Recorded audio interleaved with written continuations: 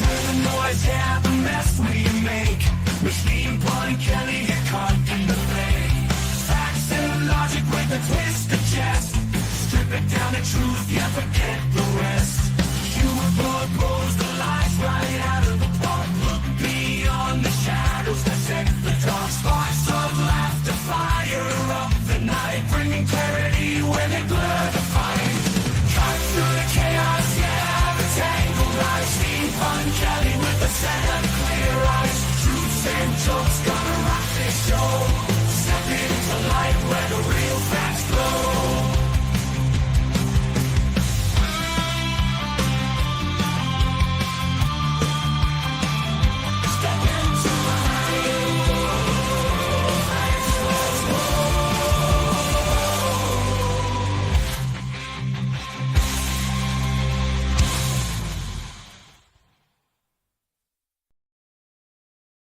Hello and welcome to the final Pun Show of the year. So that's crazy, isn't it? We're already through 2025. 1 year down, 3 to go. If we can survive that long. So thanks for joining. I hope you have a splendid New Year's Eve. Just make sure you don't do anything reckless or anything that you will not want to remember. Had some New Year's Eves like that in my younger days, where I had to be told what I did the next day, and it was never a good thing when that happened. But that was many, many years ago. So anyway, hope you have some good plans for either tonight or tomorrow. I'm gonna dive into Donald Trump's end of the year report card. I'm really juiced about this. I've got grades that you will not be expecting. He did not get straight Fs, if that's what you're thinking. If you're like, oh, I know, he gave him straight Fs. I did not give him straight Fs. So he actually got a couple of A's. So you'll be surprised to hear that, and we'll get to that in a moment. But in the meantime, I wanted to talk about a couple other things first. First of all, this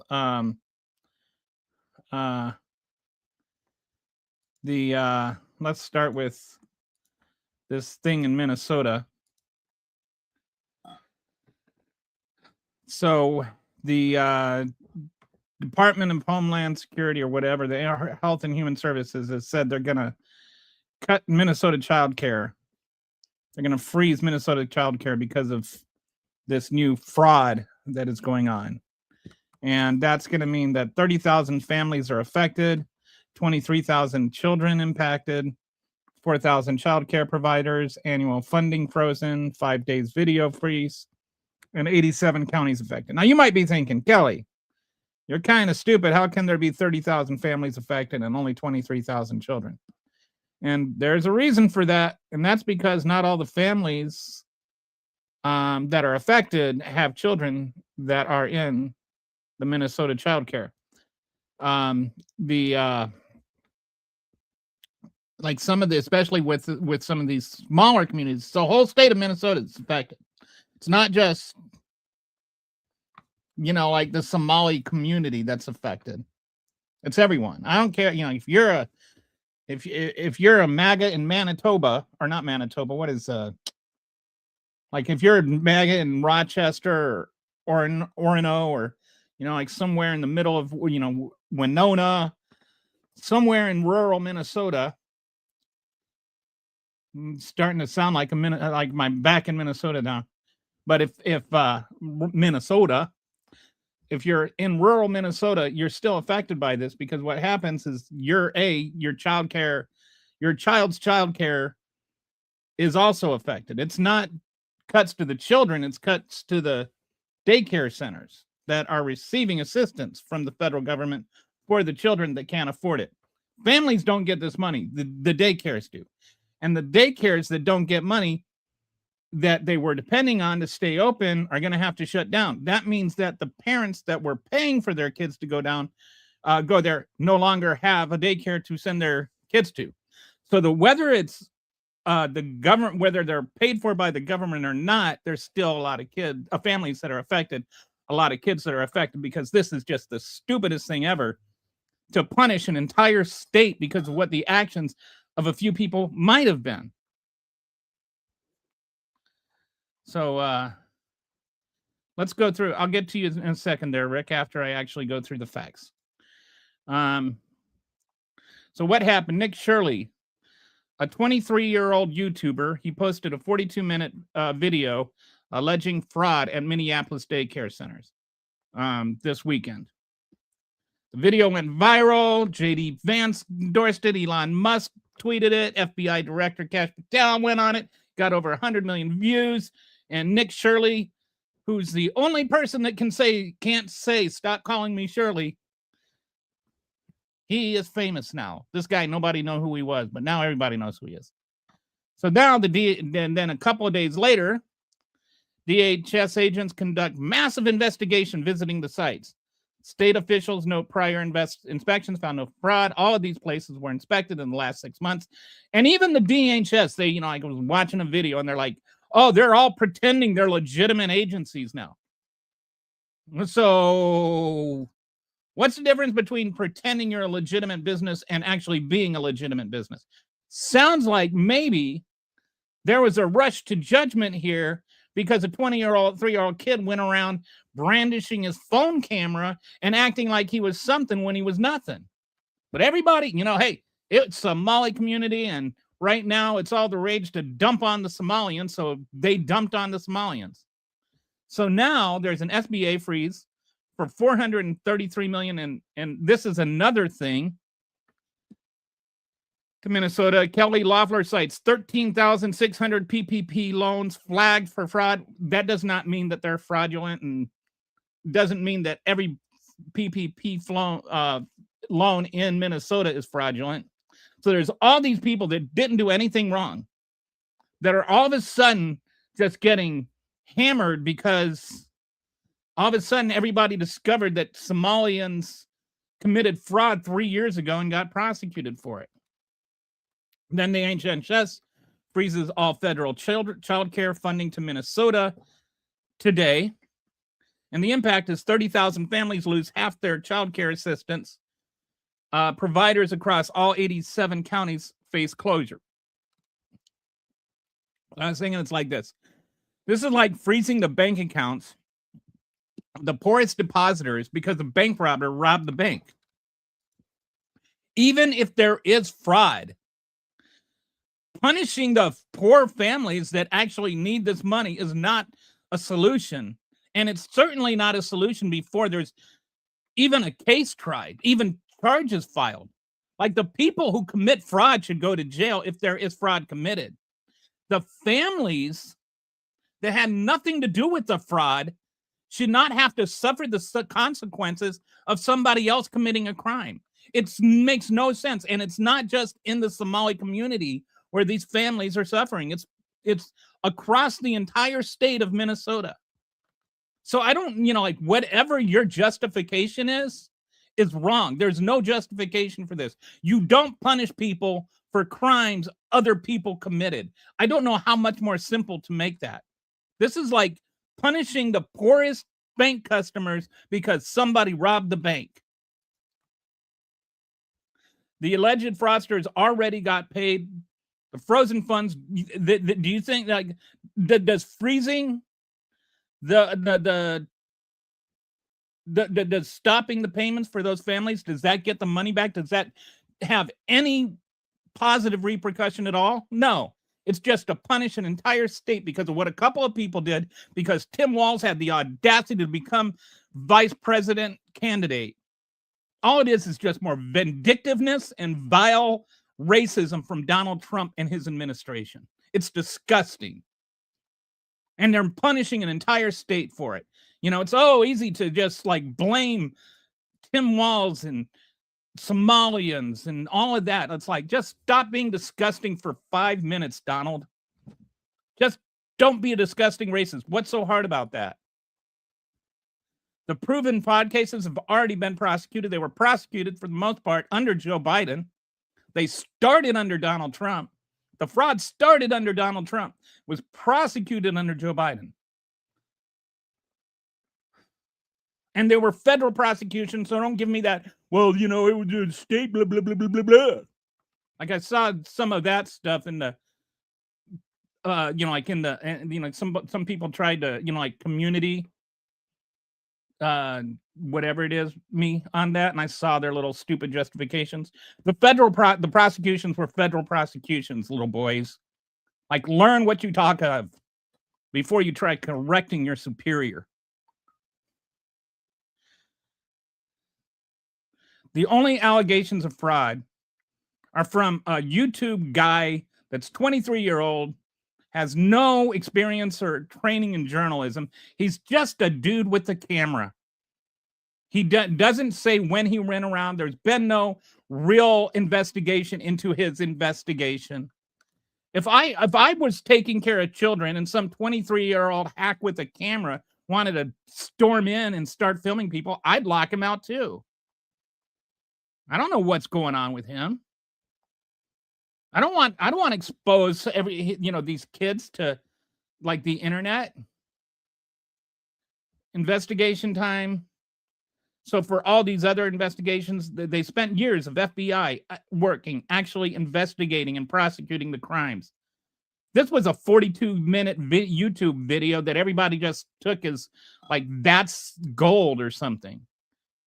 The verification, actual jury convictions proven in court. Snopes tried to verify what Stop Calling Me Shirley did and couldn't independently verify anything. Nobody's been able to verify what he said.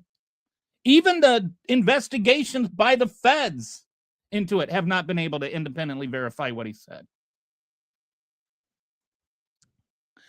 They did it right the first time with targeting prosecutions after a thorough investigation. This time they just froze everybody out statewide for no reason at all. Accomplishes nothing. You know what I think it does? I think it is an attempt to rig the election. It's an attempt to get the electorate in Minnesota upset with Walz so he doesn't win re-election. All right, so now that's my tantrum there. And so I'm going to go through some of this. Okay. Did Americans have to be psyoped? Yes, I don't even know what that means. Hell yeah, they need to freeze the child care. So why do they need to freeze that child care, Dick? Why? Tell me why.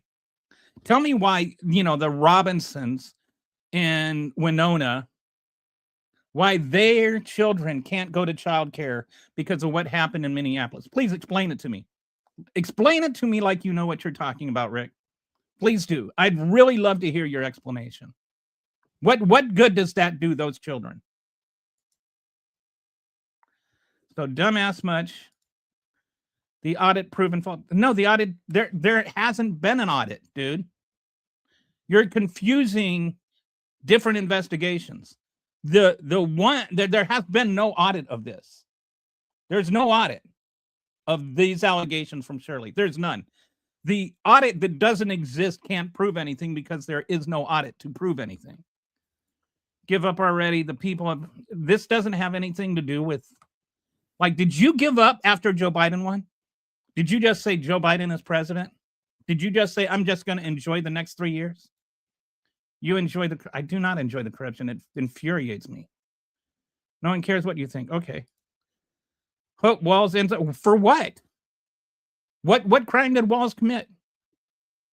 I know who did commit crimes. Donald Trump. I know that because he's been convicted.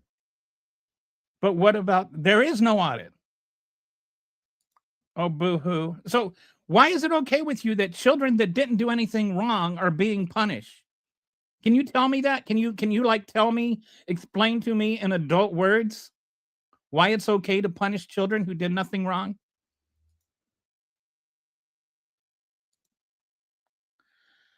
So you're saying that people in Minnesota should not be allowed to have children because of something somebody did. There is fraud. Where? If there is fraud, Jay, seriously, If there is fraud, I think it should be prosecuted like the fraud that was already prosecuted. I do not think that people that did not commit fraud should be punished for the fraud that other people committed. What we're talking about here, for those that have their MAGA hats on too tight, is punishing people who did not do anything wrong. And we don't even know for sure that anything was done wrong here. Should there be an investigation? Yes. So far, the investigation seems to have shown nothing except that these businesses are pretending to be businesses, according to Deanne Schatz. Liberals cry about everything. I don't see anybody crying here, buddy. I see you ignoring reality, ignoring the facts, and unable to justify your position. Why should children be punished for something they didn't do? What about what politicians? What politicians?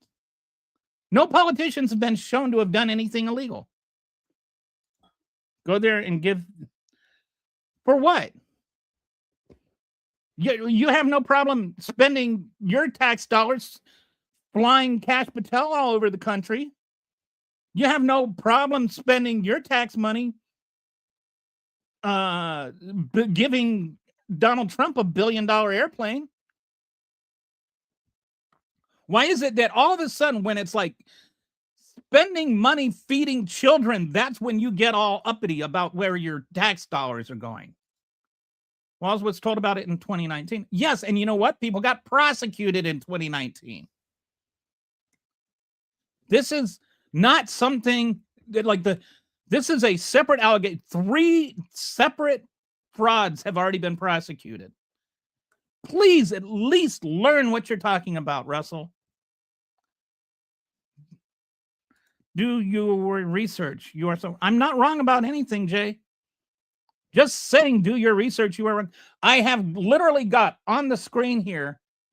I have research right there. Where is your research? Typical white leftist. Tim Walz is tool poop. Oh, bullshit. Why are Bibles being forced in public schools if they don't work in churches? I don't think that's a good question, but I don't think it's relevant. All right, so we're just scrolling past a bunch of nonsense. Vote for Democrats in the midterms if you want positive change in America. I just really don't get why anybody would be like, oh, yes, innocent children should be punished for crimes that somebody else might have committed. I don't get that. I don't get that from I don't understand how anybody thinking that they are being an honest person could actually hold that position. Okay, and you're just a dumbass talking to somebody sitting in a chair. But I at least have a point. My point is that children who didn't commit crimes shouldn't be punished because somebody did. Hey, RK, how you doing? The guy Tim Walz hasn't done anything wrong. Can you tell me what Tim Walz did wrong? Can you tell me what statute he broke? Like, rather than just making your arguments with laughy faces, do you have something substantive to say? Do you have something other than an ad hominem attack? Do you have something at all? Anything at all? Like Rick, you're here a lot. You say a lot of things. I have never heard you make a substantive point about anything. So many actual Nazis and Kirk KKK in these comments. Republicans don't care about independent verification. They take something and run with it. I think they want, first of all, they want a distraction. And they think they found one in this. They want to run with this because it distracts from the fact that Donald Trump is a pedophile. And it distracts from the Epstein files. That's number one. That's why they're ready to run with it. They're ready to literally just throw children into the cold. In Minnesota winter, when it gets cold up there. I don't know if you've ever lived there. I remember when I lived there, went to school at University of Minnesota and did some work there. You'd wait for the bus and you'd like have to, it's cold there, buddies. It's like, it's so cold that you would have to like close your eyes and thaw them out while you were waiting for the bus. Like if you've never been in 30 below, then you have never been in cold weather. When your spit freezes to your teeth and you have to like close your mouth to thaw out your spit. Why do you use that word? You're the one that voted for a criminal. You voted for a convicted felon. Do you know that? Project Warp Speed is the only thing. I agree. He did. That's and I give him credit for that. I mean, it's not like it was his idea, but at least he didn't get in the way of it. Okay. I don't see any. You don't have anything for. Do you have anything of substance to say? No, Mark. We don't want no more. What do you call the Trump administration? You don't want more cabal BS in any America? Dude, are you at all aware of what the Trump administration is doing? Are you even remotely literate? Like, do you pay any attention at all to what is going on in the world? Or do you just watch Fox News? Imagine spending your free time on a channel you hate. The obsession is real. Hey, it's all right. As long as they're on, I get paid, so I'm happy. That is exactly whatever that is. Why are you so obsessed with who's talking about illegal immigrants? I'm talking about American citizens, especially. Okay, the kids that are getting denied care are not illegal immigrants, dude. They don't have they're not illegal immigrants needing health or needing daycare in Winona, Minnesota, or in East Grand Forks, Minnesota. Like, have you ever been to rural Minnesota? Rural Minnesota is about the hardest place to find an immigrant. If you find an immigrant in rural Minnesota, they're probably from Canada. Do you need to work with the meds? No? Okay, but windmills are killing the whales, right, dummy? Yes. And apparently, did you see they're also killing the bald eagles in Israel? Did you see that? Donald Trump posted a picture of a bird that was killed by a windmill or a turbine. He calls them windmills. He killed by a turbine in Israel. And it's like you could see on the tower there was Hebrew writing. Woo, heck yeah. Whatever. I'm not sure if that was a sarcastic heck yeah and for whom it was entitled. MAGA are the people I wouldn't tell where the Anne Frank was. Yes, I would definitely not tell them that. Hates these nuts. Fraud, Democrat fraud. And if you know what, anybody that's convicted of fraud should go to jail. Do you think people that aren't convicted of fraud should be punished because some people committed fraud?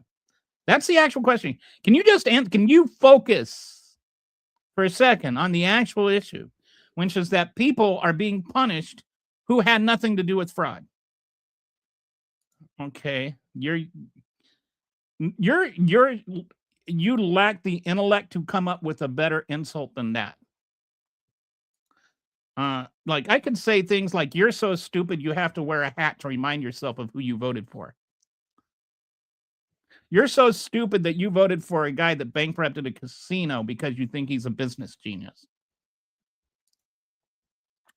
89% of all Somali population in Minnesota with at least one child.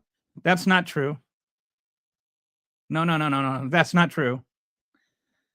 Google is a tool. Use it. It's 83% of Somalian households have some form of government assistance. That's the actual statistic. Russell, Google is a tool. Use it. Racist starter kit, red hat, Jesus necklace, goatee, and a fat gut. Yeah. Feels like it's missing something though, like a bucket of gravy or idolizing somebody like Donald Trump, like believing the stripper really likes you. Because the Robinsons are trading their benefits for everything illegal. What are you? That doesn't even make sense. And by the way, there's no apostrophe in Robinsons there. At least learn to like write English properly. The people, okay. Then again, he said himself, smart people don't like me. That's correct. Only the dumb ones do. What makes Trumpers so stupid? Drugs, inbreeding. I think the hats. I think there's the hats are on too tight, and so it cuts off the blood supply to their brain. Jeffrey Epstein is Barron's daddy. Oh my goodness. Sunshine coming out there with daggers today.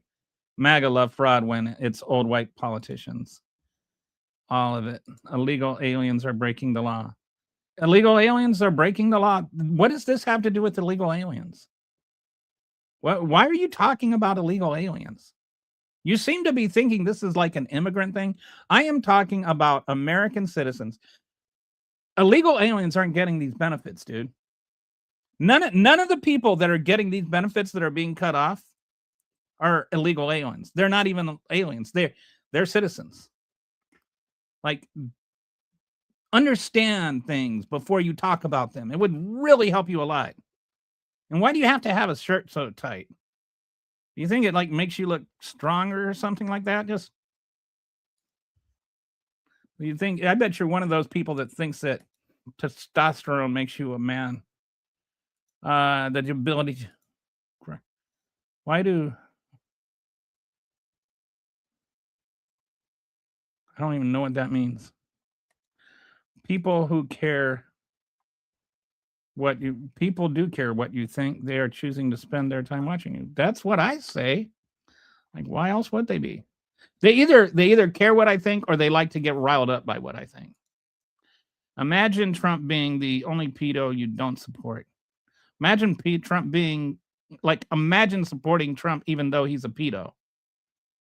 I don't know what pedo I support, and I don't understand why MAGAs always have to like yell pedo every time they start losing an argument.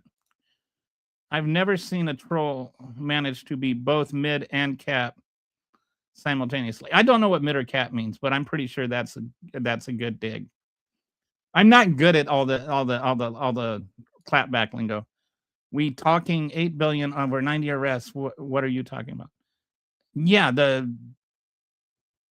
depending on how you the 8 billion is a bit of a questionable number, but yes, there's been over 90 arrests. Most of them have been convicted. None of this is new. And all of it was prosecuted under Biden and Walz. All right. So anyway, I just wanted to go into that and point out when something that conservatives don't seem to care about, that a lot of the victims here, a lot of the people that are being cut off happen to be rural white Americans who probably had their parents vote for Trump. I mean, I lived in Rochester, Minnesota, and Orono, Minnesota. I know that the political climate there is not all that liberal.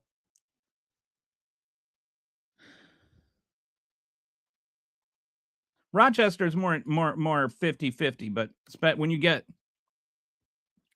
up into like Orono, like start getting north of Rochester in between, and that area between Rochester and the Twin Cities, or you start going over to Winona, or you go. I went to school in East Grand Forks, especially like when you get in that area around North Dakota, it's extremely conservative. All of those families that have been there like for 11 generations that came over here from Germany or whatever. We're talking Fargo white, like the movie Fargo. You are the pedophile. I don't know why I'm a pedophile. The government needs to take back properties they brought. Yeah, sure. I'm all for that. But why do they need to punish people that didn't do anything wrong? That's the question. Anybody that's convicted of fraud, anybody that did fraud, fine, do whatever. Punish them to the fullest extent of the law. I'm not defending anybody that did anything wrong. But why punish people who didn't? That's the question here. Why punish people who didn't? Can you explain that to me? Do not forget a golden diaper. Okay, dude, all right. It's YOU''RE. Is this your first time here?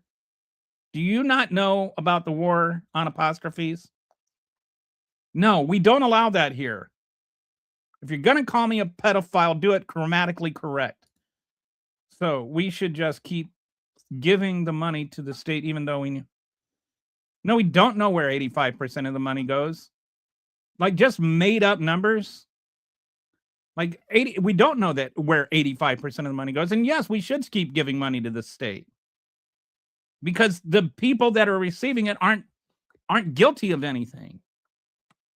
We should just keep giving money. I should keep putting money to paying my taxes, because Kash Patel is going to use the FBI to escort his girlfriend's buddy home.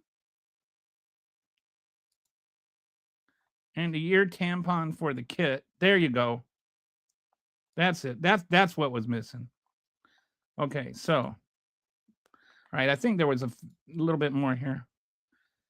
So the low-income families are the ones that are the most affected. Families earning less than 47% of median wage income lose $1,710 a month average assistance. And they're not getting $1,710 a month.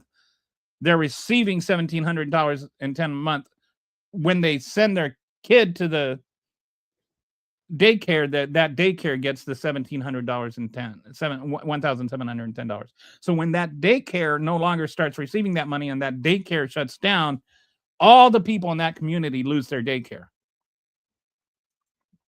Centers operating legally can't get paid for services they're currently providing. Many will close within months. And not all of these, like, not every provider in Minnesota was receiving kickbacks and doing something legitimate. Most of them weren't. Most of these places, people were just doing legitimate things, had no idea of anything that was going on. There's no reason to punish them. So now you got these working parents without childcare right here. The parents can't work because their children don't have care, and then they lose their other benefits. Their income drops. Then they lose their house. Like, there's no point to all that. There's no point in punishing these families. If you want to talk about punishing families that did something wrong, fine. But you're punishing every family in the state for something somebody else did. This is like taking somebody's bank balance because somebody else robbed a bank.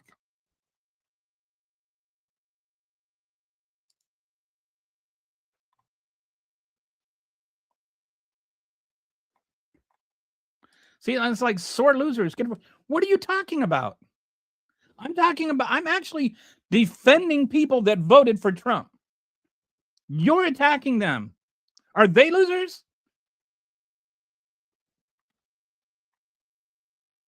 Like, where is your compassion as a human being? Are you like a bot? Are you a real person? Okay, now I see the ad hominem, griefing, flooding, spamming, gaslighting, tongue policing, copy pasta, dog whistling, gish galloping, all the MAGA playbook tactics. Everything to avoid the actual question. Should people that didn't do anything wrong be punished because other people did something wrong? Like, that is the whole and total of the conversation. All right, so all that said, I want to ask, let me see if somebody's in here. The guy, all right, you just gotta, is Freaking Stoic here? Freaking Stoic here today? Because I did put together a dashboard for you, but I want to make sure you're here when I read through it. I answered your question. All right, so I don't see anything from Freaking Stoic.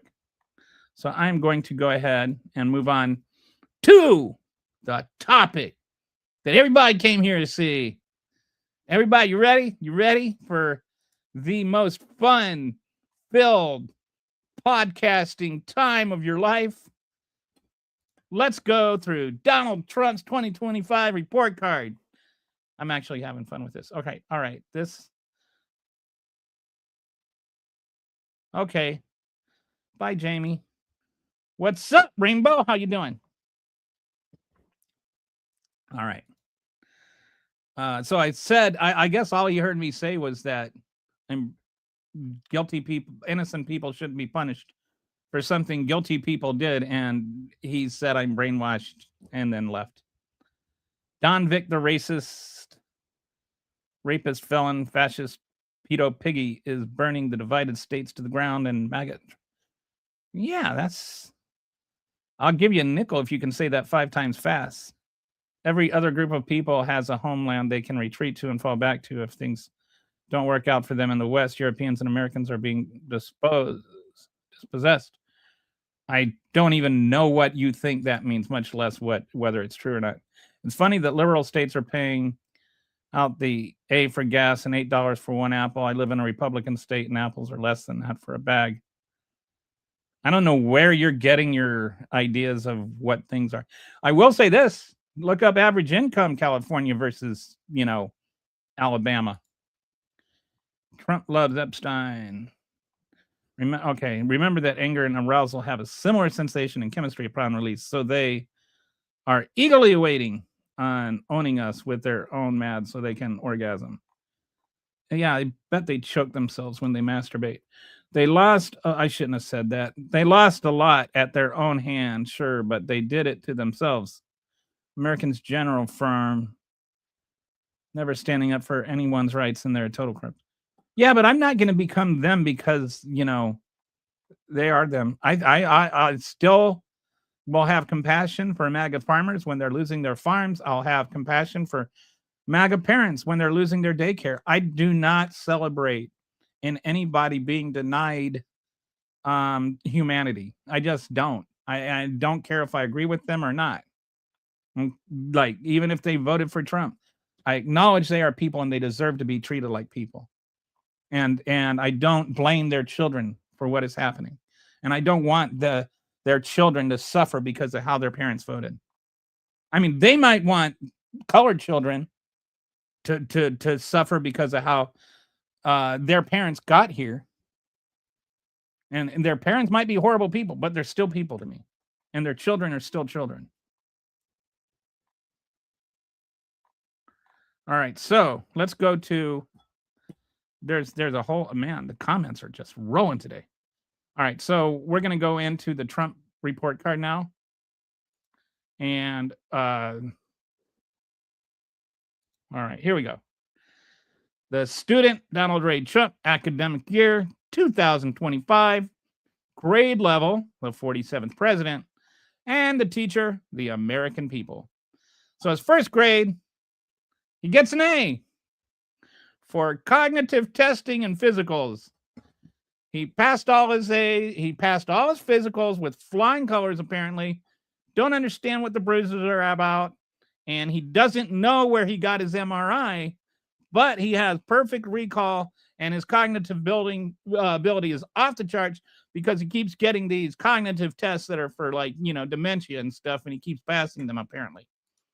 So, what I did with this report card, by the way, is I did not judge them based on how I think he is doing.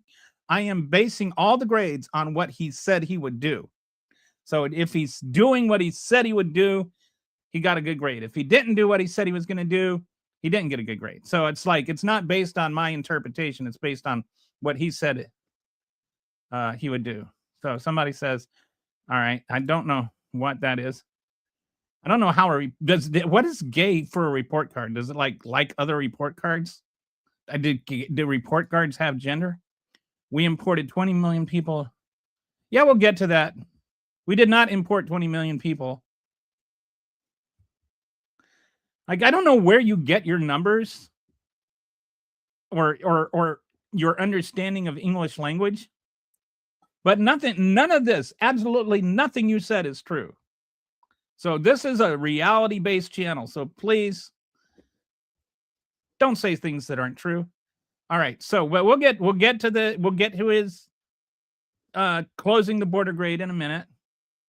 All right. So he says, I have the best words. He's a very stable genius. I'm cognitively there. The reality, Trump took the Montreal Cognitive Assessment, a 10-minute dementia test designed to detect Alzheimer's, stroke, and cognitive impairment.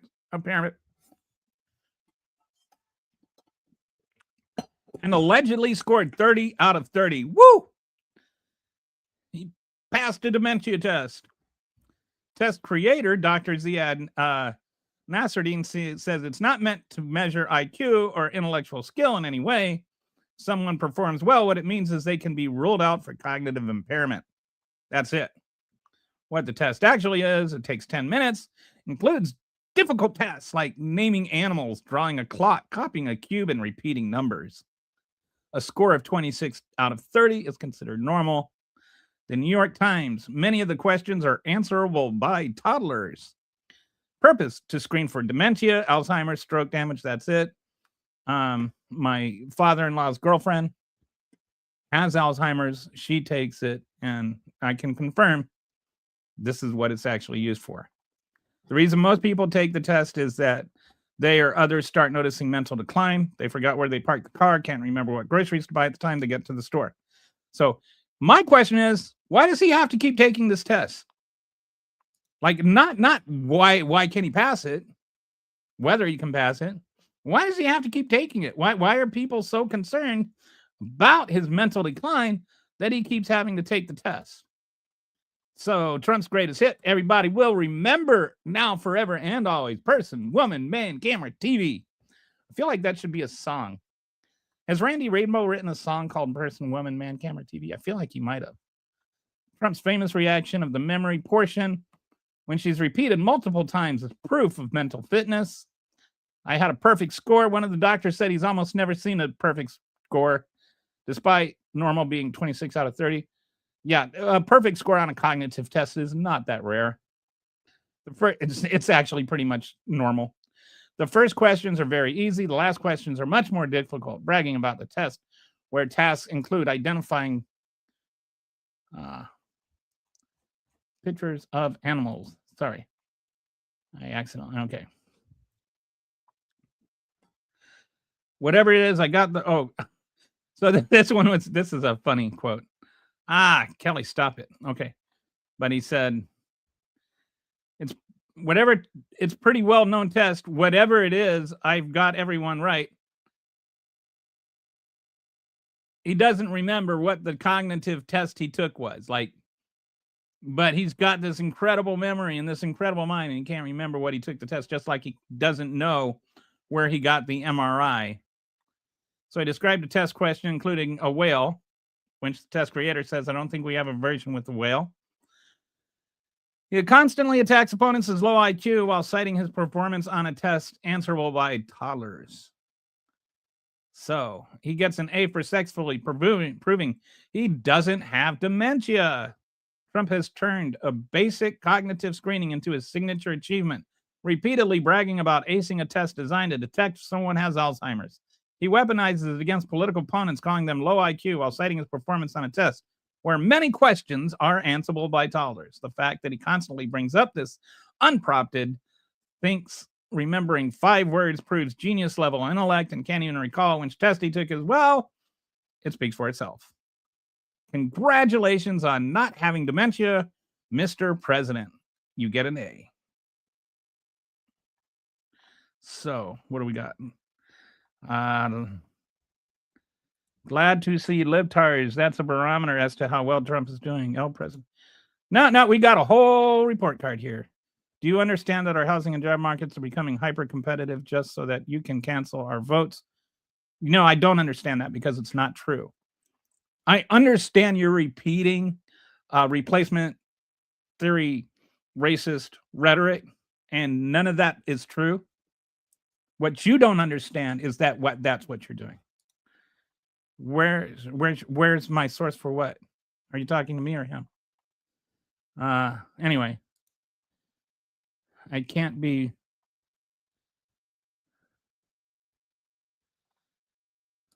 My dad lives in Brazil. Lady, are you lost? Is the Fox News echo chamber so boring that you had to come here to feel something? Jesus said to tithe. Did you mean tithe? 10%? He never said. Actually, Jesus never said to tithe 10%. That's an Old Testament thing. He did say, where were you, like, Where were you when I was hungry? Did you give me to eat? Did you when I was hungry, did you give me a place to sleep? So he did say that, and then he said you weren't, and so then he said, like basically you're going to hell for that. I am damn sure that you won't let him. I don't know what this has to do with my home. Okay. All right. I don't think that this has anything to do with giving somebody else your house. You're kind of weird, dude. You're kind of weird. Okay, don't you have a... All right, so we're going to... Okay, let's go. Let's see if Rick has anything to say.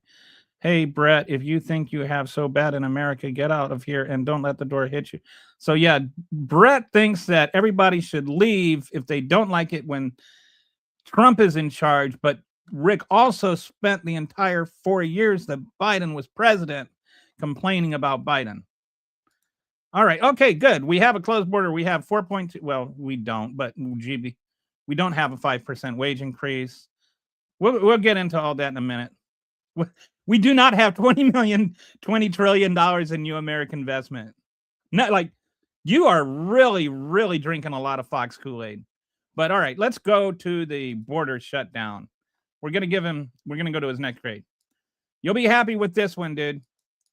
You'll be happy. Where'd you go? Gob is 3A or whatever, how you say that. I'll just call you Gob. Gob, you should be happy with this grade. I'm giving him an A. Did I give him an A or an A+? I gave him an A+ in border crossings. He promised we will close the border. We will stop the invasion of illegals into our country. And the reality is, border crossings are down 93 to 95% from December 23 to 25 peak. So that should make you happy, Gob. He has reduced the border crossings. But let's take a look at that. How did you do it? You shut down CBP-1, the legal asylum pathway for 936,000 people were using. You terminated all humanitarian parole programs, retroactively stripped legal status from 1.6 million people who were here legally.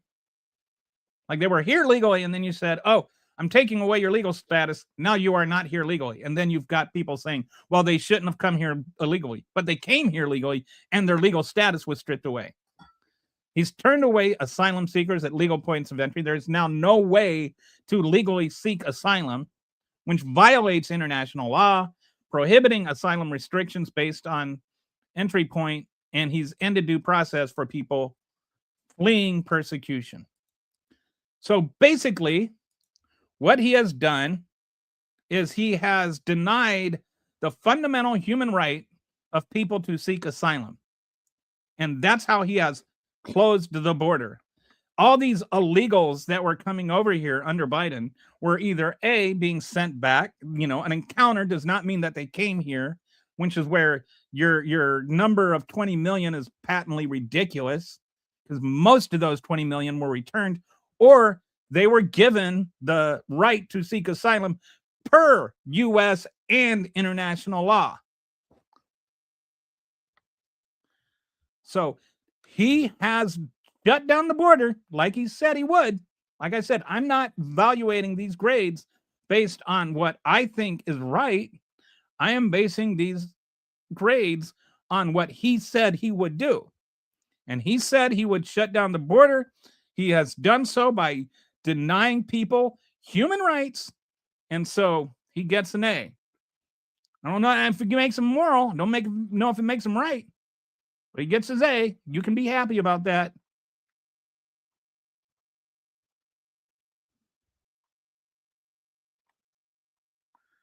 So all right.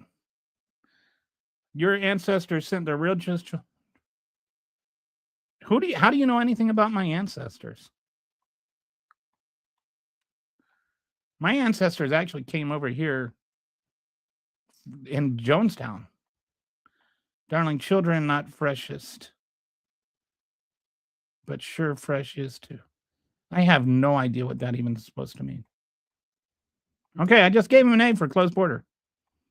All right. So, yep, he's fundamentally ended the human right of asylum. All right, so let's go to his next grade. You'll like this one. Deportations. So again, I am not judging him based on my opinion of what he's doing. I am grading him based on what his promises were. Okay, and he said, on day one, I will launch the largest deportation program. In the history of America. When she's done that part of it, we're going to remove the millions of illegal aliens. But then he said, the murderers, rapists, and bad hombres. These are the vast numbers of additional criminal illegal aliens who have fled, but their days have run out of this country. The crime will stop. They're going to be gone. So he didn't just, he really made a point of saying not just that he was going to get rid of the illegal aliens and the undocumented migrants and all of that. He's going to get rid of the bad ones, the worst ones, the rapists and the murderers that Biden was letting in, the ones from the insane asylum. But what has he actually done? Who has he actually been deporting? Who's actually being deported? 75,000 people with no criminal record at all. And no, a criminal record means that you have committed a crime, not a misdemeanor. Words mean things, use words correctly. That's over 1/3, and crossing the border illegally is a civil offense, not a criminal offense. So it's not a criminal record. Second time, it's a criminal offense. But over 1/3 of these people didn't even commit a crime. They have never committed a criminal offense. That's over 1/3 of ICE arrests. 48% of the people detained as of November have no... Shoot. Got to stop doing that. 48% of the people detained as of November have no criminal convictions. Non-criminal arrests are up 2,000% since Biden administration. And only 5% of October arrests were people convicted of violent crimes. Because what happened is right away he ran out of the actual criminals. There weren't that many criminals. In reality, if we want to have a reality-based discussion, when he took office, there were about 11 million undocumented migrants here. Not 20 million, not your made-up numbers, not the Republicans in Congress's made-up numbers, but about 11 million. And not enough to like own every house in America or whatever the one dude wants to talk about. All right. Non-criminal arrests were up 2,000. So what's happening is as they started running out of actual criminals, which there weren't that many of, he just started going after, moms dropping their kids off at school, or asylum seekers literally trying to do it the right way, going to immigration court. Like when you are arresting people at immigration court for trying to immigrate the right way, you kind of lose your ground in saying that we're only going after the criminals. You don't get to arrest people trying to follow the law because they're trying to follow the law and then say we're only going after criminals. Progress on worst of the worst.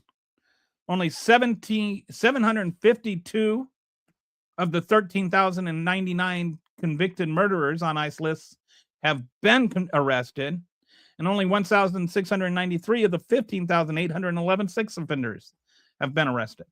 So he's actually not getting the worst of the worst. He's just getting the moms dropping their kids off at school and the people trying to follow immigration law. So who else is getting swept up? American citizens. I think it's ProPublica did a report, showed 170 plus. That was just 170 that they could find in a couple of weeks. DACA recipients who are legally protected, TPS holders who came here legally. Then you just say, oh, we're going to take away your TPS status. Now you're here illegally. Ha ha. Should have come over here the right way. When they did. They're grabbing up small business owners, which means that their employees no longer have jobs. They're grabbing parents of U.S. citizen children, which means they no longer have moms and dads. That's not making America great again. That's not helping America. There's no American citizens have been arrested or detained, according to Kristi Noem. The facts, at least 170 U.S. citizens have been detained, according to the ProPublica account, which is likely an undercount. They're just lying to you. All right, it contradicts what the administration has been saying about people who are convicted and criminals, and they are going after the worst of the worst. So the reason he gets an F is he promised to deport criminals, murderers, rapists, gang members, actually deporting people with no criminal record at all, and he's barely caught any of the actual murders and sex offenders. Because the Gravy SEALs don't want to go after the dangerous people, because the dangerous people are dangerous and scary. It's much easier to just go after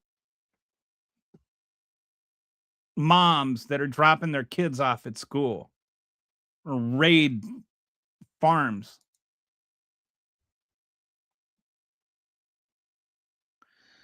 Okay, you don't know what you're talking about. So you have no idea what international law says.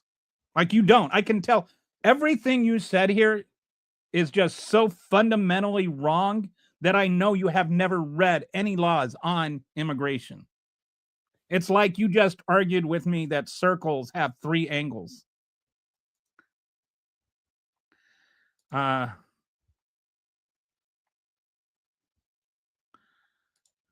Everyone you deleting I'm not deleting any comments. Abortion kills Democrats. I couldn't even delete comments if I wanted to, I don't think, from here. I'm in StreamYard. Good. We don't want these people here. Okay, but that's not what his campaign promise was. Like, if he ran on deporting moms and stuff, I'd give him an A for this. But that's not what he ran on, was it? You can't say that's what you voted for when that's not what he ran on. Maybe you would have voted for him. Maybe you voted for him and saying, yes, I wish you would go after the moms too. Wish you'd go after the moms dropping their kids off at school. I wish you'd go after American citizens just because they're brown. You could have, if he had run on that and you voted for that, then I'd give him an A for it. But he didn't vote on that. He ran away from that. What the hell is happening? Fascism is happening. I'm not deleting any comments. I'm actually displaying your comment, calling me a fascist. So that's very, very far away from deleting your comment. The MAGA troll farm sock puppet poses as a patriotic American to spread misinformation and is desperate and failed attempt to rage bait. Agreed. Blocking Trump. No, blocking Trump from Twitter is not the epitome of fascism. I'm pretty sure that Hitler never blocked anybody from Twitter. I don't even know what that. Okay, first of all, Twitter is not a country and not a government. So that's just such a weird thing to say. I don't think you actually understand what fascism is. Kitty says the official Satan, is that all? Okay, so she's talking to official Satan. Maybe Hotline Miami 1 and 2 were right. And I don't know what they said. Quite calling a random person a fascist is like sexually assaulting a minor and blaming them for, and I quote, being so attractive.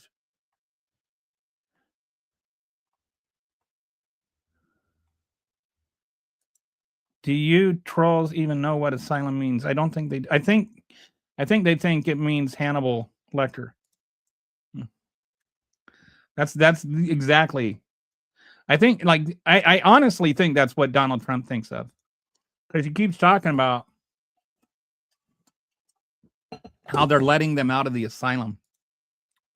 What's the difference between Donald Trump and a fresh pile of dog shit? Oh, I like to say, what's the difference between Donald Trump and a bag of fermented poop? The bag. Like the fresh pile of dog poop, you could, like, use as fertilizer. But I think Trump's got so much tanning, whatever. I don't even know what it is. It's like 80% of it now. Like, if you like, I don't even know if you could get it out of his skin at this point. That tanning solution, whatever, the orange. I don't know, but anyway, if you tried to use him as fertilizer, he would be a toxic poison to the plants. Illegal aliens don't. They do, though. And if you knew your history, you would know they do. That's actually been established.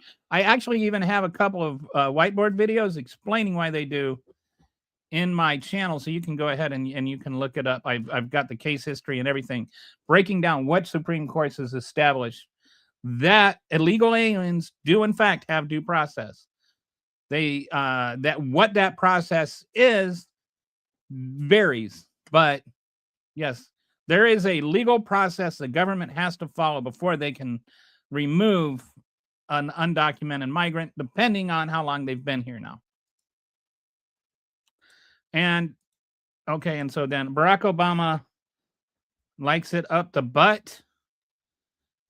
Okay, that's like a very crude, and like, I don't understand what you think that adds to the conversation here. Can you spell it correctly? Then maybe we would. Spell what correctly? It? Every single one. I'm committed a crime. No, they didn't. I addressed that, Doug. They did not. Some of them, most of them, coming over here illegally the first time is just a civil offense. It's not a crime. It's not a criminal offense. A criminal offense is a crime. That's why it's called a crime. That's why it's called a criminal offense. You can tell because the first four letters are CRIM. A civil offense is not a crime. Do you get the difference? Let me explain it this way. Donald Trump committed a crime. He committed 34 of them. They were actually felonies. And he was convicted of those. If it were a crime, then the due process for them would actually be a criminal trial, which again is established by Supreme Court history. And they would have to actually go through a jury trial, every single one of them. So you don't want it to be a crime. But they aren't. And that's what I'm trying to explain it to you. But of course, you typed that before I responded. You libtards don't know what the rules for. I do know what the rules for asylum are. You don't know. I've actually read the laws on asylum. Have you? I know what the laws of asylum are. The laws of asylum say that if you are here, you can request asylum. It says, literally, I quote exactly the words, regardless of legal status or port of entry. In the law, you are allowed to seek asylum and request asylum. You have to be here less than 2 years. But if you're here less than 2 years and you request asylum, you're entitled to a hearing. And then now the first thing you get is you get an initial hearing where there's a cursory hearing to whether you get a credible fear hearing with an asylum officer. So you have like an initial credible fear hearing, and then you get a second credible hearing. And there's two routes you take. One is through the asylum officer. That's an affirmative one, to where if you turned yourself in. If you got caught and then requested asylum, then you have a defensive asylum route, where you have to go to an immigration judge instead of an asylum officer. And it's more, an asylum officer is considered like supposed to be a neutral party. A immigration judge, you have to like really prove it. It's more of a defensive thing on your part. Anyway, once you've familiarized yourself with the process, come back to me. We can have a talk. But right now, you're saying things that are so fundamentally untrue that I know you don't know what the rules for asylum are. 20 million did not come across the border in the last 4 years. It was more like, I think, around 16 million, I want to say. But most of those were also returned right away. You act like every single border encounter does not mean that somebody is still there. Like, understand what you're talking about, please. I'm trying to have an honest conversation. I'd really appreciate it if you could. There are, if you want to know the honest net difference, there are about 4 million asylum cases that were compiled under Joe Biden. And a lot of that has to do with the backlog that was left by Donald Trump and his Remain in Mexico thing. And also because of the pandemic. I didn't say 16 million. 16 million crossed, but 16 million did not stay over. And it's not an invasion, dude. An invasion is when people with weapons come over and try to take over the country. It's when armies happen. That's an invasion. Look up the word invasion. Don't say things that are stupid and then insult my intelligence.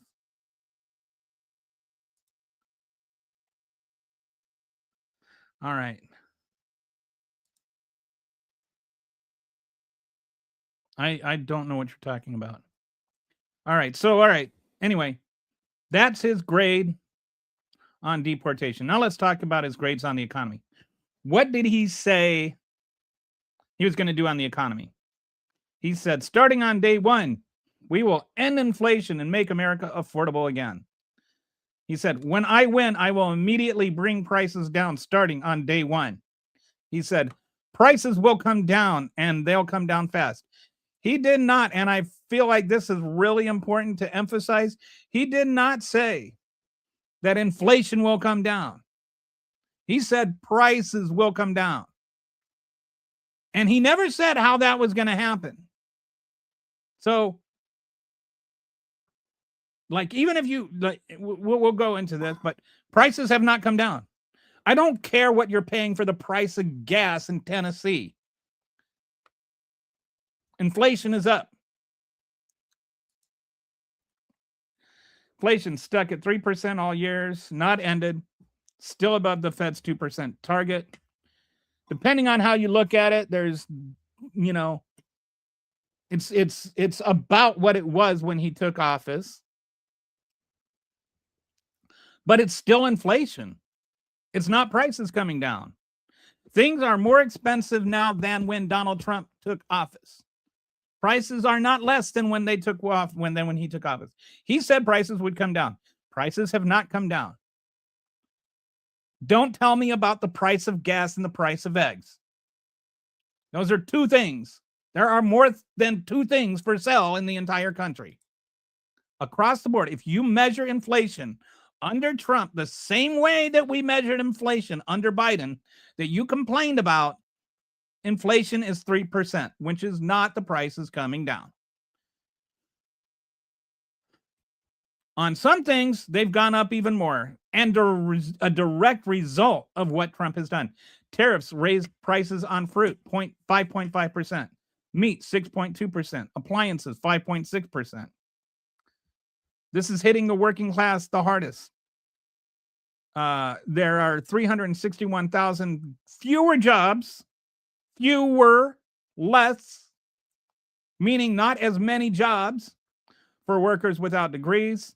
Unemployment has gone from 4.1% to 4.6%, which is the highest it's been since Joe Biden lowered it down to this point from what Trump left Joe Biden. Trump's own admissions. How many times can you say that an apple has doubled in cost January 2025? Admitting inflation wasn't his number one priority. Bringing down food costs will be very hard. Even before he took office, he started backtracking. Didn't say this in October. Didn't say this in November, said this in December. I always felt the border was first. I talked about that much more so than I did inflation. But the biggest reason people voted for him is because he said he was going to bring prices down. He has not brought prices down. This is one of the big reasons you're seeing these massive changes in voter results in 2025. Like these, like massive changes. There was a special election in Iowa last night that in a town, and it was in a city that, or in a precinct that Harris actually won by, I think it was 16 points, but she won. The Democrat won that precinct by 53% yesterday. This is Iowa. We're talking Iowa here. Guessing California is a California liberal puke. Okay, no, I'm a Texas liberal puke. You said that 16 million. No, it's not, dude. Anyway, we're gonna ignore Joe Biden was cancer, dementia-ridden, autopan. You're losing. Okay, that's a lot of yelling for somebody that's winning an argument. Donald Trump is a dementia-ridden autopen. He sits there and he looks at somebody with this vapid expression on his face and his jaw slacked as they explain to him whatever it is he's signing. And then, like, as drool comes out of his mouth, he sits there and signs it. And then they ask him the next day what it was he signed. He has no idea what it was. Hey, why'd you pardon Juan Orlando Hernandez? My people told me to. I don't care if he gets an F-. We all voted for this and we love it. But you didn't vote for this. This is my point, dude. This is my point. I'm going based on what he promised. I'm not voting based on what I said. I'm voting based on what he promised. I'm grading him based on what you allegedly voted for. I'm assuming that you voted for him because he said he was going to do things. So I'm voting for all this scorecard is voting for him based on what he said he was going to do. So don't tell me that it's about what you voted for, because he did not run on the things that you're saying now you're for. Your intelligence was assaulted a long time ago. Okay, I don't know what that means. All right. Gas down. Inflation isn't down. Gas is down about 20 cents, but it has nothing to do with Trump. Inflation isn't down. Record stock market is all because of AI, which was an earlier show. But almost like take the AI investments out of the stock market and it's actually down. Trillions in manufacturing investment. Actually, FDI is down from last year. All these $18 trillion or whatever ridiculous numbers they're proclaiming, none of that is actually materialized. It's all just empty promises and things Trump says. When you look at the actual dollars that have been invested in America by foreign countries in 2025, it's less than it was in 2024. In 2024, it was actually kind of down too. Biden dropped unemployment 0.1%. Biden had like one of the lowest.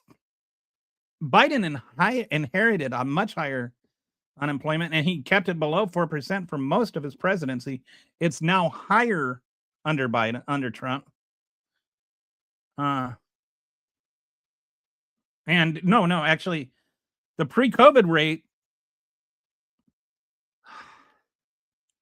Joe Biden got it down to the pre-COVID rate. He got that down in his first year. It was like right around 4%. I think it went down to as little as 3.6%. It was like right around 3.6 to like maybe peak 4.1% for like basically 3.5 years of his presidency. Dude, please learn. Or Tamika, I'm sorry if that's a dudette. Please like actually familiarize yourself with the facts.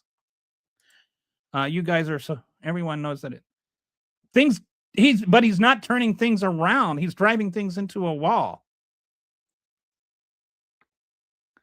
Like, how do you like say, oh, employment was 4.0% when he took office, and now it's 4.6%, but it's just because he's turning things around. Like, what is he turning around? What is he going to get back down to 4% and then say he turned things around? This is like what he does is he sets things on fire and then puts them out and then claims that he put things out. How much UK money? I don't even know what UK money is. Everybody over here that crossed the border legally is a criminal. No, that's objectively untrue. I vote him an A+ because Resistance Kitty and okay. Of course, I mean the economy is in shambles. 30 caffeine, $30 a can. Farmers going to bankrupt. More division than ever before, and on the brink of war. Yes, we got that coming up too. Okay, so anyway, nobody's actually trying to discuss the facts here. None of the Trump supporters ever talk about facts. If they do cite facts, they just cite opinions disguised as facts that are not true. No, he doesn't. I mean, like literally they have asked him, why did you pardon this guy? And he doesn't know who he is. They asked him, why did you pardon Juan Orlando Hernandez? And he's like, who's that? So he doesn't know exactly what he's signing. And have you watched these signing ceremonies? Like, and they have to sit there and they explain them to him like he's a 5-year-old kid. No, well, sir, this does this and this and this. And then he says, okay. And then he signs it like a little monkey. Okay. You have a very low standard. Show me one video of Jerome. Okay. That was a little bit of exaggeration. But yes, like nobody ever exaggerates with Joe Biden. More people were. I don't care. Joe Biden, unemployment came. I don't know what UK handlers are. Joe Biden brought unemployment down. All right. Joe Biden brought unemployment down. It has gone back up under Trump. I don't know what part of that is, you're struggling with. But I'm like stating facts. Hey, it's Daniel Santos. Got an X commenter here. How you doing, Daniel? Trump is a failed president because businessmen he's also a failed businessman. I'll never get over why they thought a guy that bankrupted a casino was a business genius. Like, how do you do that?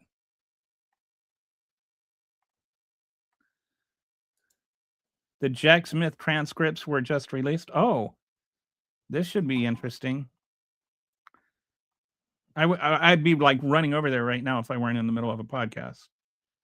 You are literally lying. Inflation is down. No, I'm not literally lying. Inflation is not down. It's 3%.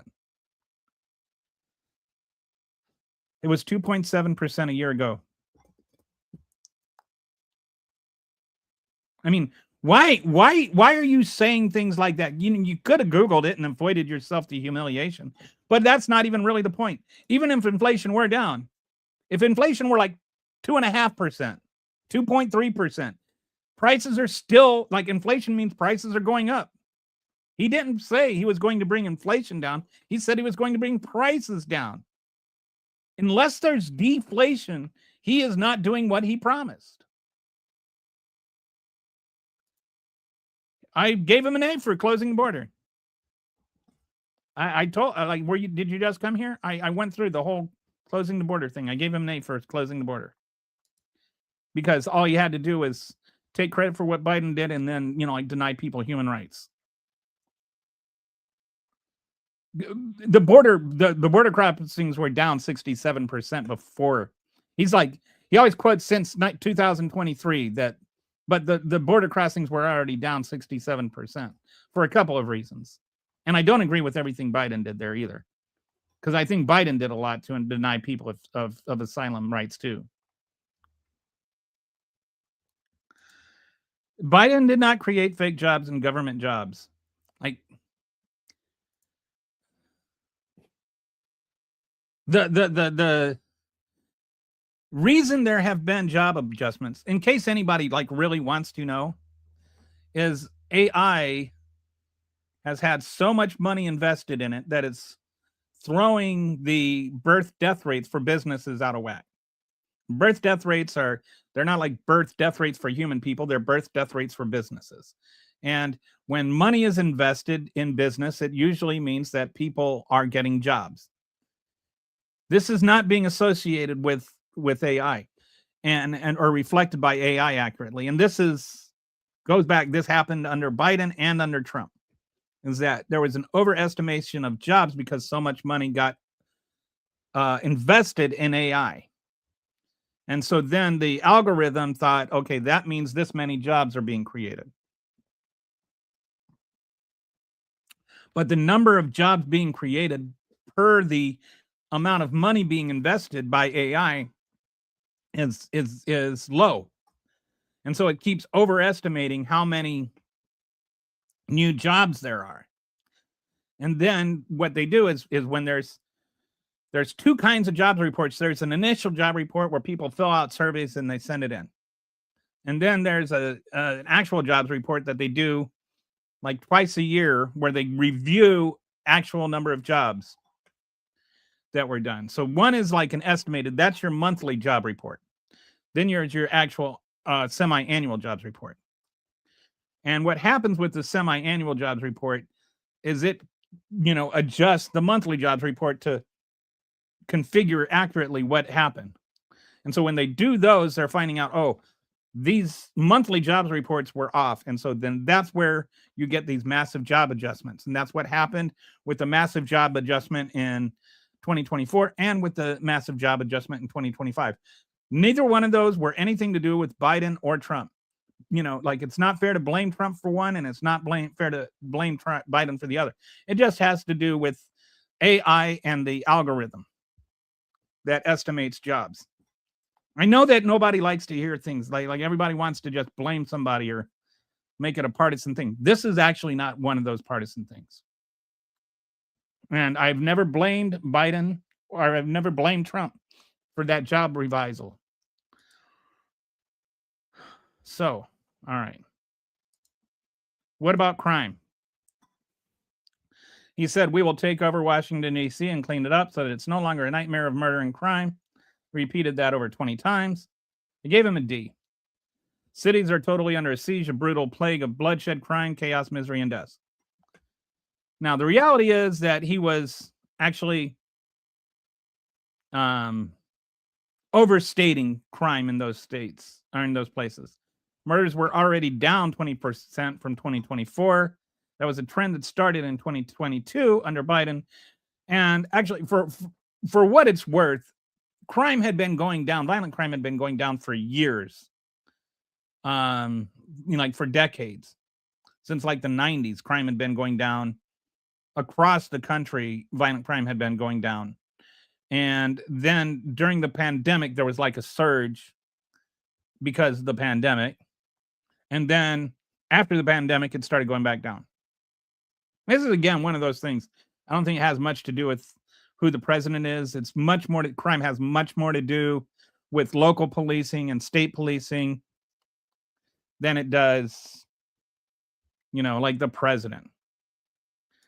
But, he had his little plaything soldiers, walk around illegally and give the illusion that it was bringing down crime, but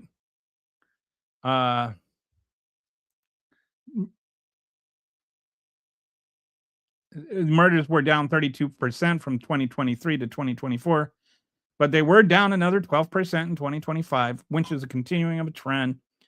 So at least he didn't, we'll give him a tiny bit of credit for that. But it doesn't mean that it wouldn't be down if Kamala Harris were president. But his policies actually hurt prevention. He cut Justice Department grants, $3.7 million hole in Chicago. So, like I was saying, most of the reasons that most of crime control has to do with what's going on in the local communities. It's the local police and the state police, not national guards that have to do with crime prevention or crime solving. And with the One Big Beautiful Bill Act and all of that, they actually cut funding for some of those things. So he may have actually hindered crime more than with his little cosplaying with the National Guard and trying to pretend like he's some sort of warlord. Crime fell, but he inherited a declining trend starting in 2022. His policies, cutting prevention funding, work against crime reduction, used exaggerated dystopian claims to justify federal takeovers, can't claim credit for continuing someone else's success. So if he had run on, cutting police spending in Chicago, would you have voted for him?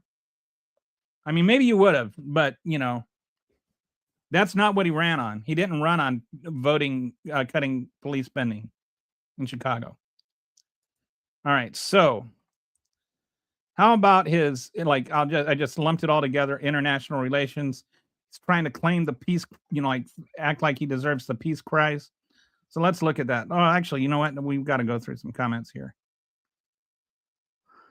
Okay.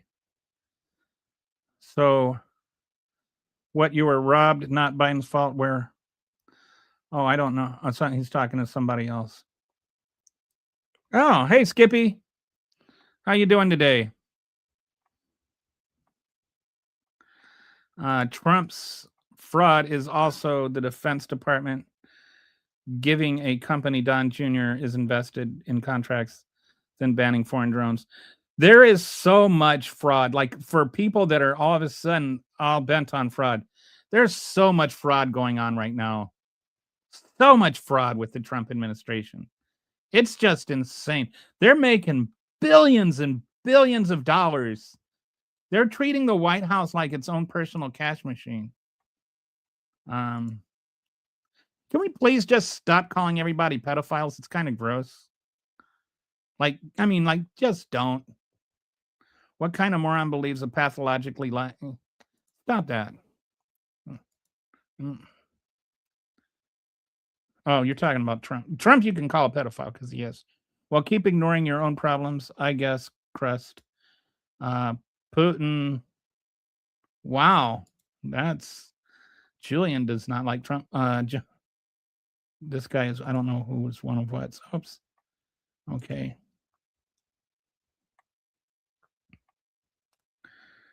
But we got flagpoles. Yeah, I forgot about the flagpoles. MAGA would offer their own children so that Trump could take them to Epstein Island. Well, they're ready to throw their own children under the bus in Minnesota. Trump is a pedophile. I have receipts. There's been more fraud under this. Oh, Kakistocracy. Is that an actual word? Is that like Kakistocracy? Kakistocracy? Like caca plus stocracy, like a government of poop. Is that what you're trying to say? There's been more fraud under this Kakistocracy than it's ever been in American history. I like that word, Darren. Can you get actual real statistics versus ChatGPT? I don't know what actual real statistics you're asking me to get. My real statistic, I got my statistics from Claude. I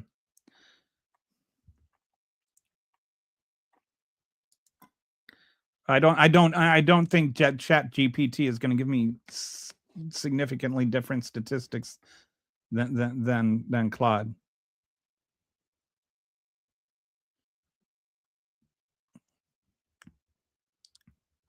The reason unemployment goes up or down is because people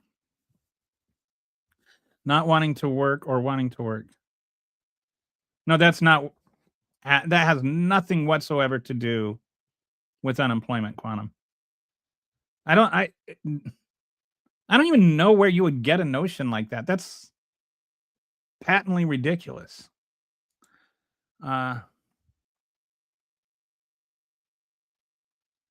So the official Satan there says a lot of things. I bet you got shoved in the locker. I bet you're like 5'1", 110, and you're like a little Chihuahua type of boy. Like you're like a grown man in age, but you're still like a 10-year-old boy. I bet you still get stuffed into lockers by high school girls. You don't seem all that bright either. I bet you get outshone by a Christmas bulb. We just found out Somalians ripped off him. Yes. I don't think that Somalians committing fraud means that Trump is right. And I don't think we just found out about it. I think they were already prosecuted under Biden. I think they started scamming people under Trump. And I don't know if it was $9 billion. I mean, this has not been proven. It's been stated, but there's been no actual evidence. The actual evidence shows it's more like $1 billion, which, by the way, is how much we're spending on upgrading Trump's personal airplane. That's in a blatant violation of the Emoluments Clause. The world needs to clean up their own room before they start pointing fingers. We need to start cleaning up our own room.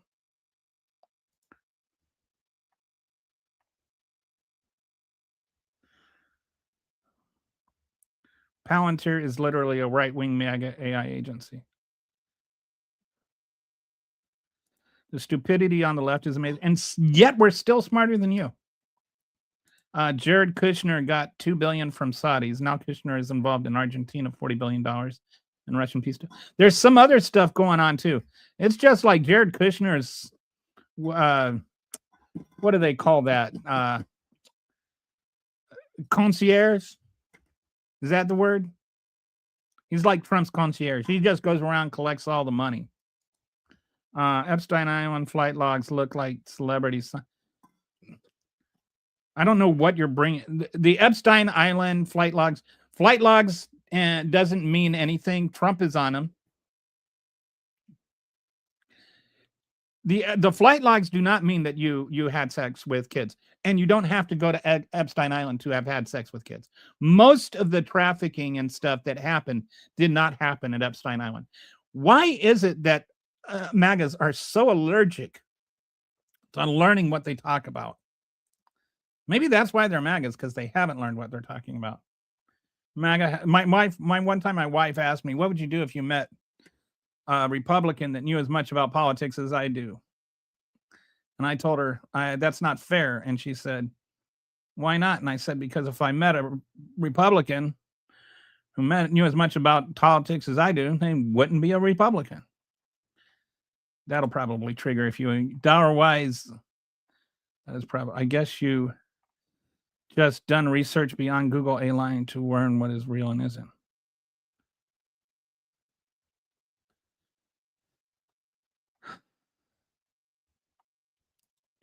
Dude, do you remember 2020 when the Democrats were rioting? The Democrats weren't rioting anywhere. There were no Democratic riots. There were protests by people across the country. There was no Democratic rioting. There weren't like Democrats weren't going and rioting places. I remember when Donald Trump had a rally and sicked thousands of rioters on the Capitol building to stop the announcement of who won the election. I remember that. But no, I don't remember the George Floyd protests as being Democrats rioting. Why is it with you guys, everything that you disagree with, you just have to, like, with you guys, it's MAGA, and then everybody else is Democrats. And everything else is wrong.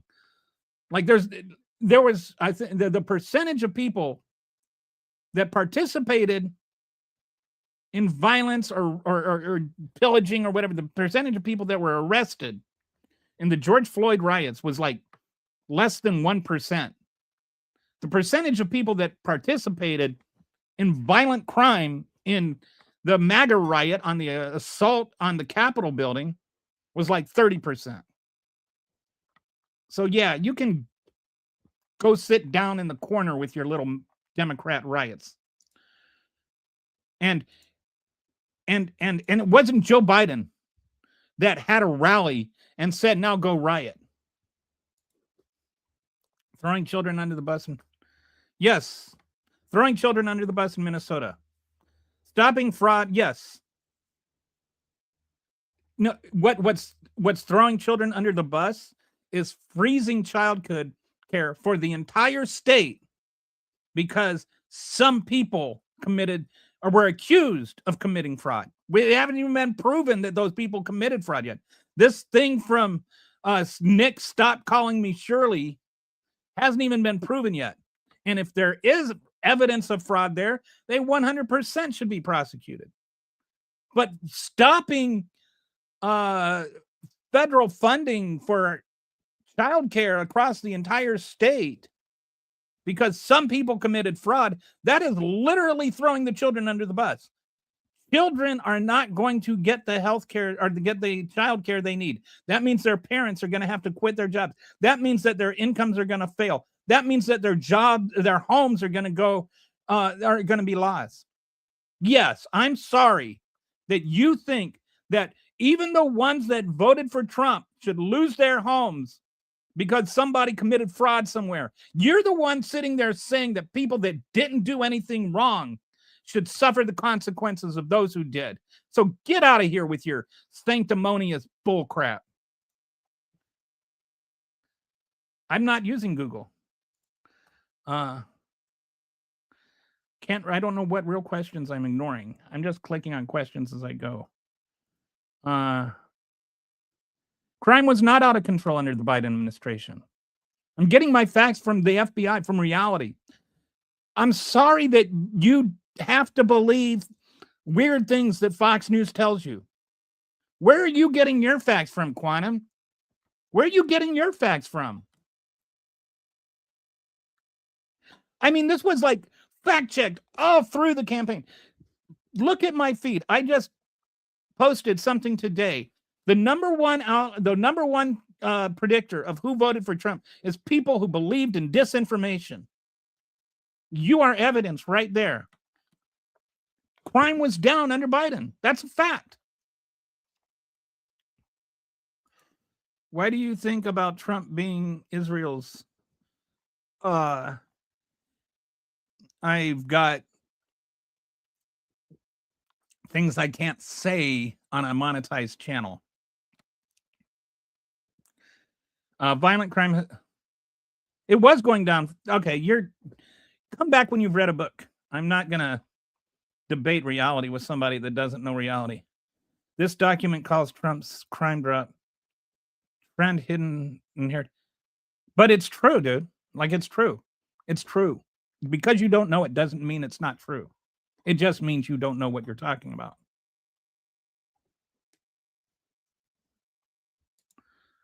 I gave him an A for that. Did you not see that? Were you not here for that? See? Border crossings, A+. He did a fantastic job of denying people the fundamental human right of asylum. So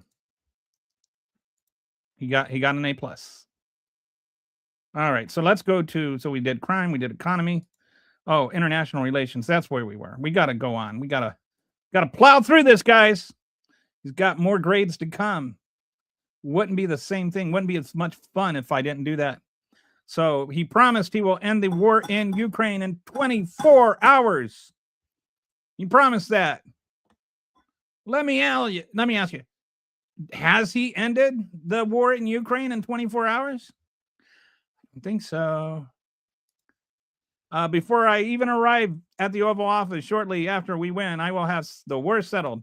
So he was war. It's been almost a year, right? We're even if we're not literal, we say, okay, like give him a month, give him 2, give him 6 months, give him a year.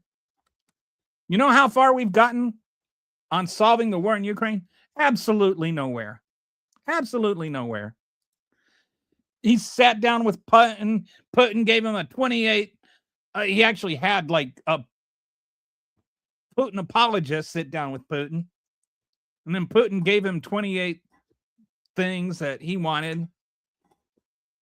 Then they sat down with Zelensky, and Zelensky gave him 20 things he wanted. Neither one of them has has actually moved at all. Like, there's no progress on actual peace talks. And the Ukraine war is not ended. If anything, looks like it's on the verge of escalating. The 28-point peace plan was a joke. He's writing these hate letters to NATO. He's questioned Article 5. He's reduced Eastern European posture. He's alienated traditional allies with tariffs. And Europe now ranks 4th in U.S. strategic priorities. So he's actually done really, really bad job of international relations. And that's not even getting it. Like later on, I think I have a different section that'll the rule of law performance. But I would also like to point out he's like on the verge of starting a war with Venezuela, if he hasn't already started one. And this whole peace plan in Gaza that's a joke. What is it? I should have put this in there, but let's look up real quick. Surprised I forgot to include this. How many times has Israel attacked Gaza since the ceasefire started? I'm so tired of hearing about this ceasefire.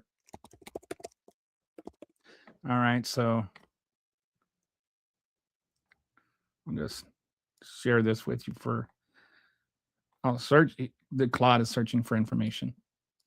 I really should have done this. I apologize for not having this in the report card. But it's like, to me, it's not a ceasefire because, firing has not ceased. Based on the search results, there have been nearly 1,000 reported Israeli attacks on Gaza since the current ceasefire began on October 10th, 2025. So the UN reports at least 393 violations by early November, killing 339 Palestinians, including 70 more children. Gaza's government media office recorded 969 ceasefire violations as of December 29th, resulting in 418 civilians and injuries to more than 1,100. So, yeah, I know that I'm about to hear a bunch of people like, he solved peace in the Middle East. What else do you want him to do? Well, he hasn't solved peace in the Middle East. That is just made up. So, no, he hasn't actually settled any wars anywhere. He keeps saying he's settled 8. He hasn't settled 1. All right, so now let's... So we know he failed reading. You voted. Why did Biden, Blair kill the peace talks when the war first started? I'm not sure they did. I'm pretty sure that when Trump took office, Biden had negotiated a ceasefire that was actually working. You sure do stomp your feet about Trump being mentioned in them. I don't know what you're talking about. I guess I missed some important facts with the war in Ukraine during what date of Trump's presidency did Russia annex Crimea? And when I'm talking about, he said that he was going to end the war. I didn't say that. What does that have to do with what he said? He said he would end the war on day 1. Did he end the war on day 1? Yes or no?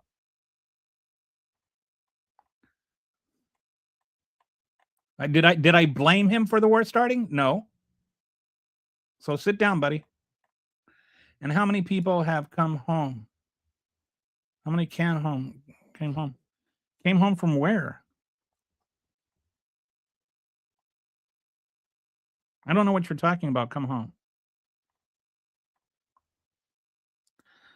I don't know why anybody's talking about Charlie Kirk right now. I like Trump. I'm ready for 2026. He better deliver or no taxes on...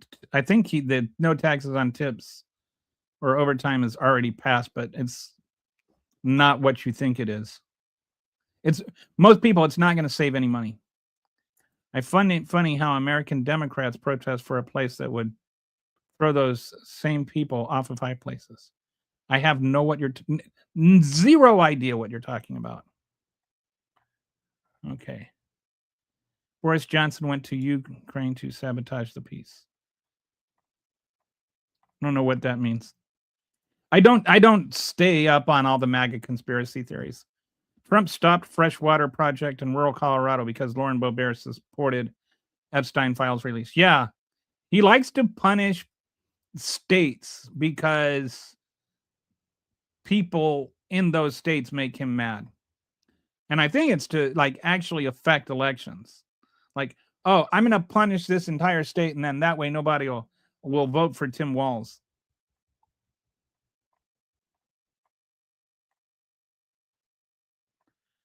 He withdrew intel to, yeah, I remember that. Hey, Democrat, let's talk about yours. Why? You're the one that's just injecting it in the conversation out of nowhere. I'm not the one. You're the one that can't have a conversation without talking about trans people. So apparently you might. I don't know what your Pornhub situation is, but I imagine it involves words with chicks and dicks. Okay, make Kamala sober. Yeah, this is just a weird thing. Like, she doesn't, like, as far as I know, if she drinks, there's no indication that was just like another one of those 2020 lies that got, or 2024 lies that got spread. Now I am done. Okay, bye. Bye. I'm sorry. MAGA has low fact tolerance. They get like they have this kind of reaction when they encounter facts. I'm still waiting for the healthcare plan. 2 weeks, dude. I hear it's 2 weeks. All right. Oh, we've got healthcare to come too. All right. So does anybody actually have anything to say? I want to know what is going to be said if all this does play out. What plays out properly? Like, there is zero chance that the Gaza thing is ever going to play out properly. There is no way that Gaza is ever going to decide to let Donald Trump be the board of governor director. That I mean, that's just not going to happen. All right. So somebody just brought up his healthcare plan. So let's now give him his grade on healthcare, because that is the next thing. So that's a nice little segue. All right. His promises, real changes begin with immediately repealing and replacing the disaster known as Obamacare. I will never do anything that will jeopardize or hurt Social Security or Medicare. He promised May 2024. And we will never forget that he stopped saying, I have a plan coming out in 2 weeks, but he had concepts of a plan. We still don't know what those concepts are. The reality, ACA subsidies expire in roughly 8 hours, a little less than 8 hours. Medicaid is cut over $1 trillion over 10 years. Didn't he say, I will never do anything that will jeopardize or hurt Medicare? Didn't say Medicaid. 10 to 15 million people will lose coverage, according to the CBO. 300 rural hospitals are at risk of closure. I know that they included in there this $50 billion for rural hospitals, but these are already on the brink, and the $50 billion is like they're going to lose $300 billion. So the $50 billion is just like, oh, it looks like you amputated your arm by accident. Here's a Band-Aid. Does not really help. A lot of rural hospitals are going to shut down. And I can't tell you how bad that is if you live in a rural area.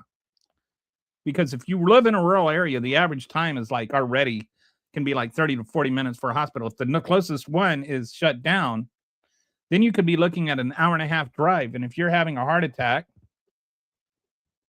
and even if you're in an ambulance, you have a very good chance of dying on the way there. Or if you're having a miscarriage, or you're having a pregnancy crisis, you could lose your child on the way. And we still do not have a realistic plan.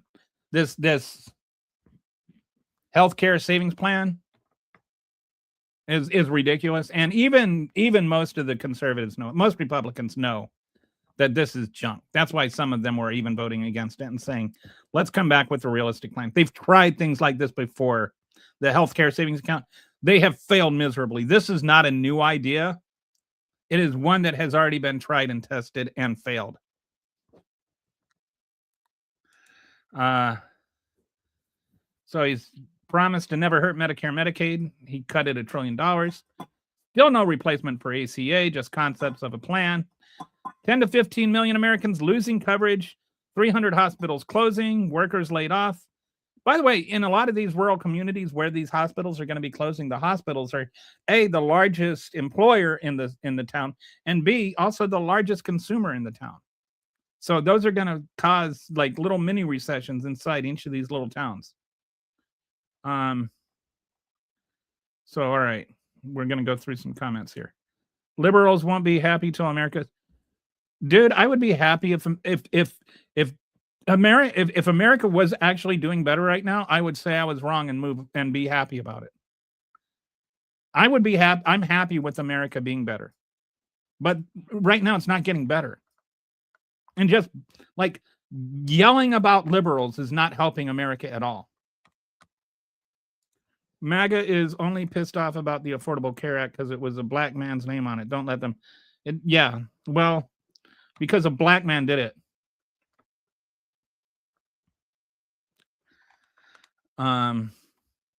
They're the one that put the black man's name on it. My in-laws will be 2.5-hour drive after theirs closes this spring in Georgia, MTG district. That's so sad.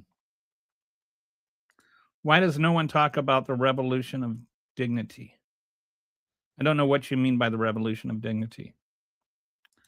It's funny. A reporter asks MAGA minds if they support Obamacare or ACA. They said ACA. It's the same thing. The GOP called it Obamacare to confuse Republican voters. It worked.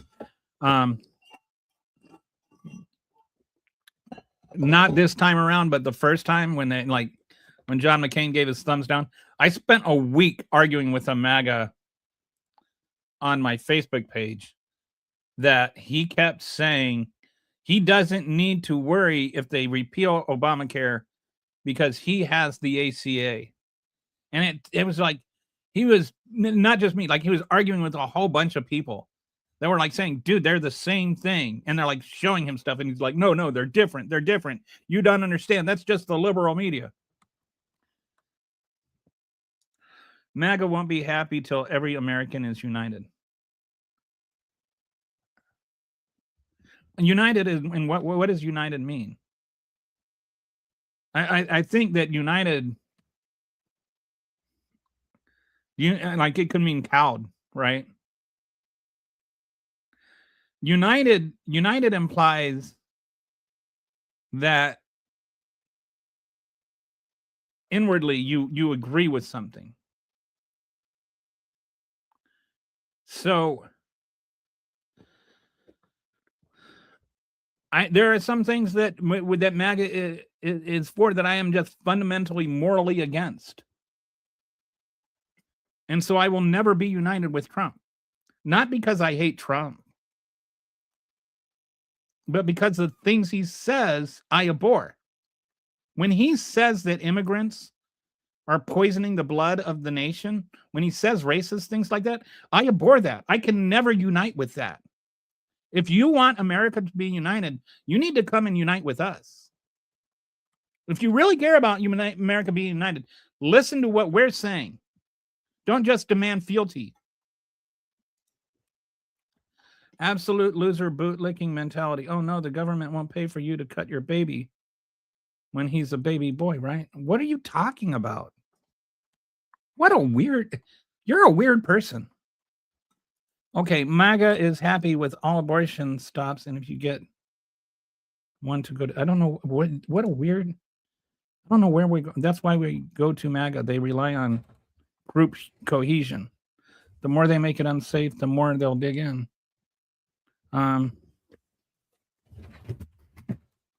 Okay. This is our country, not a third world hotel. To sneak in and collect welfare under tax preference experience. I don't know what that means. I don't know. Like, some things that you guys say are just so out there. Has anybody ever told you that America is a hotel? Have you ever heard anybody argue that it's a place that people should sneak in and collect welfare under taxpayers' taxpayers' experience expense? Has anybody ever actually argued to you that that is the case? Do you know what a straw man is? Because I have never ever heard anybody take the opposite end of that argument. ACA was not a plan either.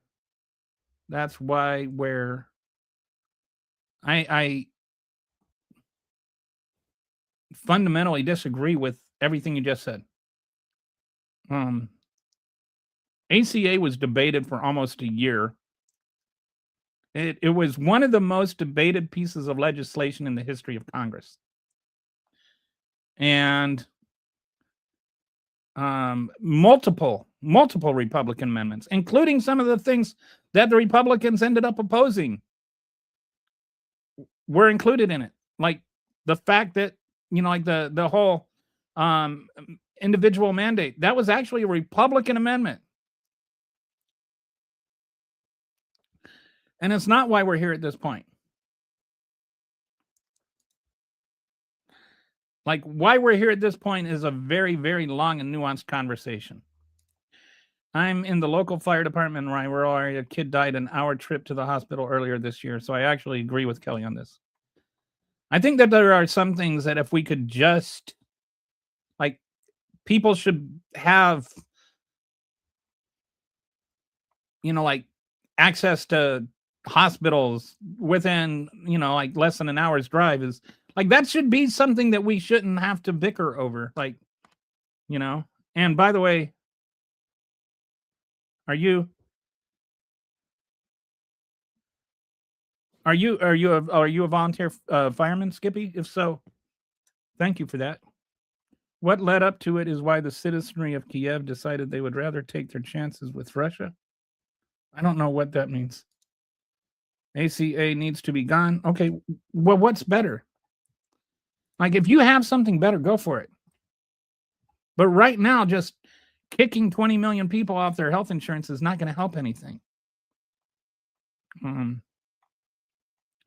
first president does healthcare. The first president does healthcare for will be considered the greatest president. Just watch. Oh, for all. I think she's saying means for all.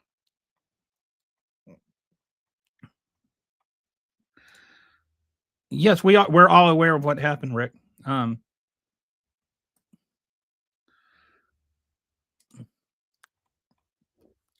That you think it's funny that 20 million people are going to lose their health insurance. I don't know why that's funny to you.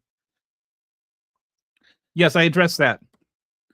The subsidies for the rural hospitals in the One Big Beautiful Bill Act only cover like $1 in $6 that they're going to lose. Like I said, that's chopping off an arm and offering somebody a Band-Aid. The amount of money that they're going to lose in Medicaid is like the little pittance that they get in the One Big Beautiful Bill Act is not going to remotely cover that. And they're already struggling. They're already on the edge. There's a hospital near San Antonio that already shut down. Maybe groceries are so expensive because 4.2 million people get them free. No, that's not why. That's actually not why. And they don't get them free. They get them. SNAP benefits are not giving people free groceries. They're government buying the groceries.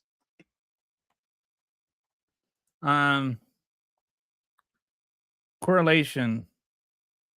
Equality without racism. Homophobia, misogyny, and religious freedom would make me happy. Correction. Equality without racism, homophobia. Yes. I think it would be great if people could just live as they are and as who they are without any extra challenges in life. And I think that to get there, we can't just pretend that we're there. Okay.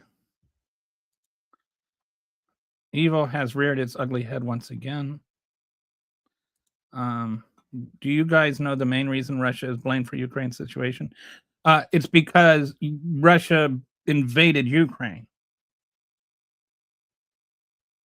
The reason Russia is blamed for Ukraine's situation is that Russia actually invaded Ukraine. That's why. 100% of the reason.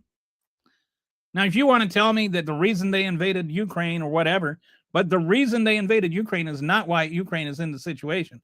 The reason they're in the situation is Russia invaded Ukraine. That's like if you hit your wife and then you say that the reason you hit your wife is because she said something. So then if she hadn't said something, you wouldn't have hit her. So it's really her fault that you hit her. By the way, don't hit your wife. This is straight from your echo chamber. Did you have to cross-reference those stats? The whole whites, I don't know what you're talking about. Right now, there is a very, very straightforward white supremacy argument coming out of Steve Miller's mouth every time he speaks. President. All right, so let's. I think we're. All right. My wife told me I'm being too mean, so I'm going to try to be nicer. It was not, and it was almost impossible to get without a. Yeah, I mean, and I don't like that we're tethered to our jobs, like because of healthcare. Like I don't think healthcare. This is like one of those feudalistic things, right? Like you can't leave your employment because you don't want to lose your insurance.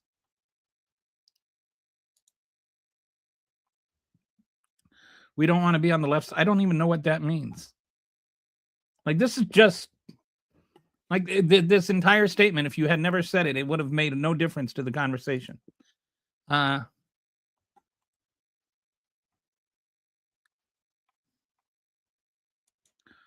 They took from their own people and all right, we're still going on about they are trying to search for a reason to sound legitimate for their portrait. For Portis. All right, so let's all right, so yeah, they still dangle that carrot in front of these officials because the infrastructure. Boy, you're really stuck on this Kiev thing. You can't pretend the little, like the abuse and social service programs isn't there when it is. It doesn't matter. Like, that's no reason to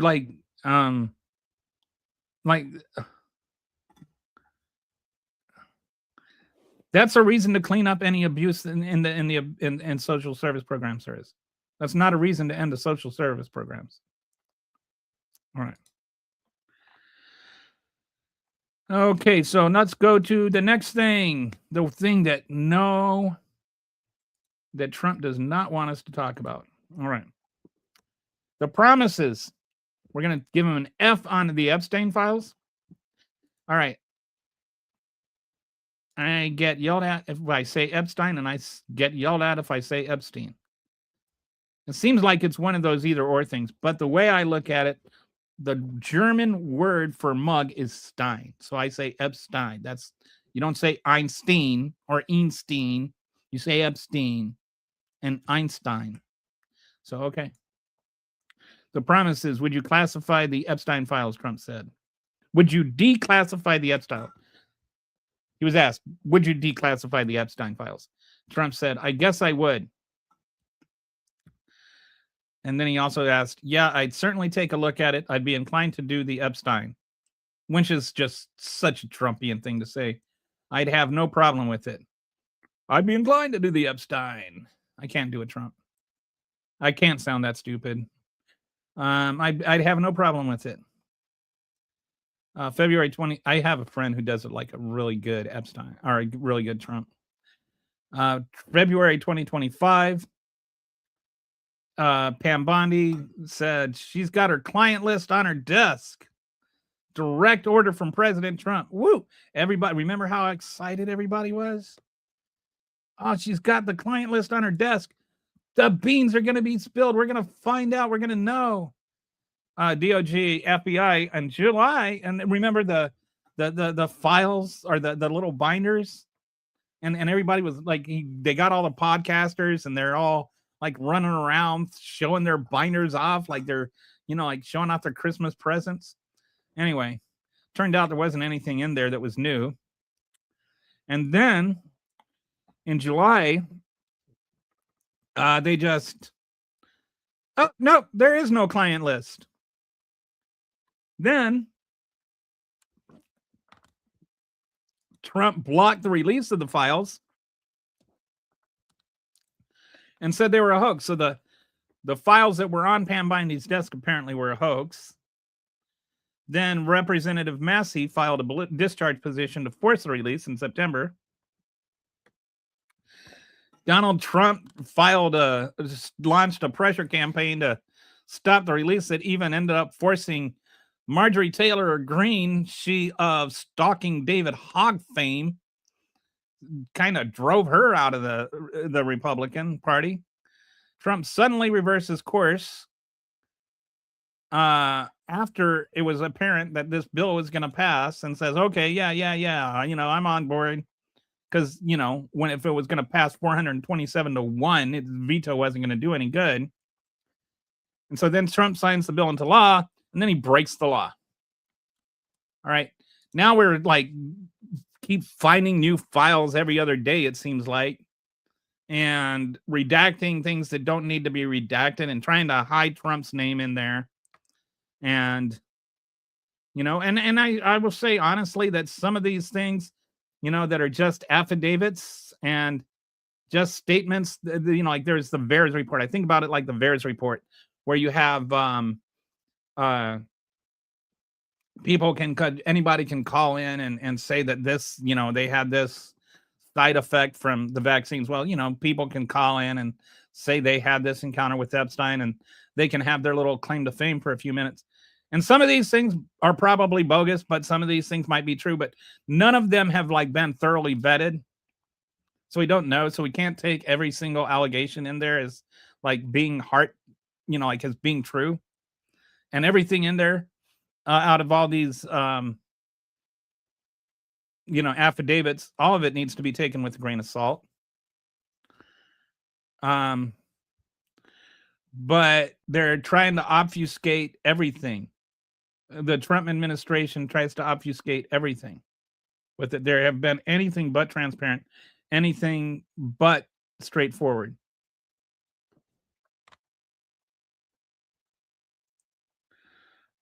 Yeah, now I'm looking forward, since Jack Smith's video is out also.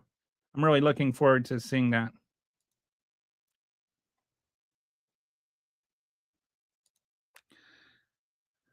What have I said that's speculation?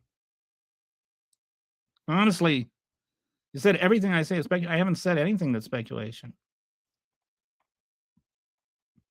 What did I say that's speculation? Why are Democrats so quiet on Clinton? I'm not quiet on Clinton.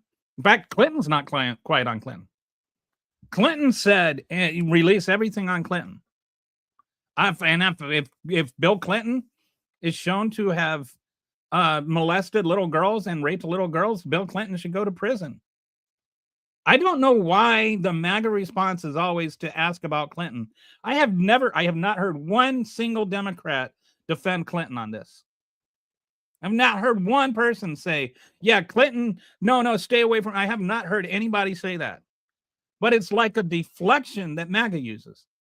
Why are MAGA so quiet on Trump? That is my response to you. I will say, if Bill Clinton raped children, Bill Clinton should go to jail. Can you say if Donald Trump raped children, Donald Trump should go to jail? Voting for the orange buffoon had to do nothing to do with the economy, jobs, foreign trade, and the well-being of American people. They hate who he hates, period. And that's what it comes down to, I think. Because if you start looking at how he has fulfilled and I use that word loosely, his campaign promises, that's the only one he's actually, you know, fulfilled, is the one he never made, but the one they all understood. Okay. Actually, Donald Trump was Jeffrey Epstein's best friend, and literally had him on speed dial. And I want to point out, Jeffrey Epstein had like 23 phone numbers for for Donald Trump, not for Bill Clinton, for Donald Trump. Donald Trump is the one that sent him a birthday card that had the sketch of a naked girl and talked about how he likes them young or something like that. So why is it that you can't admit that? Our government has been the world's largest criminal enterprise for at least 60 years. I agree. Nobody, and it's been a lot longer than 60 years, pretty much since World War II. We like literally overthrew countries. You know, the Dulles brothers, you know who they are? Like we overthrew a whole country just for them to have banana money. Democrats only care about getting Trump. MAGA just cares about defending Trump. Actually, what we care about is having a country where we can like actually have conversations without being accused of being traitors, or have people able to criticize the president without losing their jobs, like Jimmy Kimmel nearly did, or having the president of the United States like make media mergers conditional upon like appeasing him. Like telling me what I care about is silly, because you've never had a conversation with me to find out what I care about. So how about, like, honestly, whoever you are, just me, how about you actually do yourself a favor and have honest conversations with Democrats and ask them what they care about instead of telling them what they care about? No, I don't care. Honestly, if everything comes out and Donald Trump was not involved with the kids, I'm be happy about it. I'd prefer he wasn't. What I care about with the Epstein files is that those victims get justice, that the people that raped them when they were girls go to jail. And I don't care who they were. I don't care if it was Bill Clinton. I don't care if it was Donald Trump. I don't care if it was Donald Duck. I want everybody that raped those girls in prison. Period. Full stop. End of story. No more discussion. Now, can you say the same? Can you say that you would like justice for those victims?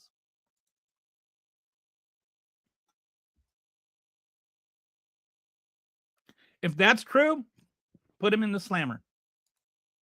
Better to use the file for blackmailing people than releasing it. No, better to use the files to get justice for the victims.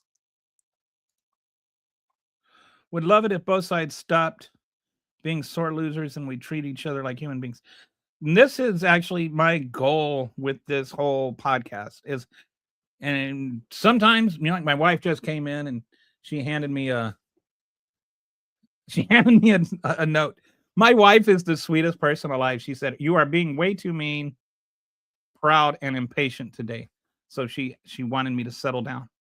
So I'm trying, but you know, sometimes I do get worked up.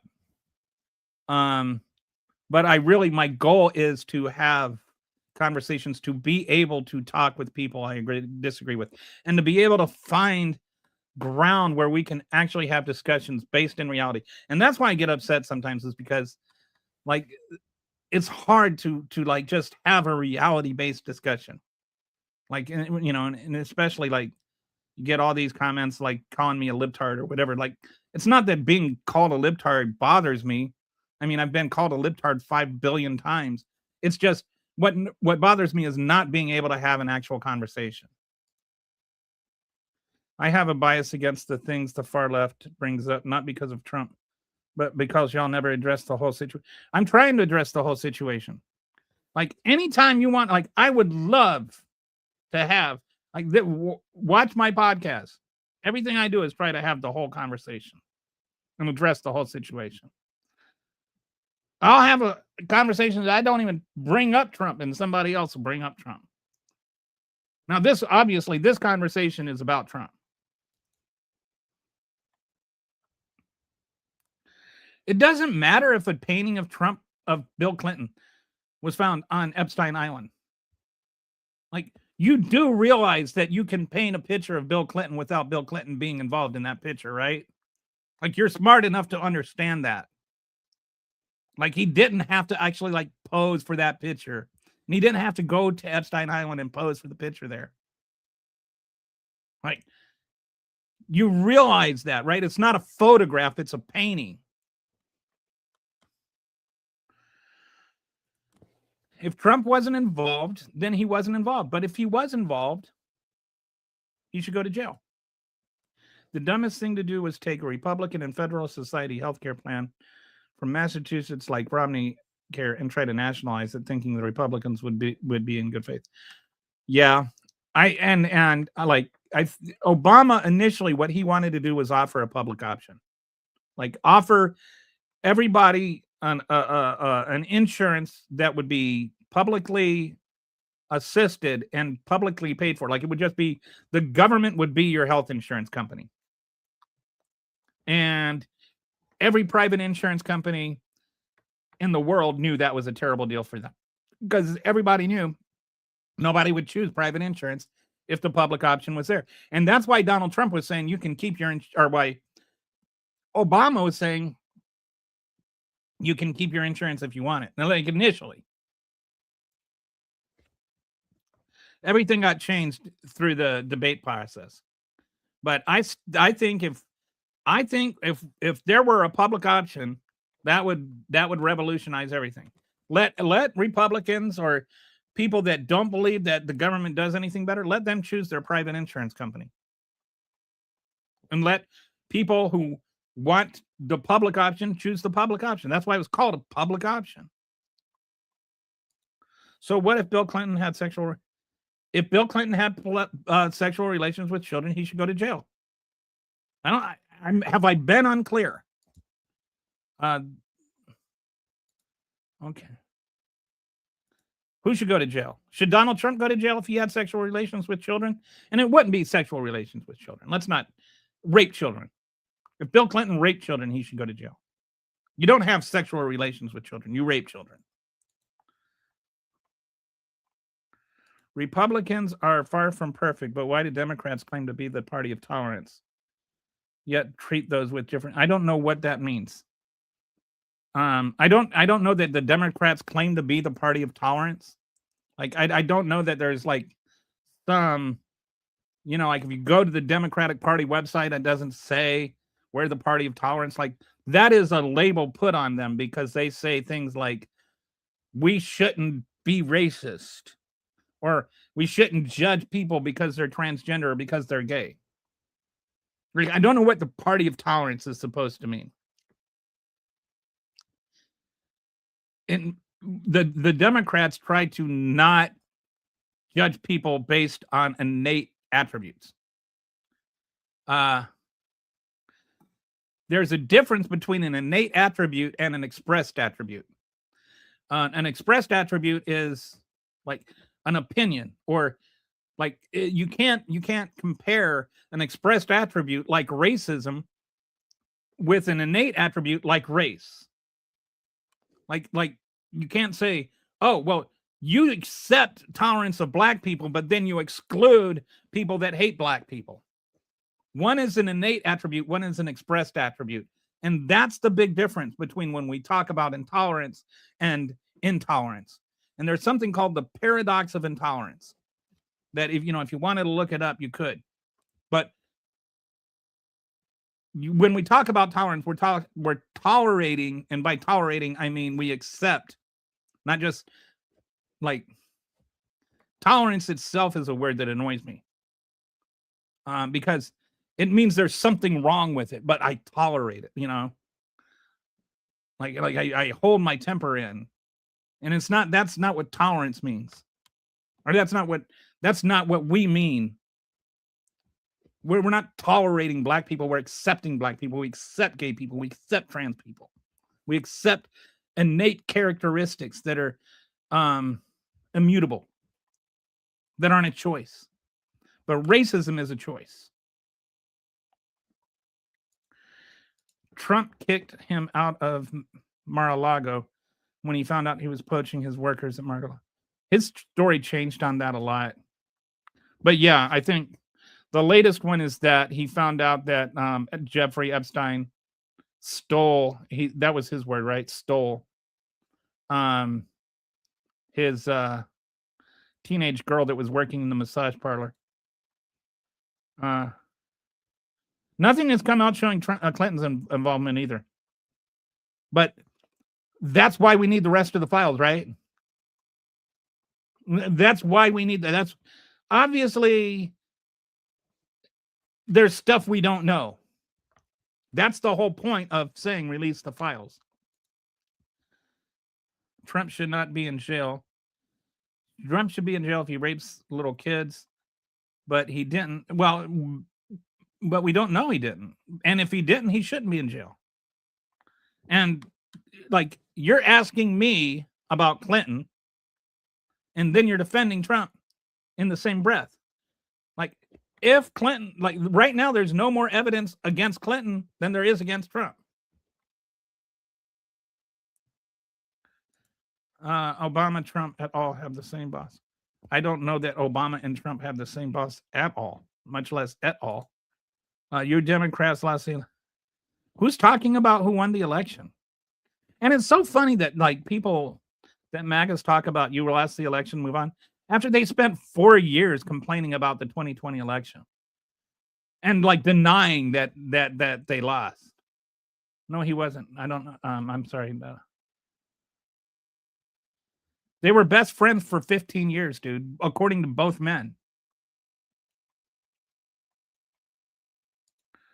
We're not quiet on Clinton. We don't defend pedophilia like MAGA cultists does, period. They hated each other. Yes, they hated each other after their falling out, but they were buddies before their falling out.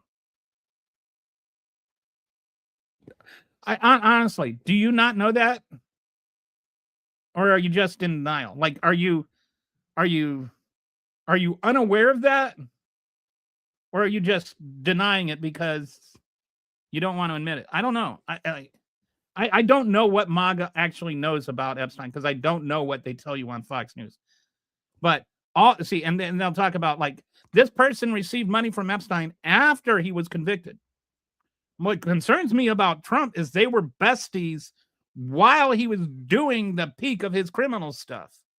And he's like going to these parties with Playboy bunnies and stuff with him.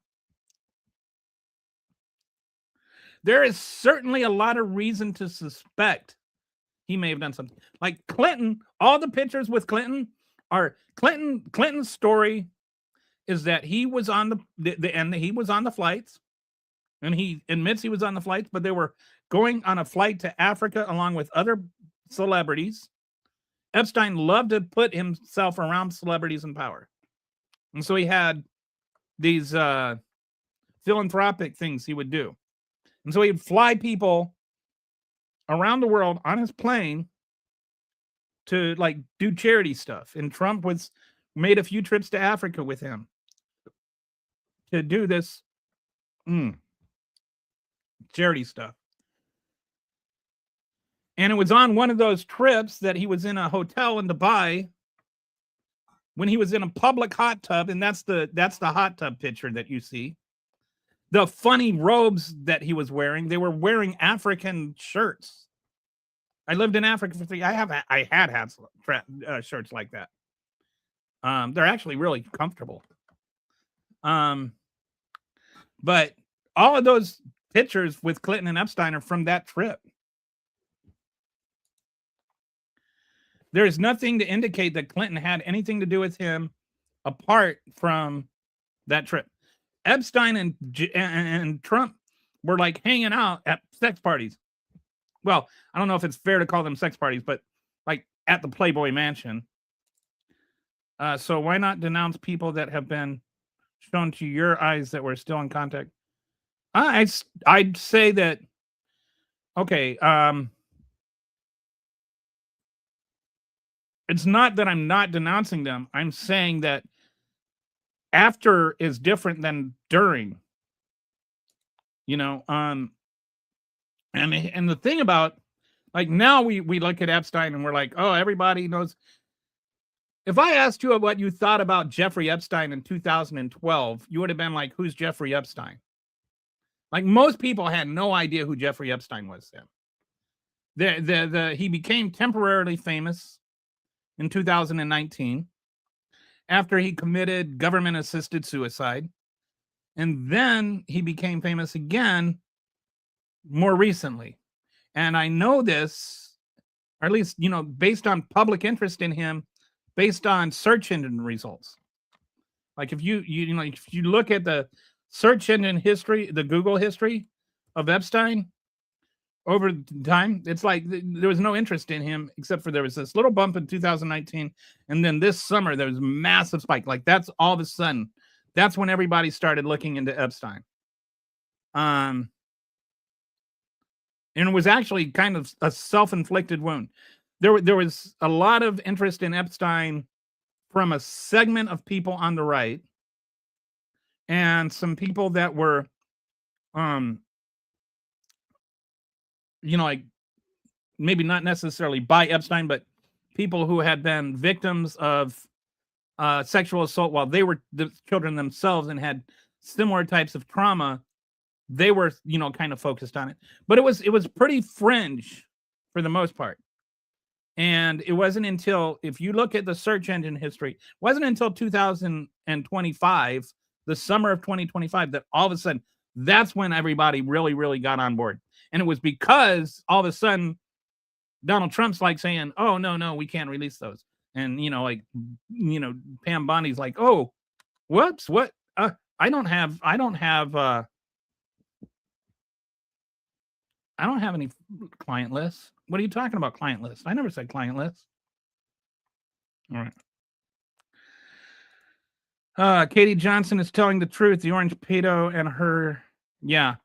Katie Johnson is the woman that alleges that Epstein and Trump raped her together when she was, I think, 14. Is that right, Darren? We should find more favorable balance of things, sure. But holy poop, the simplification of how these companies and governments handle the economy is annoyingly disappointing. I don't know what that means. I'm sorry. I don't know what simplification. I would say try not to read too much into a single podcast, because you can't go into intricate detail of every little thing on every single segment of every single podcast. Wait, isn't all the Democrats that use EBT? We Republicans can actually. No, it's actually, did you know this? Red states actually have a higher per capita use of EBT than blue states, and rural counties actually have a higher use of EBT than urban counties. And I don't live in my mom's basement because her house burned down when she died in the house fire. So, yeah, neither my mom nor her house exist anymore. But thanks for bringing that up. You have anything else cruel to say? But Biden's DOJ had cut. Yes. Now, this is like my favorite. Like, this is okay. You assume that Biden is like Trump, that Biden would have used it vindictively. But Biden actually kept arm's length from the DOJ, as every president did before him. The only president that's ever weaponized the DOJ is Donald Trump. You want to say, oh, well, what about Jack Smith? Jack Smith was a special prosecutor specifically because Biden wanted to stay away. Joe Biden never accidentally sent a tweet meant to be a direct message to Merrick Garland saying, Hey, better get Trump before the statute of limitations expires. Kelly needs a mod who isn't a power hunger man person. I don't know what a power hunger man. I would love to have like a calmer co-host. Why wouldn't it be a good thing for the citizenry of the U.S. to understand how our economy functions? Who said it wouldn't be? I think it would be great. I also think it would be great if the citizenry of the United States learned how the government is supposed to function. But I'm not sure where you're getting that I'm saying something other than that. Because your worldview is despicable. What is my worldview?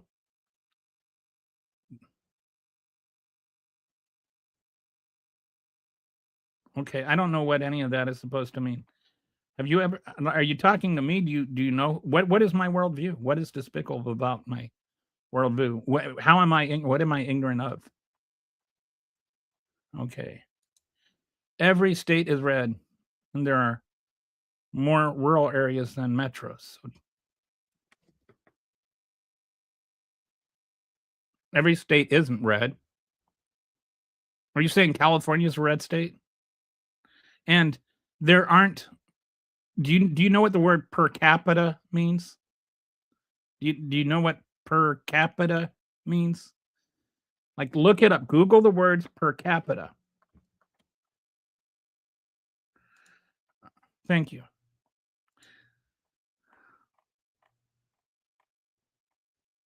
I just saw a young man who was freshly made homeless. He had everything packed in a carry-on bag and was looking for areas to sleep. What the hell has happened to our country? Everyone's lost. Hey, Mel.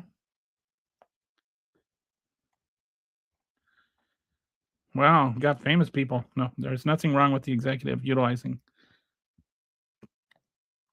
And there is. Donald Trump was talking. Weren't they talking about the weaponization of government a lot under Biden? Now it's okay. Because they had the audacity to prosecute Donald Trump just for trying to overthrow the government and steal nuclear secrets. Even the right does this and gets carried along by the status quo and its framing of the overall situation in the U.S. I don't know what you mean by even the right does this. What do you mean even the right? Like the right has been exceptionally better at this all along? I appreciate you're seeking an honest conversation. And why are you guys so fixated on the Epstein files? Trump wasn't an FBI informant, and we're not fixated on the Epstein files. This is just one part of one grade of his report card. So we'll just move along. All right, so now it's amazing how these things kind of just end up working together. So his last grade is on rule of law and constitutional rights. He promised to defend our Constitution, our Bill of Rights, and our fundamental freedoms, including the freedom of speech, freedom of religion, and the right to keep and bear arms. When asked if he has to uphold the Constitution after he got elected, he was asked if he has to uphold the Constitution. In his answer in May, I don't know. Can you imagine the president of the United States saying he does not know if he has to uphold the Constitution? Washington Post analyzed him. He's been defying the courts. The Washington Post analyst, he defied 35% of court orders. 57 out of 165 rulings. That's an unprecedented level of noncompliance.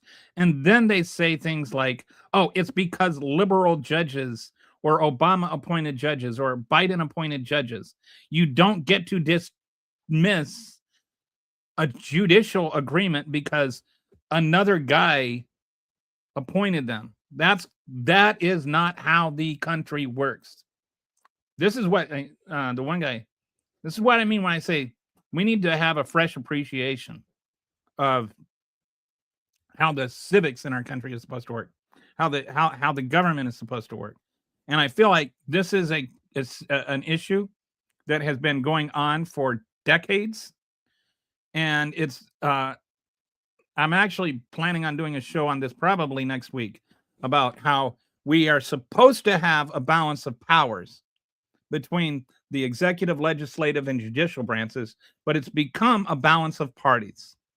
And what's supposed to be a 3-branch system of government has become a 2-party system of government. And so we see everything through this binary lens. We don't see issues. I think this even prevents us, like you were talking about, from talking about issues as issues instead of talking about issues as sides. Like immigration, I think, is something that is a complicated issue. I think everyone agrees that we need to do something about immigration and that immigration laws need to be changed. But we don't have that discussion. We just have discussions about whatever closing the border means. Like, it's open or closed borders. If you're for open borders, you're a Democrat. And if you're for closed borders, you're a Republican. Actually, I'm for immigration reform. I am for increasing legal pathways for people to come here so that they can come here legally and have a way to have a better life, but also so that farmers and construction owners can keep their businesses afloat, so that they can that people can do jobs that they're having a hard time finding people to do. Our entire history is a history of immigrants coming over here and taking what I call bottom rung jobs. They take the lowest rung on the ladder and then they climb. And that's been the American dream. The American dream has always been fulfilled by people coming over here, by immigrants. The children of immigrants are more likely to open their own business or start their own business than the children of natural born Americans. Did you know that? I think that's fascinating. The people that believe in America the most are the immigrants. They believed in America to come here. So I think that we need to enlarge our conversation to figure out how to let people come over here and take these jobs that we don't want. So that and when they take these jobs, by the way, it actually creates more jobs, because they don't just come over and do jobs. They also come over and create jobs. They buy houses. They eat food. They buy clothes. They get loans. They have banks. They go to movies. They send their kids to school. They do all the things that we do that create a larger economy. And so then other people do those jobs. So it actually increases jobs. And that also means that because of all those jobs that they're doing and all the taxes they're paying, it actually increases federal revenue. It's good. Immigration is good for the economy. And not just the high-end immigration. The low job immigration is good for the economy. So we need to have conversations about how to do that. Not just whether to do that, but how to do that in an honest way, instead of just yelling open borders or closed borders.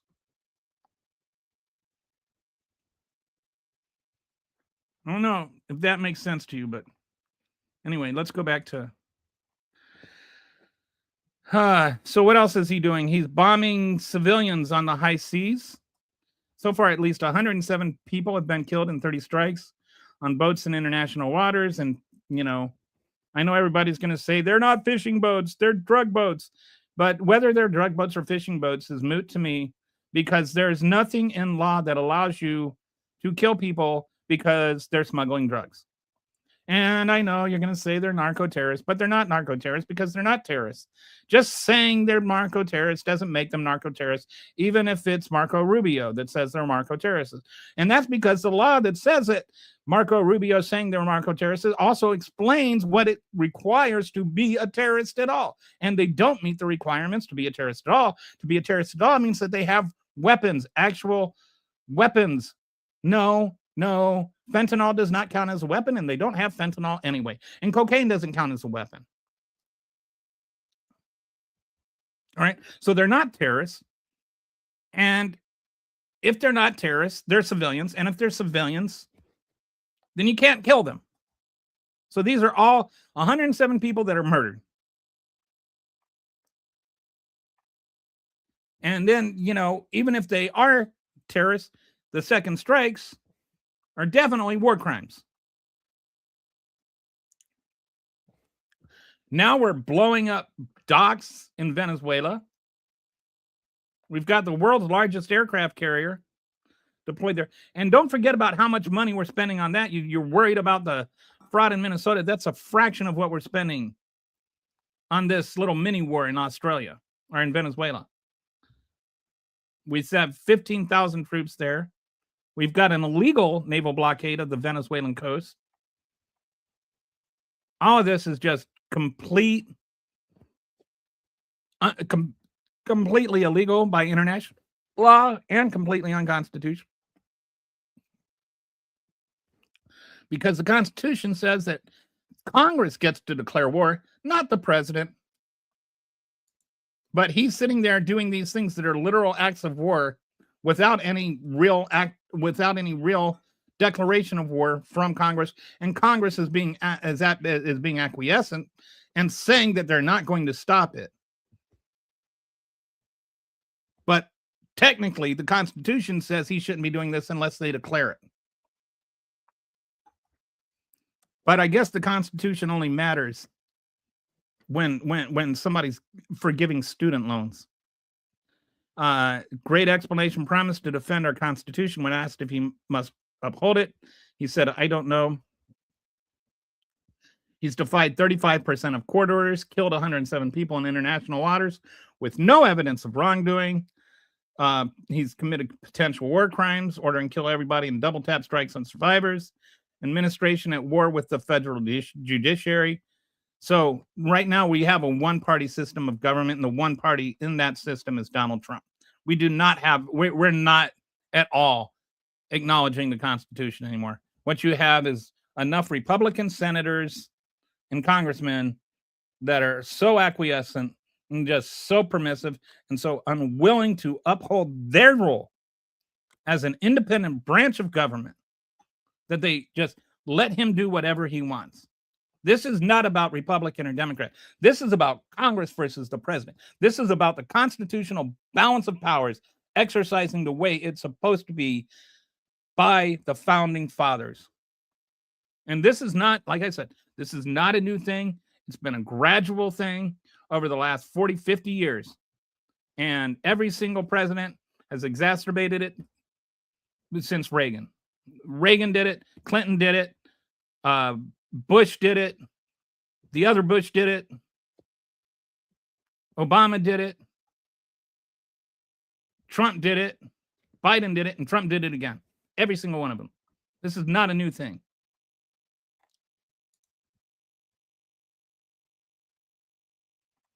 Whether it's judges break the law or not is irrelevant.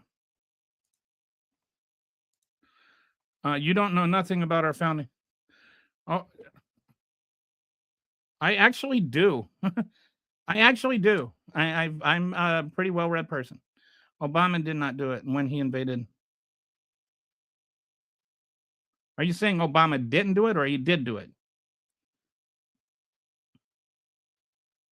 I am saying that Obama extended executive powers. When he extended the war on terror to ISIS, he never got the extension of he never got Congress approval on that. The Congress did the same thing with Obama as they did with Trump right now. They just acquiesced. They kept funding it.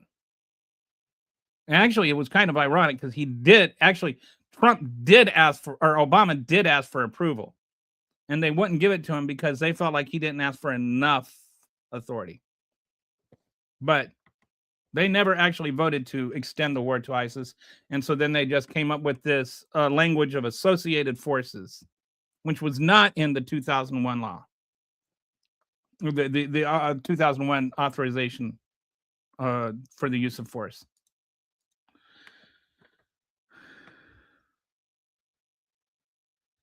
No, Congress is not, it's not working as because the way it's supposed to work, Lynn, is that Congress is supposed to vote for, they're not supposed to just not vote while he does what he wants. They're supposed to actually vote to declare war on Venezuela before he goes and starts doing all this stuff. What they're doing, he's playing the it's better to ask forgiveness than permission game. But constitutionally, they're supposed to give him permission. They're not supposed to give him forgiveness. They're not supposed to look the other way while he does stuff he is not constitutionally enabled to do. And the reason that's different is there's a big difference between having to go home and tell your constituents that you voted to start a war and just go home and just say, well, you know, Trump's doing what Trump's doing.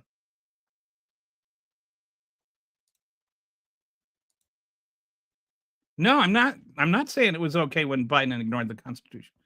I literally said the opposite. I said every single president since Reagan has been doing this sort of thing, has been extending the powers of the Constitution. I specifically mentioned Biden as being one of them. Did you not hear that part?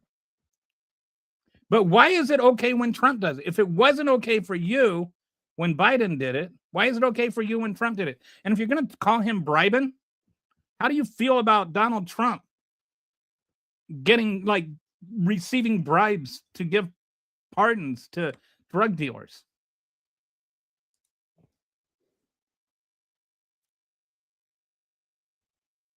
I just did. He murdered people on the open seas. Used a prestigious rank.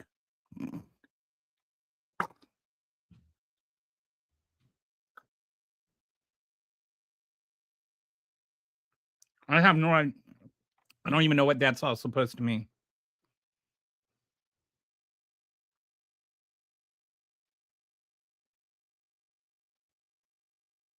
I mean, like, Donald Trump is a lying fraud. I mean, he lies, and he has literally been convicted of fraud. Relevant what that judges? Yes, it's irrelevant to this discussion, yes. I mean, I don't know what you're talking about, judges break laws, but Donald Trump can't just decide that he's not going to follow the law because some judge somewhere broke a law. That's the way our Constitution is written. The judicial branch reviews the laws. You don't get to go, oh, well, I don't believe you. I don't agree with that. The executive branch doesn't get to decide that your judicial branch is wrong. The final say is it's the judicial branches. That's what checks and balances are.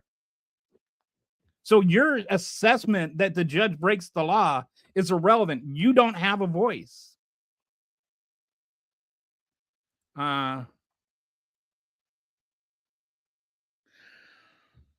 Okay.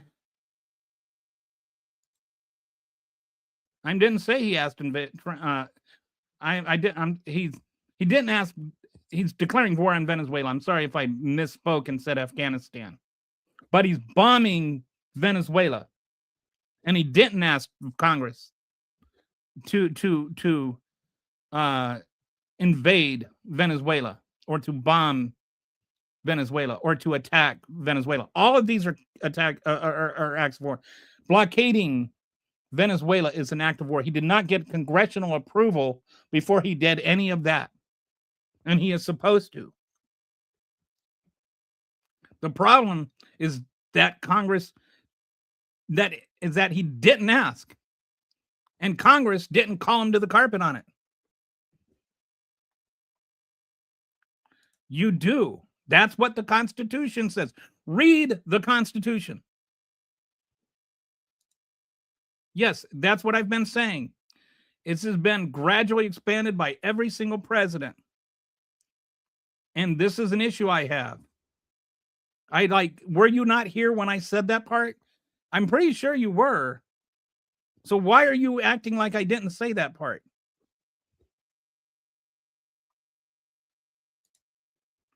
All right, so I'm bumping to the bottom here. Crazy guy, Kelly, you want the legal aliens to bring in drugs in the country because, no, there's, okay. What, do you think the only options are to bomb boats or let drugs into the country? You think like for the last 45 years, people just like Coast Guards are like supplying an escort to the drug boats? Do you think that interdiction has not happened for the last 45 years and worked for the last 45 years? Like, that's just wrong. That's fundamentally wrong. Please understand what you're talking about.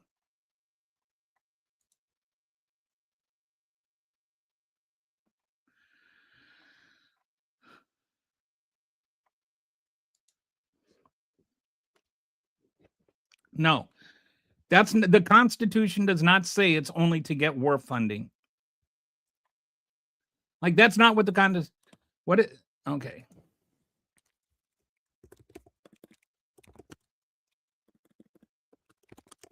Give me a second here.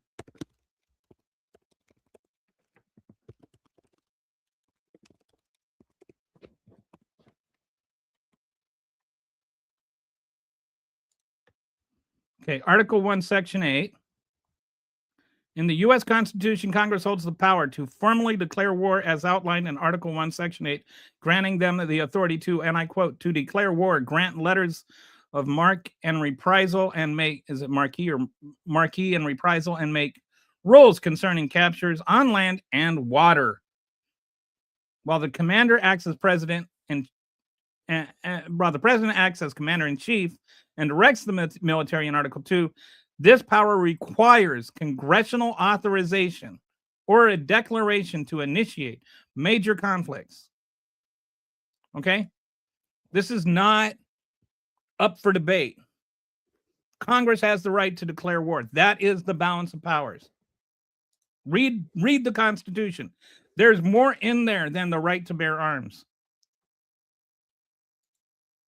Okay, you might be Venezuelan and you might give him permission, but you are not in the Constitution. And the thing about, like, Biden has condemned the guy that is in charge right now, right? Like, this is not about Maduro. Is that him? Maduro, is that the name? I mean, I agree he should not be president. That does not mean that Donald Trump can go killing people on the high seas.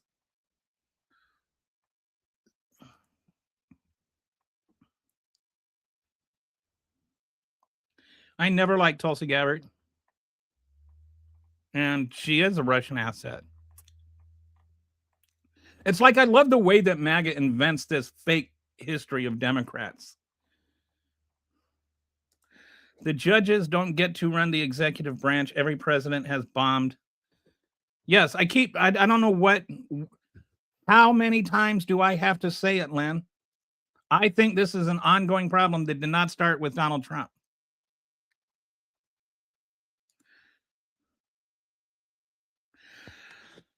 For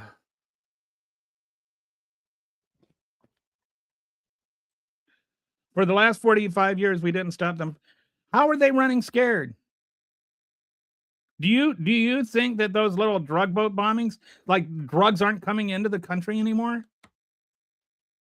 Like, are you really that gullible? Do you think, oh, they're like going to give up now? They weren't even coming to the United States for the most part.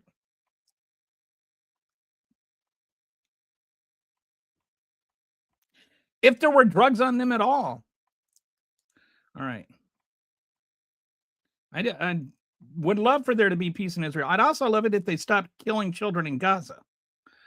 There are people who actually believe millions of non-citizens vote every presidential election. You can't debate them. They do believe that. It's like, it is like, I did this person right here. I don't even know what she's going to say, but I know it's crazy because everything she says is crazy.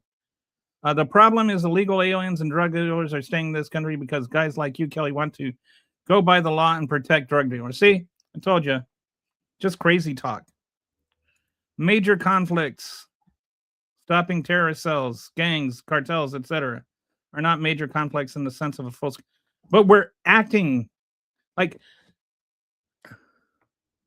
the things we're doing, embargoing another nation, are not things like stopping terrorist cells, dude.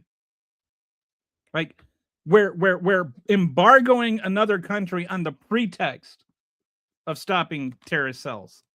We're bombing ports in other countries on the pretext. We're killing people from other countries on that pretext. We're committing acts of war on the pretext. The things we're doing are war. We can't just say on the one hand that, oh, they're, terrorists, so this is part of the war on terror, and then say, oh, these things aren't war. Trump was never my daddy, and I don't know what this obsession is with Trump being somebody's daddy. It's such a weird take. Coolcat, you realize the irony of breaking the law in order to stop people who break the law in a legal way. Sheesh. Fair point. These people worship a pedophile. Of course they're gullible. They're the most gullible people in the world. They still think that Donald Trump did nothing wrong on January 6th. There are certain days, to me, certain things that are deal breakers. Like making fun of the handicapped person. The way they bend over 27 different directions to make it seem like there's very fine people on both sides was a way okay thing to say. The way that they justified January 6th, the way that they justified stealing nuclear secrets and hiding them in a bathroom in Mar-a-Lago, like stuff they have done that he has done that is like, you would think anybody else would be like, no, this is not right. Like if your kid did any of those things, you would be like, no, son, that's not the right thing to do. All right, so let's go back to the report card here. All right, so he got, I know you're shocked. He got an F in the rule of constitutional right, rule of law and constitutional rights. So overall assessment, border crossings, he did good. He kept him down, but he inherited a 66% decline. And, he did most of what he did is just deny people the fundamental right to seek an asylum. He did okay on crime, but again, he inherited what Biden started, and then he hurt it with funding cuts. Promises broken. Said prices would be down. They are not down. They're up. He said he would end inflation day one. Inflation, if anything, is just the same. He said he would end the Ukraine war in 24 hours. It's not over. He said he would never hurt Medicare and Medicaid. He cut it to $1 trillion. He said he would only deport the criminals, and most of the people he's deporting are not criminals, and most of the people that are criminals he's not deporting. He said he would release the Epstein, no problem, files, no problem. And he has basically done everything he can to prevent them from being released. He said he would defend our Constitution, and he's just violating it more than any president has in U.S. history. He's made things worse. There are 361,000 fewer jobs for workers without degrees. Healthcare, there are 10 to 15 million people losing their coverage or having their premiums doubled. Constitutional rights. American citizens are getting detained based on race, due process violations. He's using the leverage of the United States government to punish people in the media for criticizing him, even to the point of getting them fired or trying to get them fired. Our food system, agriculture has lost 155,000 jobs because once you start, making it so that the undocumented migrants that are working on it can't work on it, the whole business goes under. There's 2.5 million pounds of blueberries rotting, cherries rotting on trees, meat packing plants are devastated. You've got meat just rotting in these meat packing plants because there's nobody there to butcher them. Beef farmers are like really not having it. Trump's own words condemned him. Promised that prices would be down day one. He later admitted it was a very hard. Promised inflation is his number one issue. Has not done anything about inflation. And please, I know people are going to say price of gas, price of eggs. Inflation is not down. He later admitted immigration was actually his focus, but then he's only, throwing moms of third graders on the ground, like with the little gravy seals. As I say, you can take the gravy out of the seal. You can take the seal out of the gravy, but you can't take the gravy out of the seal. He promised war ended in 24 hours. He didn't. Promised to release the Epstein files. He hasn't. Promised to defend our Constitution. He's violating it. Overall performance, he says he gets an A+++. I give him F+++. So that is his final grade for me. All right, so let's go back through some of these comments. They might find other ways, but you need to start somewhere. Yeah, well, why is starting somewhere? Why does that have to be committing domestic and international crimes? Like murder is not like necessarily the place you have to start. And also, we're not just starting. Like there are actual things in place that are already working. You want to know if you really like I've actually thought about this, and you wanted to, I think you're the guy that was saying, why can't we talk about issues? All right, so here's my thought. One, we have to most of the drugs, most of the fentanyl, if we're really worried about fentanyl, most of the fentanyl that's smuggled over the border is in shipping crates. Has nothing to do with boats. They're not smuggling fentanyl over water. They're smuggling them over the southern border through ports of entry in shipping crates. So what we need to do is, one, we need to advance our technology in inspecting shipping crates. Right now, you can't inspect every single crate. But right now, we're only inspecting like 3.7% of the shipping crates. We need to get that number up because that's where most of the fentanyl is coming from. If you really want to address the issue of fentanyl overdoses, then the number one thing you need to do is look at the number one way they're being smuggled over, right? We can agree on that, I hope. Like blowing up shipping boats that don't have fentanyl is not saving any lives. Stopping the containers that have fentanyl on them is going to save lives. And they've caught some. Biden caught some. Somehow when Biden caught some, then it was just proof that it was being smuggled over. But when Trump caught them, when they got caught under Trump, it's proof they're not being smuggled over. But that's the number one thing. Which, by the way, I want to point this out. Because this is one of those ways. I'm going to see if I can find this little piece of irony here.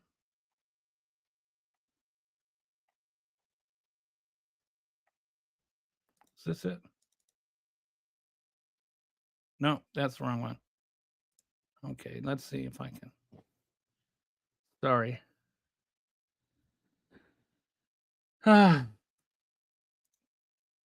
I'll try one more time. If I can't find it the next time, then I'll give up for now.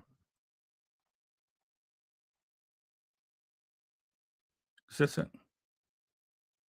Yes, this is it. So Pam Bondi, she posted this chart here. I don't know if my mouse shows up, but over on the right, you see how the number comes down And you see the year 2025 over here. And she says, since day one, the Trump administration and this Department of Justice have been fighting to the end to end the drug epidemic in our country. President Trump closed the border. DOJ agents have seized hundreds of millions of potentially lethal fentanyl doses. We are aggressively prosecuting. And, you know, that's all the screen cap captures. But then you come over here, and so it looks like all this decline is coming under Trump, right? But when you come over and you look over here, when you look at the dates, October 2015 to October 2024. So this big fall off right here happened not under Donald Trump, but under Joe Biden. And actually, Joe Biden had started to decline the fentanyl overdoses, and it was like by 25% in his last year. It had been cut. He had already started doing things that had a decline in fentanyl overdoses. And so it's like, one is, to actually stop the fentanyl the way it's actually coming over. Secondly, though, is like do treatment. And I can't remember Narcal or whatever it is, the treatment for, like, if you're overdosing, you inject yourself and it kind of saves your life. It was like making that more available. And so they were actually slowing the overdoses. You can say BS, but like Pam Bondi posted the proof. Like, because you don't know something doesn't mean it's not true. At least have a lick of curiosity to look it up and see if it's true. Why are you defending drug? How do you get I'm defending drug trafficking? What did I say that's defending drug trafficking? Why do you have to be weird? Why can't we have a real conversation? Like, why can't you just say, oh, wow, that's interesting. Like, I'm saying we should stop drug trafficking. And you're like, why are you defending drug trafficking? Narcon, that's what I was thinking of. Thank you, Justin. Overdose doesn't matter. I think it does to the families of the people who overdosed. Biden gives drugs to stop people from dying. No, he doesn't. And it's DYING. Dying is what you do with your Easter eggs. Haha, he's getting mad. Owned by what facts have I been owned by? Ruin lives, more crimes, etc. What are you? Okay, I'm not. All right, we don't need. Yes, which is why, again, we need to look at how to stop the drugs from coming here also. Which is why bombing fishing boats that don't have fentanyl on them are not going to do that. Like, let's actually look at how fentanyl gets here and stop it from getting here, instead of just using it as a pretext to bomb fishing boats off the coast of Venezuela. The real thing about Venezuela, I'm not sure. I've kind of tried to find out what's going on because he keeps changing the narrative about why he's doing it. But I think the most honest thing he said is that they have all this oil, and Chevron wants that oil, and Chevron gives him a lot of money. So I don't think it has anything to do with fentanyl. I agree that we need to really look into how to stop the fentanyl overdoses and fentanyl trafficking. I absolutely agree with that. I think that what we are doing is actually counterproductive. For instance, Canada and UK are no longer, who have actually helped us a lot with their intelligence, are no longer sharing their intelligence on that because they don't want to share it with us because they're afraid we're going to murder people.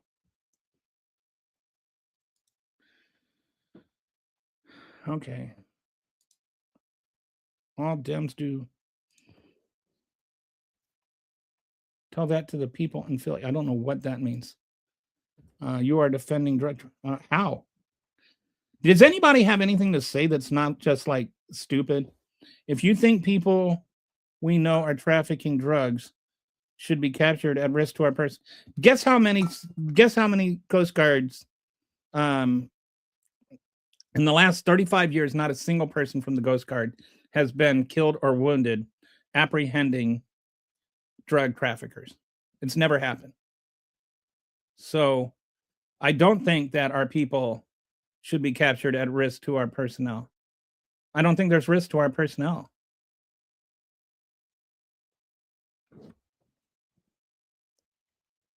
Like, did you know that it doesn't happen? Legalized weed caused tent cities to form. No, it didn't. They stopped reporting it to screw the numbers. No, they didn't. What am I? You were pretty good in Firefly. I watched The Rookie for a while. It was okay. I liked Castle. Castle was good. Why didn't Biden close the border? Because the border was never open to be closed. Like, the border was never open. And Trump is doing that. Doing what? What is Trump doing? What is he doing? He's not doing anything to stop more fentanyl. He's done absolutely nothing in terms of the way fentanyl is coming over here. The drug fentanyl, it doesn't come out of Venezuela. Oregon or Washington decriminalized low amounts of hard drugs, thinking they would go rehab. How stupid is that? I don't know enough about that to comment on it. I'm not for legalizing hard drugs. You literally said Trump is wrong for blowing up boats the intelligence says are drug trafficking. Yes. I don't see what contradiction there is. The intelligence is wrong sometimes. 75% of the time, Coast Guard pulls over a boat, they're right. 25% of the time, they're wrong. Every time that they think a boat is trafficking drugs, they're not trafficking drugs. But that's irrelevant because trafficking drugs does not come with a death penalty without a trial. I don't see why the contradiction is there. And I really don't understand your contradiction. Like, you're saying this as though you're like owning me on some level, but you haven't actually exposed any contradiction in what I think. Yeah, the reason, these drug boats are made to look like fishing boats. Do you think that they sell these boats to be drug trafficking boats? Why do you think they make these boats? They're not just selling to an exclusive clientele of drug runners. Most of the boats like that are actually fishing boats. And the reason is that there are some fish they have to go 300 miles out to sea to catch, like tuna.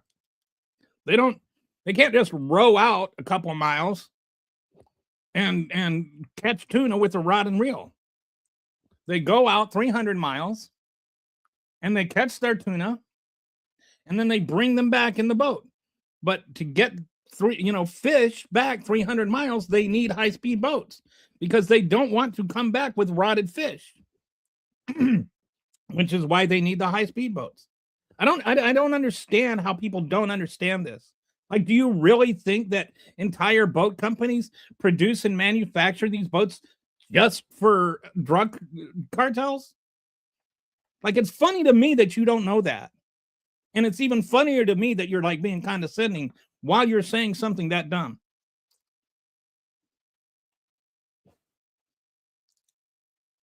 I have heard that some of the stuff washed up on shore from the boat bombings was actually marijuana. Yeah, that's a new thing. Is it turns out, because I guess the price of coke is going down, and so they're trafficking coke, and it's still not to the United States. But and again, whether it's marijuana, cocaine, doesn't matter.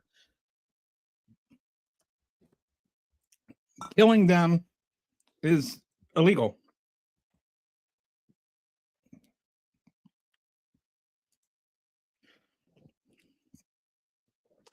You say this like you're like an expert in what fishing boats look like. The squishy-faced retard still thinks they... Like all these people, like MAGAs are like, they are experts in literally everything and they don't actually learn anything. What California wants the oil Chevron? And that's not actually true. Do you have anything to say that's not stupid? All right. As for drugs, as far as drugs go, we need to give people therapy if we treat them. Yes, and almost everybody that is an expert on this in any way agrees that the first and primary thing is you've got the supply issue and the demand issue, right? The way to treat the drug issue is to first treat the demand issue. Like that needs to be the main thing. And that is actually the main way that Biden did drop overdoses by 75%. He dropped use by 75%.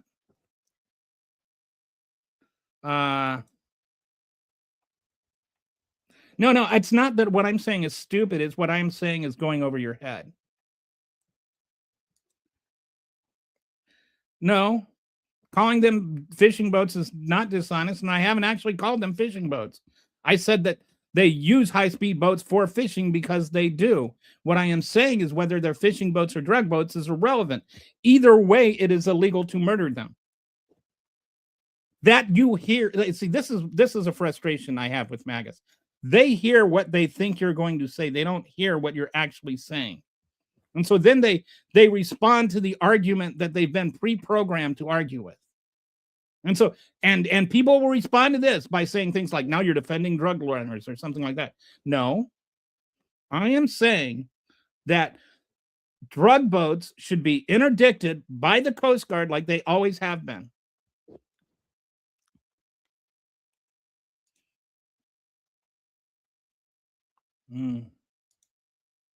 We have the most sophisticated, and we still get it wrong sometimes, Zach. Well, again, this is not my made up number. This is what the Coast Guard actually reports.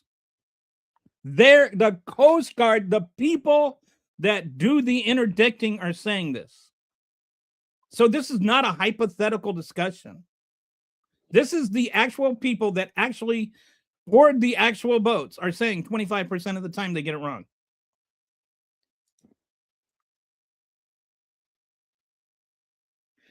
The penalty for drug trafficking is not death. They can be arrested. This shouldn't even be a conversation. Right. It shouldn't be a conversation, but it is because Trump is like that's what's happening right now is they're murdering people. They're actually killing people for drug trafficking. Like 107 people are dead because they were accused of drug trafficking. So I don't know if I'm making a stupid comment or somebody else made a stupid comment, but what I'm saying is they shouldn't be killed. I think we're in agreement.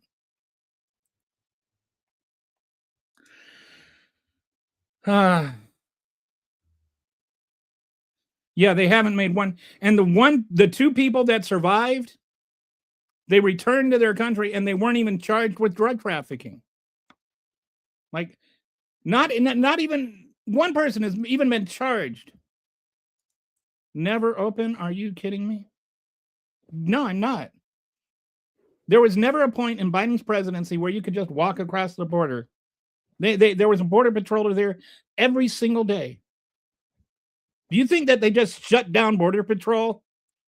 Like, open border is such a stupid thing to say. They were never open. Like, the idea that they were open is just such, it's like, this is what I was talking about. MAGAs get this ingrained conversation where they're just like, they just have to regurgitate stupid things Trump said. And they regurgitate it so much that anybody that would dare point out that we didn't have open borders, like whatever the heck that's supposed to mean, is like, that's the ludicrous thing to say. We didn't have open borders. Why do you think we had all of these encounters? Who was doing the encountering? Border Patrol was. That's why we have encounters, because we don't have open borders. The numbers that you guys use to prove we have open borders actually prove we don't have open borders. Every encounter was proof we didn't have open borders because there was an actual encounter. See, so yeah, in course we've got bunches of people just saying, like, just absolutely saying ridiculous things. No, the border was not open. The border was never open. It was not open. Absolutely 100% was not open. Show me what day the border closed, what was opened, where Border Patrol just didn't show up for work that day. Show me when we didn't have Border Patrol. I live in Texas. There was never a day that Border Patrol didn't show up for work. Did we have Border Patrol? Just me? Did we have Border Patrol while Biden was there? Did we or not? Did we have encounters? Yes or no? How did we have encounters if we didn't have Border Patrol? Who was doing the encountering?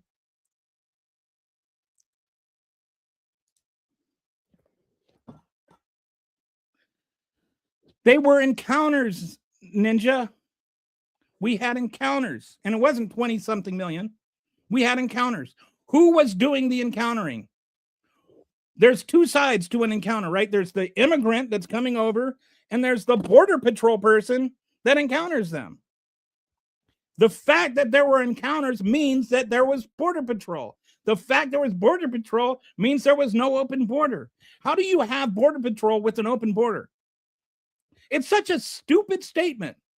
And MAGA just flips their wigs. They just like, it's like they can't accept the fact that we had a regulated border under Biden. It's because they just have had it drilled in their head by stupid right-wing news nonsense. The boats weren't, you're right, the boats weren't anywhere near the U.S. and they were going away from the U.S.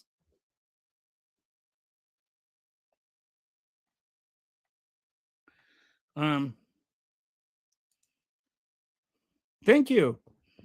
And I'm still smarter than you. I can care less if every drug trafficker sinks to the bottom of the border. No, it wasn't wide open. I don't care if you live in Oklahoma. Oklahoma is not a border state. The border was not open. Can you tell me that you drove over the Texas-Mexico border without a single person being seen?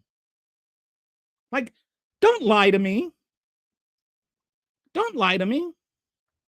The border was not open.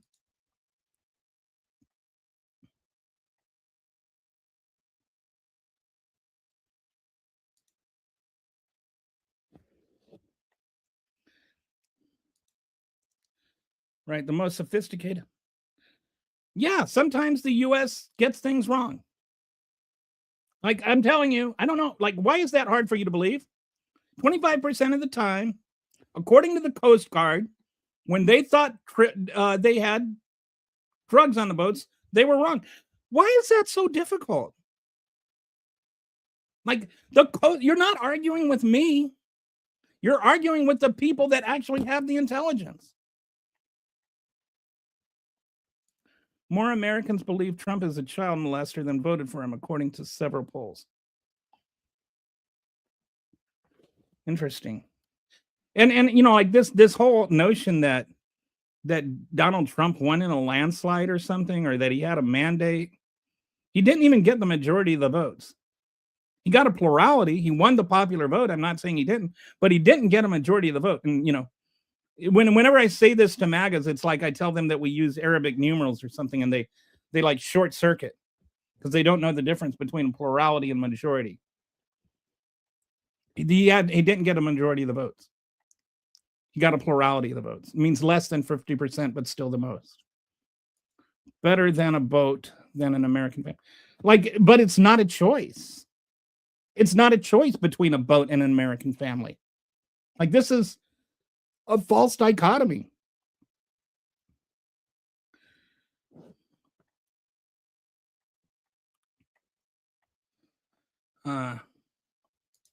It is common knowledge that Venezuela has been a narco state. It is not accurate entirely.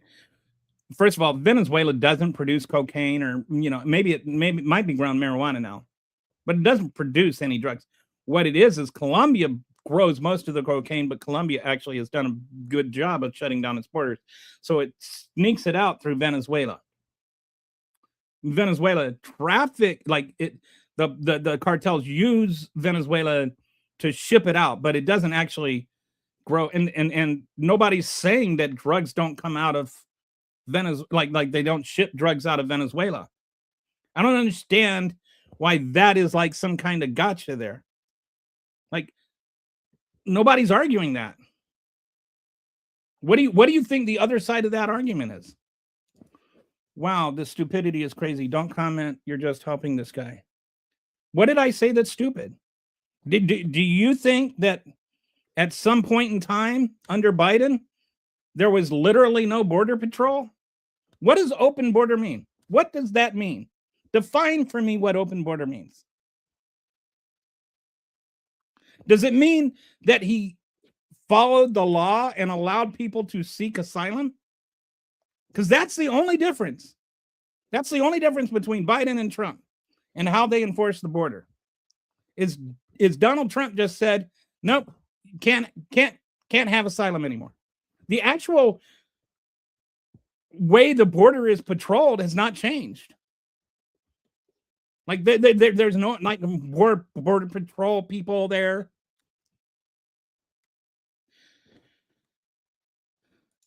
There's not 100,000 fentanyl deaths a year. And again, here, let me just put this back up. Fentanyl deaths went down in 2024. It was about 75,000 last year. And nobody wants fentanyl deaths. And I've talked about that. If you want to talk about reducing fentanyl deaths, then let's talk about reducing fentanyl deaths. Let's not have fake conversations about bombing boats, meaning fewer fentanyl deaths. Bombing those boats doesn't save a single person from a fentanyl death because there wasn't a single ounce of fentanyl on any of those boats. And we also like the whole fentanyl thing is like people act like, you know, like these TV shows where, you know, somebody's like, oh, he touched fentanyl, he's going to die. You know, like fentanyl is a drug that people take and they overdose on it, but they're not taking it to commit suicide. It's not like a suicide drug. It's just one that's very easy to overdose on if you're not careful. I'm not I've ever taken it or know how to get it if I wanted to. I don't do drugs. But anyway, people take it and don't die.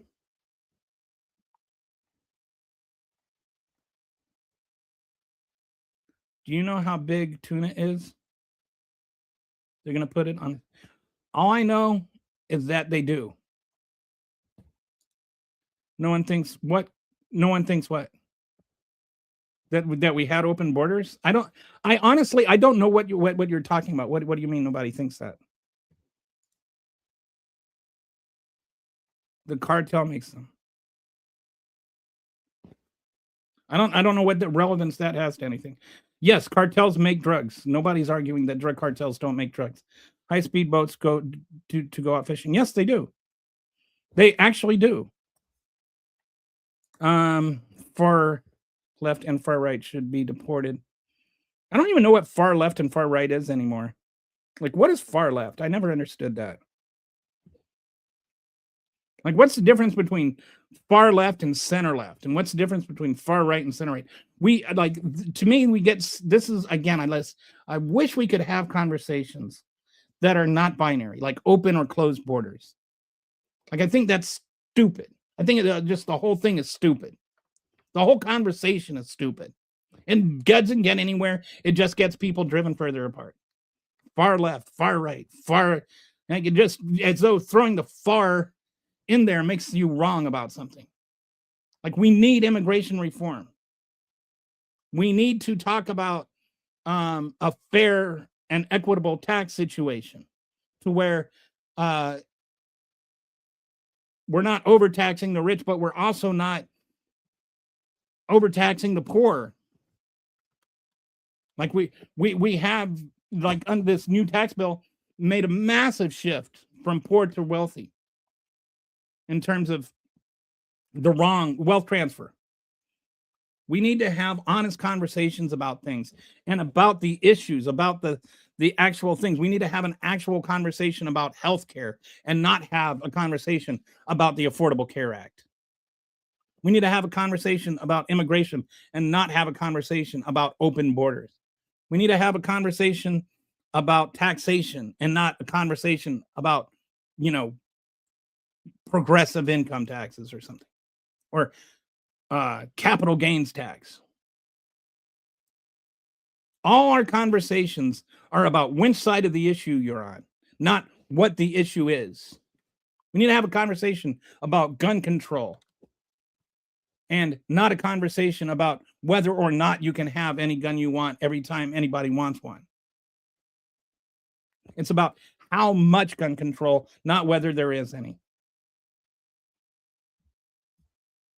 Everything has nuance, and we discuss everything without nuance. This is my issue with our entire political discourse now. And Donald Trump makes it worse when everything is the greatest or the worst. Donald Trump only speaks in hyperbole. We need to have discussions in nuance, but everything has become hyperbole. And I know the irony of saying everything has become hyperbole, but it has. And we need to dial things back. And I'm not sure what the middle is, but I have a feeling it's closer to where I'm at than but sometimes I think that the middle, there's a fallacy called the fallacy of the false middle, is it what it something like some things don't belong, like sometimes the truth is not in the middle. Like if you were to talk about slavery, it wouldn't be like, well, he's against slavery, I'm for slavery, so let's go with indentured servitude. Like that's not a middle. That's, slavery light is not a good middle ground. I mean, it's the middle ground, but the middle ground is not the moral ground. So sometimes the extreme position is actually the right position. Dumbest explanation ever. Don't need. But they do use them, though. Like, you can say it's dumb. Google it. Google it.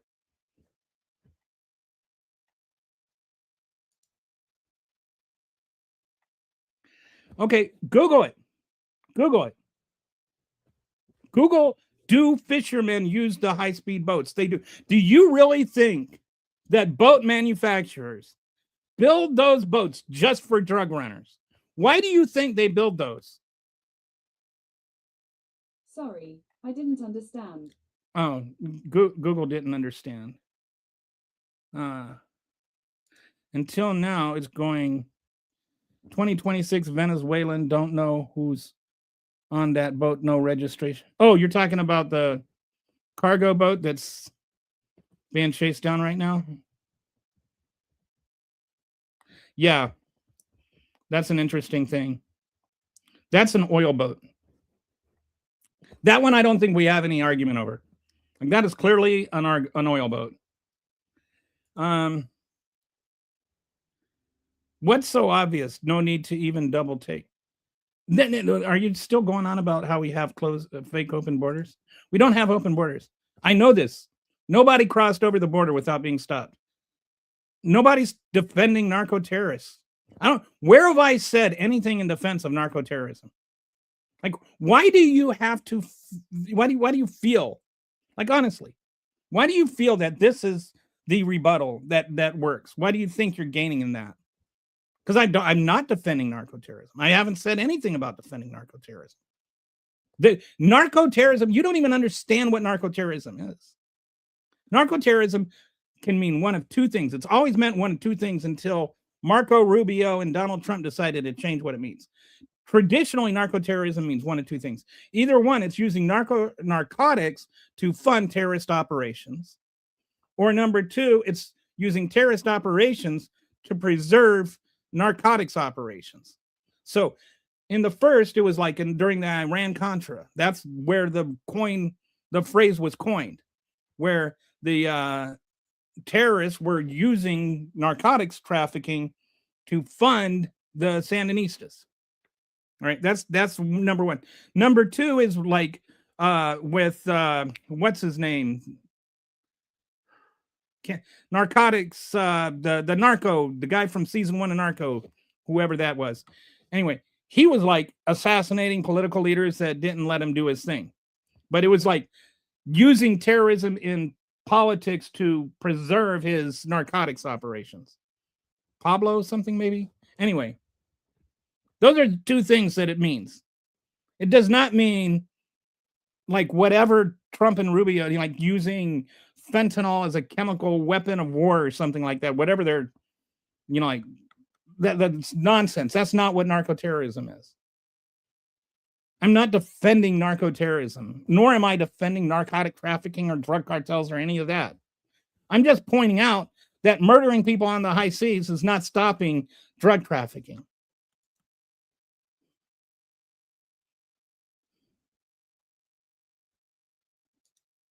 They build speedboats for that. They don't build the kind of these high five board things that they're using to smuggle the drugs for smuggling drugs, and they don't use those for sport.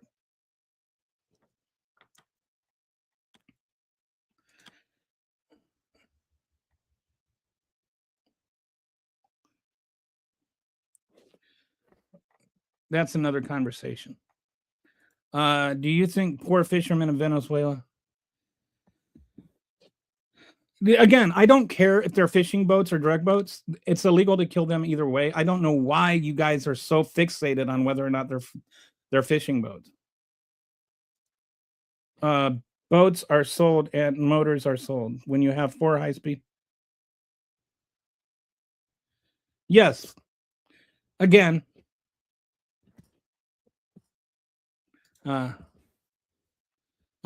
don't know what side of history is the wrong side of history. Oh.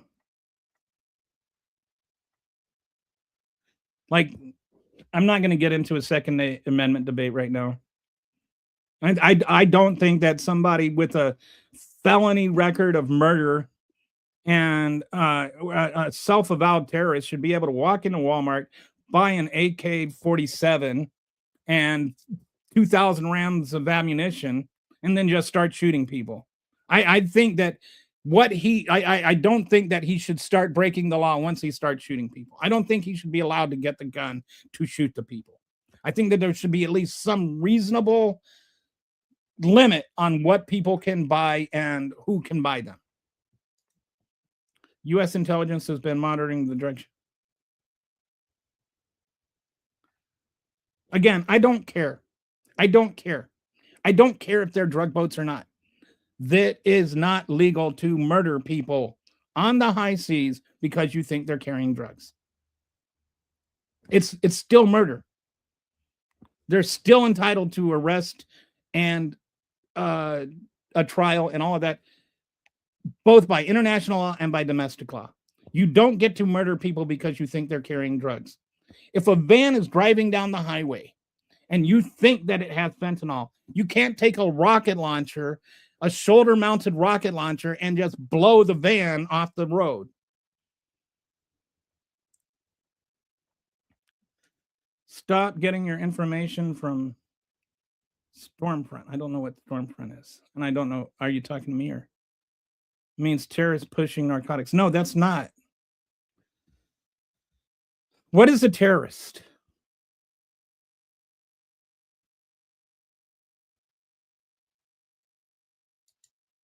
No, you're sure no one crossed the border? I didn't say no one crossed the border.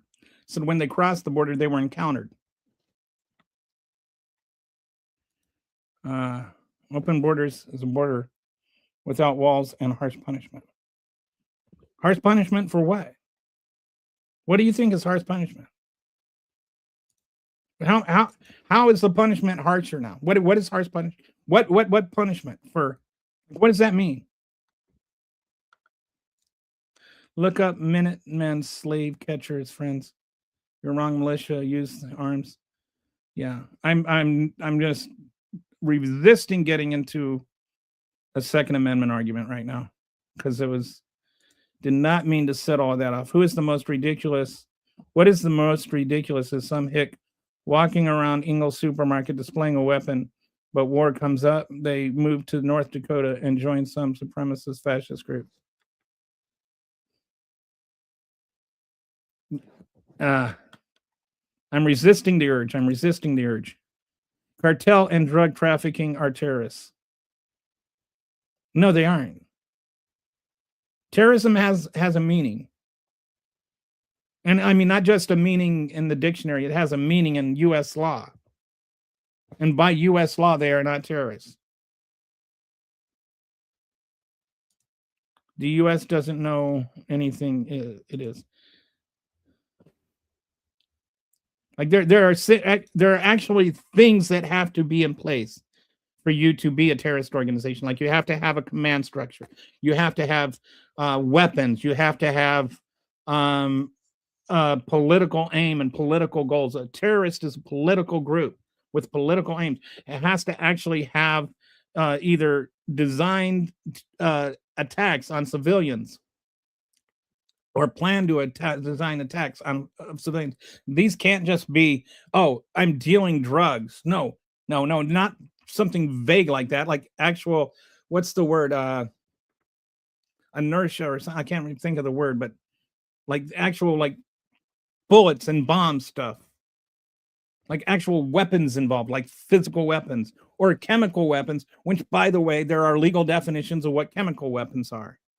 And no, selling cocaine or pot is not one of them. Selling fentanyl as a drug is not one of them.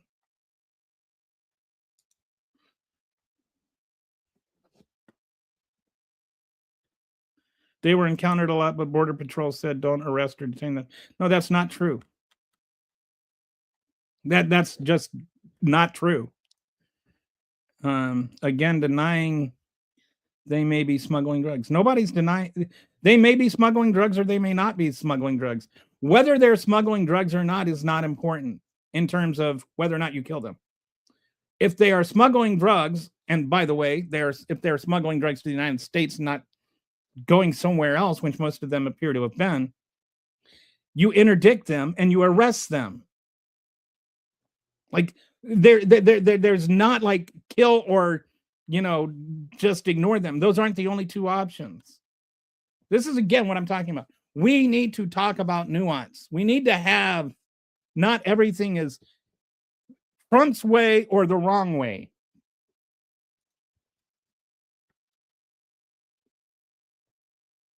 I do know what a terrorist is, but apparently you don't. That's why I'm asking you. Because you're sitting there saying terrorism is the thing that it's not that it's not.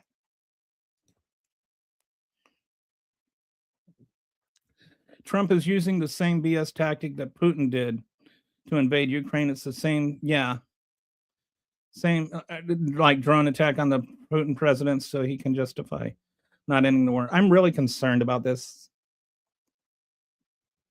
And I don't know if it's about the oil.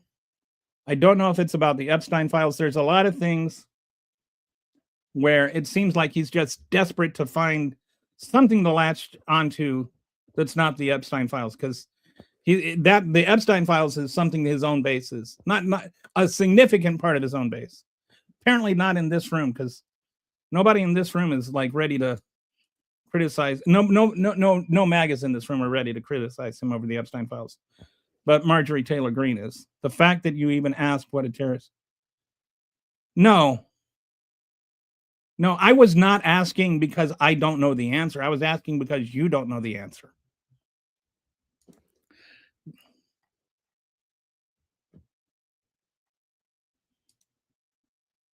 I didn't actually ask what is a terrorist. I asked, do you know what a terrorist is? Schumer passed a bill in the 70s that made it illegal to stop drug runners in international waters. Okay, did he make it legal to kill them? I mean, I think you've brought this up before. If you can type the law, I'll look into this and I'll talk about it on Friday.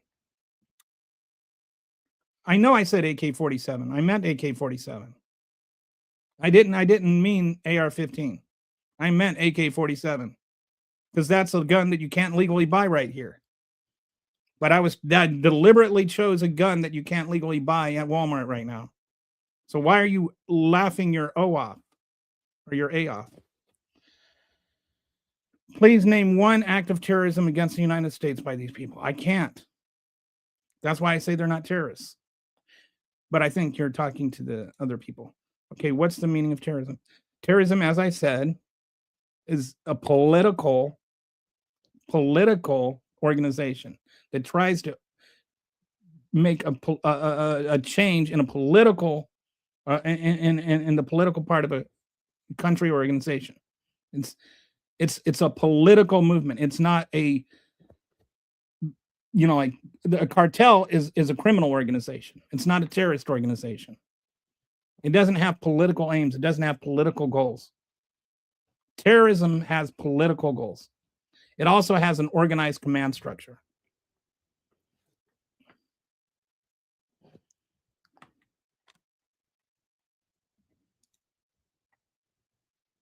Yes, if they've been declared terrorists by the U.S., then what that actually means is Marco Rubio said that they were terrorists.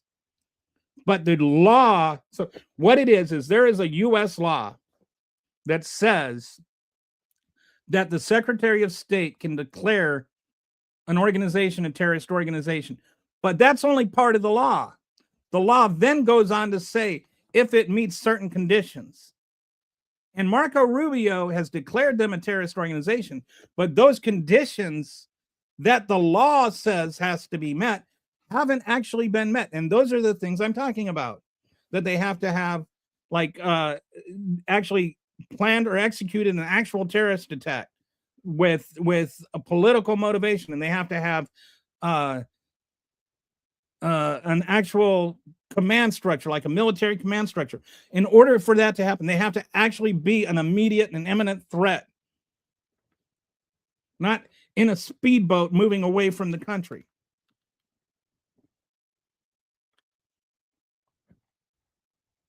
So, yes, he declared them a terrorist organization. That does not mean they're a terrorist organization. They're not even following the law that allows him to declare them a terrorist organization. And they're not actually doing that here. They're doing it in international waters. So international law applies, and there's no international law that says they're a terrorist organization. By our own treaty with the UN that declares what is what. Cartels are considered criminal organizations like the mafia or the Yakuza. They're a cartel, they're a criminal organization, and they deserve to be arrested and prosecuted and sent to prison. But they deserve to be arrested and prosecuted and sent to prison. They don't deserve to be just executed summarily because Donald Trump decided he has having a bad day. But you can't actually engage with me on content. All you can do is make ad hominem attacks. If I am that stupid, then be smarter than me.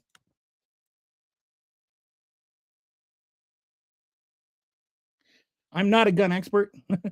I fired an M16 when I was in the military. That's the extent of my use of guns. So the cartels. What about the cartels? Trump calls anyone who doesn't tug him off a terrorist.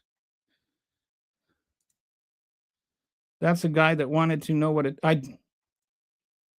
did not want to know what a terrorist was. Why are you dishonest? I didn't ask what a terrorist does. I asked you if you knew what a terrorist was. Literally. No, I did not describe the cartels. The cartels do not have a military organization. They do not have political motivations. They have not carried out or planned any attacks on Americans. No, I did not describe the cartels at all. That is not remotely.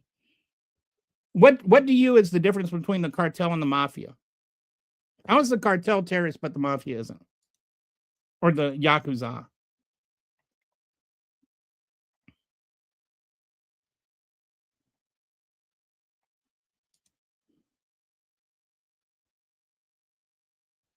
The border was not 100% open. Were you this upset when Obama ordered a drone strike on a U.S. citizen? No, I wasn't upset because that U.S. citizen was a terrorist. I mean, that's and there was, like, as I was talking about earlier, I don't know if you're in here, I had issues with the expansion of the ambiguous expansion of his powers based on non-associated forces. But I think that we should have expanded the war to ISIS. I just think Congress should have acted. I think Congress should have granted the war powers to do that. The fact that the guy was a U.S. citizen to me is irrelevant because it's not like, what were they going to do? Send in the police to arrest him? It would have cost more. It would have cost actual lives to do that. So no, I don't have any problems with killing him. He was a terrorist. He actually planned and executed terrorist attacks on America. I think it was the Fort Hood attack he planned.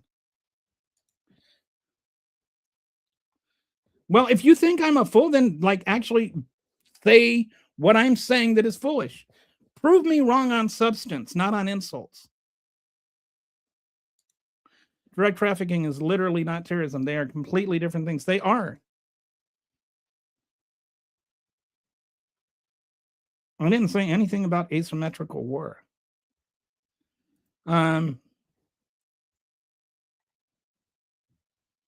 Remember when Obama gave, I don't know what Cartella firearms, I don't know what that means.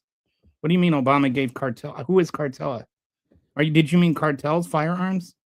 Are you talking about the one gun trafficking thing where they were trying to track gun traffickers or whatever?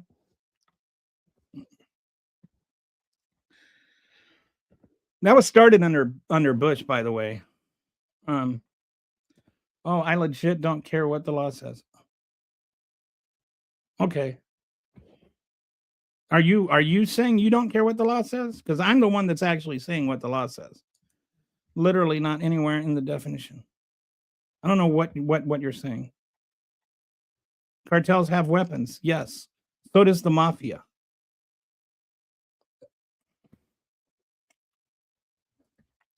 That does not mean that they're trying to overthrow the United States.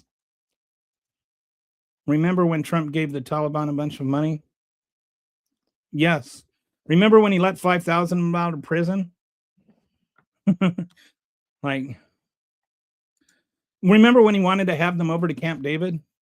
You guys aren't going to win this one because he's actually right on this one. The cartels would not legally be able to be designated a terrorist organization if Trump had broadly misinterpreted the laws. This is like, yeah, I mean, this is not like really no lawyer is going to, like, they actually like had to get rid of lawyers to get to this. Like, they were firing lawyers for telling them the truth. They had to go through lawyers to get to someone that would actually sign on with their thing that it's so ambiguous.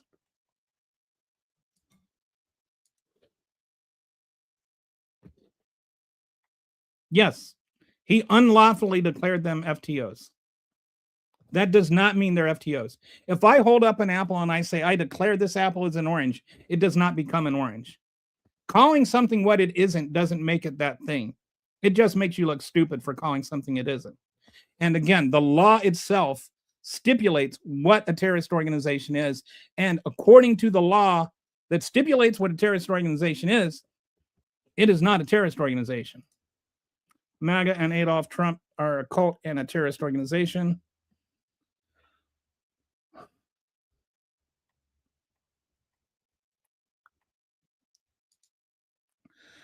RJD might be difficult to listen to things you don't agree with, but giving up immediately is a sign of a weak mind. Cartels and drug dealing is okay if they're brown. What a weird thing to say. What I still haven't heard anybody tell me why cartels are foreign terrorist organizations, but the mafia isn't. Look, at the USA is not a party to international law, but we have never agreed to. Yes, it is a party to international law. And it's not about giving up our legal sovereignty. And these things didn't happen in the United States. They happened on international law, on international waters. So no, none of the things you're saying, Boxer, are true. We signed on to international agreements. Like we signed on to international agreements. Do you know that?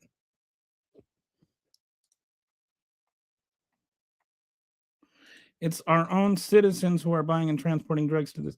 Yes, I think it's 92 or 93% of the drugs that are trafficked into the United States are trafficked in by United States citizens. Somebody says like Obama did, except ISIS was an actual terrorist organization. Like they were actually carrying out terrorist attacks on the United States. They were like beheading people and holding their heads and filming it. ISIS was a terrorist organization. So Obama calling them a terrorist organization is not like some reach.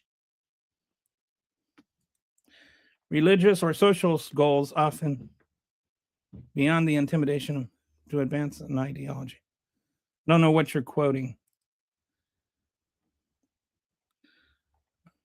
Sorry. It looks like you're continuing a comment, and I don't see the first part of the comment. My cousin was a border agent in Casa Grande, Arizona. So they got ordered to let them be in the U.S. with an order to appear into. Yes, if they were seeking asylums, if they're getting an order to appear, that means they requested asylum. That is the law. Like if people come, what happens when we're actually honoring the human right to seek asylum is people cross the border and they have an initial hearing where it's called a credible fear hearing, and they sit down with somebody that they tell them why they think that they are going to get killed if they get sent back to their own country. And then that person, based on what they say, decides whether or not they're going to be granted a full asylum hearing. And the waiting list for that is 2 to 3 years. If they pass that credible fear hearing, then they're allowed to stay here on parole while they're waiting for the hearing. But then they are here legally. They're allowed to be here to seek asylum. That is the U.S. law, and that is also a recognized international human right to seek and request asylum. Donald Trump ended that human right. Like you can no longer seek and request asylum in the United States. We offer no slights for that. Unless you're a South African farmer. A white South African farmer. Okay, international laws. Okay, I'm not going to refute the same thing over and over again. It's interesting that Obama droned the hell out of so many FTOs when Trump is more transparent. Because what Obama was doing, ISIS is a terrorist organization. He was actually attacked. Would you have rather that Obama didn't respond to ISIS? Because I seem to remember that people were really upset that he wasn't doing enough to stop ISIS. ISIS was terrorists. ISIS was not a drug cartel. The point is not whether or not you can respond to terrorist organizations. The point is whether or not cartels are terrorist organizations. Do you get that? So, yes, more than one thing can happen at once. I don't know what that has to do with anything. Why didn't Biden release the files? Why would he? I mean, number one, he couldn't because the Maxwell hearing was still going on. Or the Maxwell appeal was still going on. And so there was, but he was also he was not making promises that he would. He didn't interfere with the Department of Justice. He kept a wall between the things. He never made promises that if you search for his comments on the Epstein files, there aren't any. He just did not involve himself with the Department of Justice. We have satellites that can see a quarter of on a sidewalk, but we can't see drug. Well, it's getting. I gonna go through. I don't know how many times I have to say it. 25% of the time that the Coast Guard pulls over a boat suspecting they have drugs, there are no drugs on that boat. Number one. Number two, it does not matter if there were drugs on the boat or not. Either way, it's illegal to kill them. Ukraine's tourism comes mainly for prostitution. Their entire government is corrupt. Somebody had to regulate them. Well, that's a whole lot of stupid. I'm sorry, I shouldn't say stupid, but that's stupid. That's just stupid. I don't understand like why people hate Ukraine just because Trump swears fealty to Putin. You don't understand. Okay. I don't know who doesn't understand international. We know. Forgot to do the Instagram. Oh no. Okay. We know that libtards want the drugs to flow. Yeah, I don't think we want the drugs to flow. I don't even know what that's supposed to mean. Were you this upset? Are we? Didn't you already ask that? Didn't I already answer it?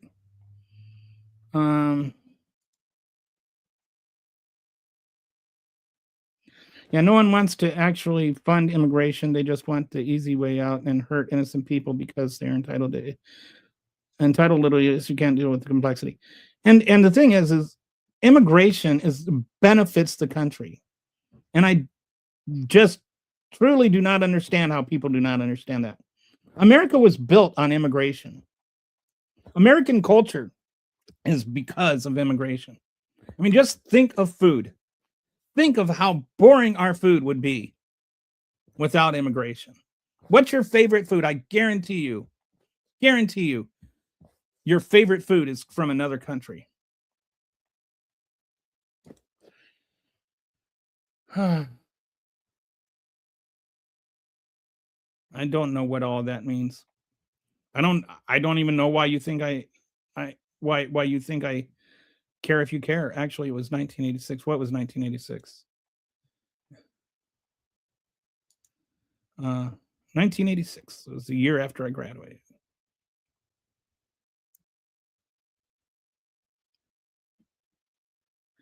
I'm not using MAGA as a derogatory term. I'm using it as a term that you like. I'm not using it as I'm using it as the term you guys call yourselves. Like you call yourselves MAGA. I'm using your chosen identity as opposed to like conservatives, because there are lots of conservatives that aren't MAGA, and there are lots of Republicans that don't think of themselves as MAGA.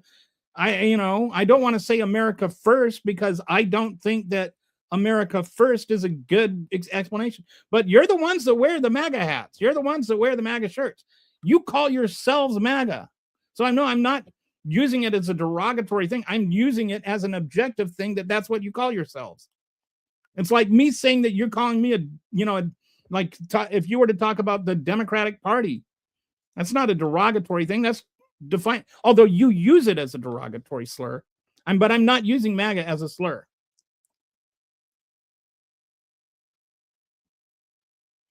That's how I feel with everyone attacking Trump all the time. He did this and that, your mom and that, but nothing ever happened. So kind of that nothing. I mean, he was convicted of crimes and he was indicted for crimes. The reason that nothing happened is he won the election.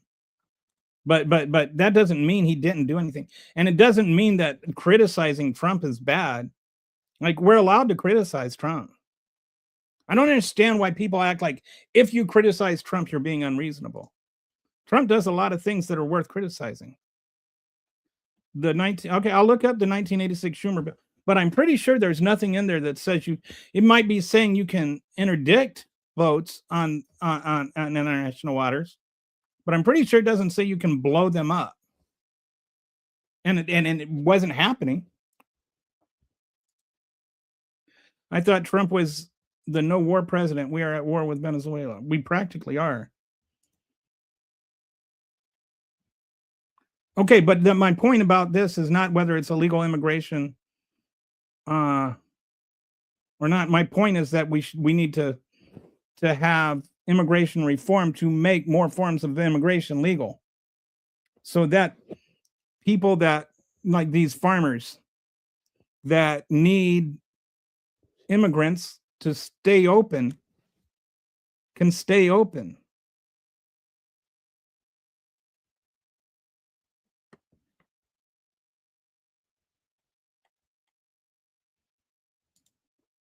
And honestly, like the idea that it's just the top 1% is really not true. Most of the people that hire undocumented migrants are not in the top 1%. They're barely keeping their farms afloat.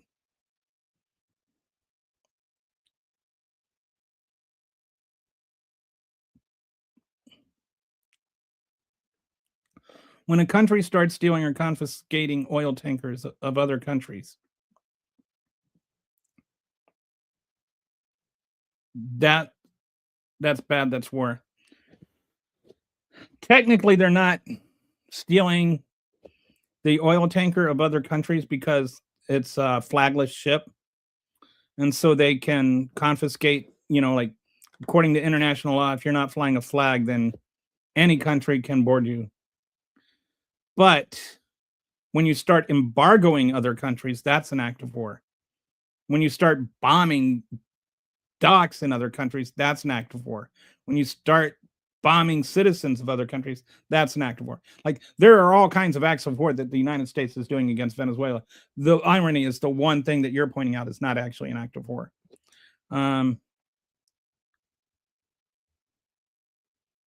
Yeah, and the cartels are not looking for political gain. Donald Trump, on the other hand, might be a terrorist.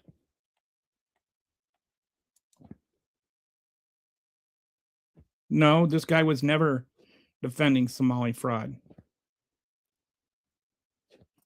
You guys have such a weird take on things.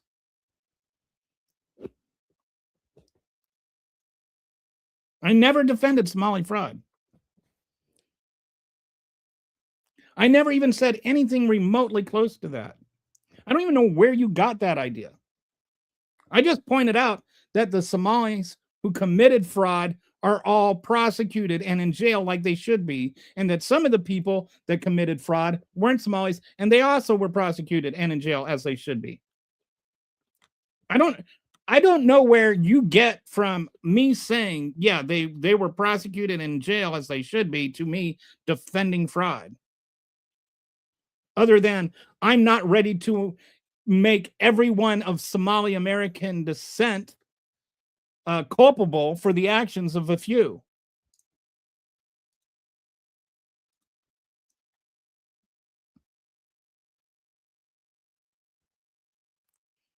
I don't know what that means. I don't know who, but generally speaking, can we just not use illegal as a noun? If you want to say illegal immigrants, go ahead. If you want to say illegal aliens, go ahead. Just illegals is such an offensive term to me. Like, I just find it offensive to refer to a human being as illegal. It makes it sound like their existence is illegal. I know what you mean. Just say illegal aliens. Like, this is one of those things where I'm like, we need discourse. And deliberately being offensive is not a way to have conducive. It's not conducive to discourse.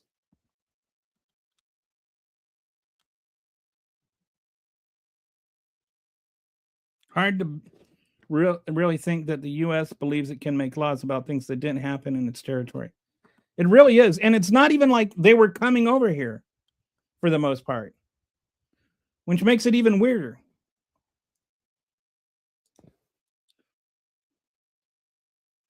You're missing the point, Robert, and I think it's deliberate. The point is that you shouldn't be able to, like, I'm not going to waste my time with you. You people here, why argue with this guy? He does not know the USA does not agree.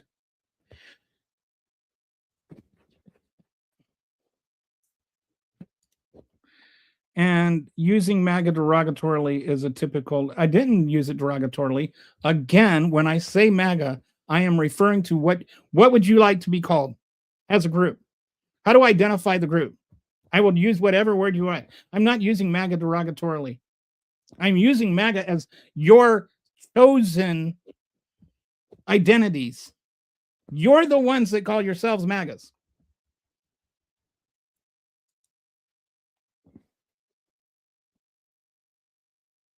Okay, wow, I'm like half an hour behind in the comments now. All right, so I'm going to zip up. Okay, actually, sorry if I skipped over your comment. It was because I was just way behind. And actually, to benefit the country, America should keep the hardworking immigrants and to deport the lazy ass, worthless MAGA cult. Would make more sense and make America much. I don't agree that the MAGA cult is. I mean, I really feel, and this is why, like when I say I don't use MAGA as derogatorily, I genuinely call you MAGA because not you, but the MAGA because that's what they call themselves. I am trying to get away from using dehumanizing rhetoric or insulting the groups of people. I want to have real conversations. I want to have honest conversations. And I feel like when all we do is just dive into insults and things like that, it's not conducive. It doesn't produce solutions. It doesn't produce answers. It just produces hostility. And I'd like to get to where we could have real conversations. Like, how can we solve immigration? How can we solve fentanyl overdoses? Instead of just making it about, like whether or not it's like okay to murder people. Like murder is bad. I don't understand why we can't just all agree murder is bad. But anyway, I'm sorry, Darren. I don't mean to call you out on that. I mean, you're hardly the worst person when it comes to this. But I refrain from making generalizations about people. How many generations have you been here, Trump followers? MAGA was born under Reagan versus Carter. There is a shift. If you go and you look at it, the kind of the history of it is like the moral majority under Jerry Falwell, that the Republican Party started embracing this Christian right movement around that time. And it's been a slow immersion and melding of this kind of pseudo-Christian faith with this pseudo-nationalism that's become MAGA. I would say it's evolved from that. So you're not entirely wrong. I mean, I don't even saying you're not entirely wrong. There's truth in what you're saying, is what I should say. Chase Roach, I agree. I don't need a label. You can call me sir. Well, I'm not going to remember that. I don't call, I mean, I'm referring to the group, not to you individually. I don't call myself MAGA. I'm too far right for MAGA.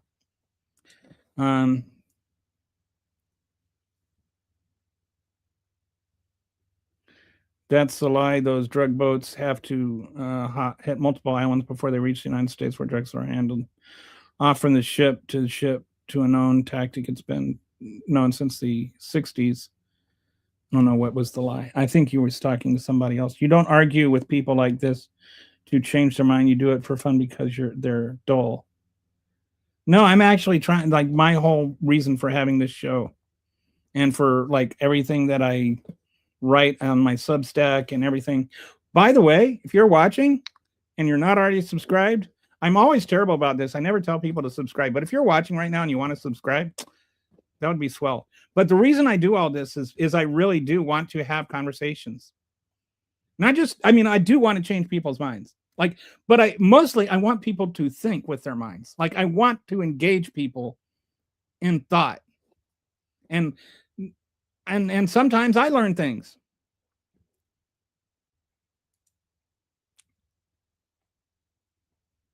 There weren't fentanyl boats, dude. There weren't fentanyl boats. And even the people that even the Coast Guard says they weren't coming over here. Like nothing you said was true. Except for the part that you're proud to be MAGA. He can use it derogatory, just like but see, I don't like the word libtard either. And I also don't like any use of the word tard. And I don't like magatard or anything like that. I don't like using somebody's disability as a slur. Like this is, I mean, I don't know how many ways to say, why can't we just have conversations as people? Why can't we treat people as people? Like, why can't we do unto others as we would have done unto us? And it's funny how many Christians don't live by that.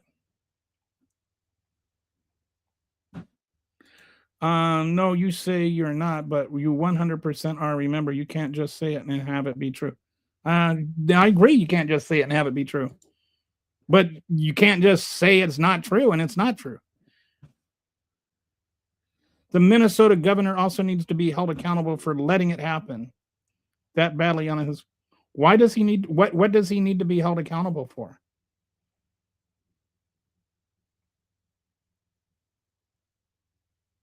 Like, you seem to be under the impression that he knew what was going on and allowed it to happen. That's not necessarily true. He hasn't done anything criminal. But I do think that what you're talking about there is a little bit. I think partly what you're talking about is the real reason for all of this is that he's running for re-election, and Donald Trump is trying to rig the Minnesota election. He's trying to put his finger in that pot. He likes to meddle in elections.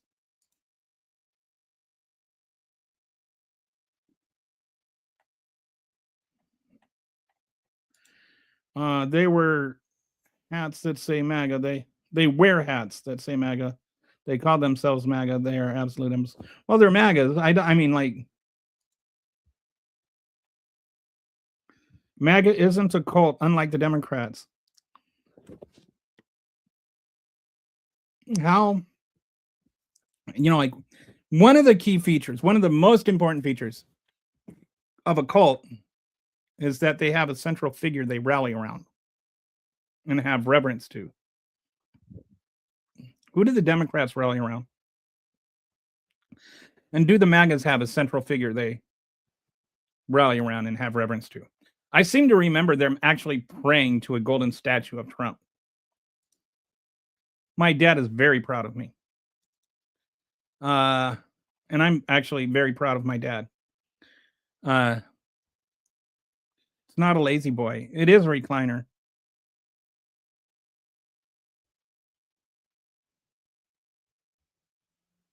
It's in my living room. Okay, well, at least I made somebody laugh. Okay. Americans used to work the job immigrants took, but large farms and crops. And that's actually not true. Actually, immigrants used to work the jobs that immigrants are now taking. Immigrants have always worked these jobs. Like, immigrants have always worked the bottom rung jobs. Look throughout American history. Whether you're talking about the construction jobs that built the city, the skyline in New York City, that was Italian immigrants. You want to talk about the industrial jobs and during the Industrial Revolution, those were Irish immigrants. Those were Eastern European immigrants. You want to talk about who settled, who laid the train tracks? Those were Mexican immigrants. Those were Chinese immigrants. Those were Irish immigrants. Those were freed blacks who were forced immigrants. You want to talk about who picked the cotton? Those were forced immigrants. There has never been a place in the country. There's never been a history in this country. There's never been a time in the history of this country where immigrants were not doing these jobs. Like, read a history book.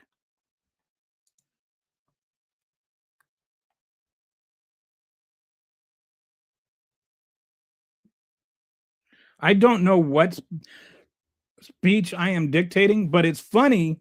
You're like telling me about my use of the word MAGA, telling me not to use the word MAGA, and then you're saying the right does not get to dictate speech like you do. Who is dictating speech? I don't know if you're talking to me. I don't know if I'm getting this backwards or not. I'm not dictating speech. I am trying to use MAGA's preferred term for MAGA. Hate taxpayers and enable crime, self-pity, self-destruction. I don't like, nobody's hating taxpayers and enabling crime. I love how everyone says the other side is a cult because they disagree. I'm not saying anybody's a cult. I'm just saying that cults tend to rally around a central figure and have reverence to him. I am a rage baiter. He is a masturbator. The Somalis knew what they were doing, and that's why it's like 60 or 70 out of 80,000 Somalis, dude. And it's been going on since 2020, and it was going on for like 3 years, and they were prosecuted. No, I don't. I told you, you call yourselves MAGA. Like Donald Trump calls you MAGA. I'm calling what you call yourselves. If you want me to call you something else, I don't know what to call you. Like what is the collective form of people that voted Trump supporters? Would you be okay if I called you Trump supporters? Was that fine? I'm not arguing for the use of the word. I'm just trying to find what is acceptable. Should I say Trump supporters? Would you be fine with that? No, I'm asking you to decide what's your identity. Tell me what you want to be called.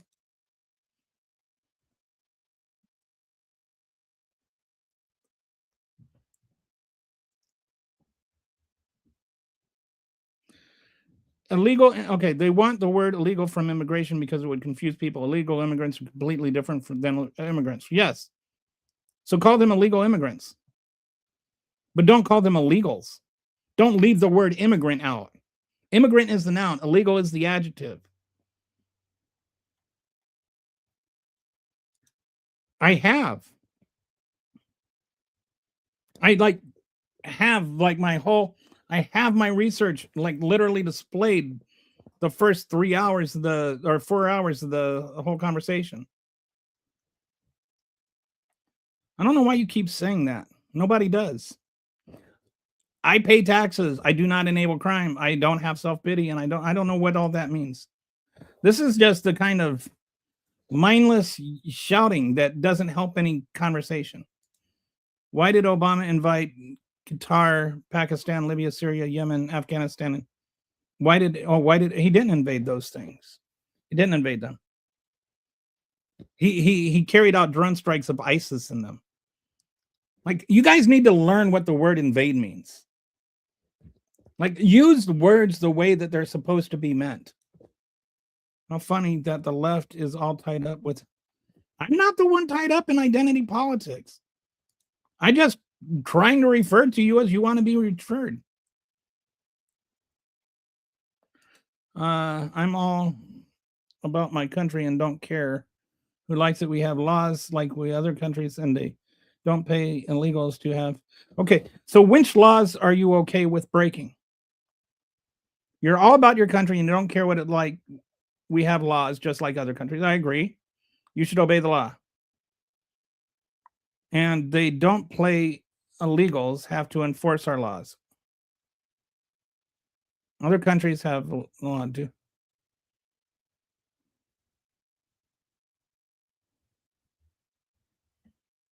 I don't know what any of that means. I just partly because it's all kind of run together into this weird run-on sentence, and I can't figure out what you mean.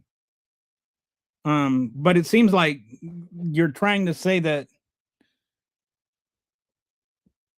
illegals, you have to enforce our borders, which nobody is saying we don't. I'm just saying they don't stop becoming people. Call them illegal aliens. Call them illegal immigrants. Just don't call them illegal.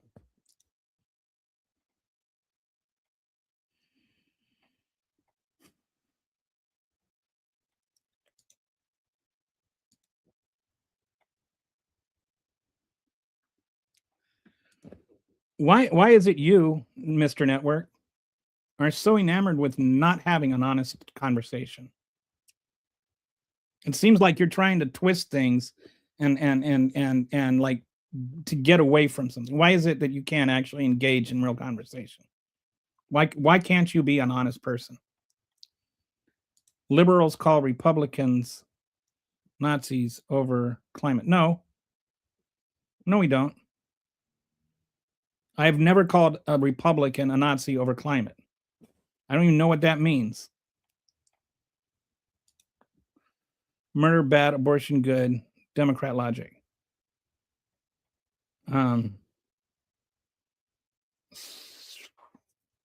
Abortion bad, murder good. Your logic. Republicans hate immigrants more than pedophiles. Ice, baby. All you anti-American losers are shameful. I don't know what that's supposed to mean.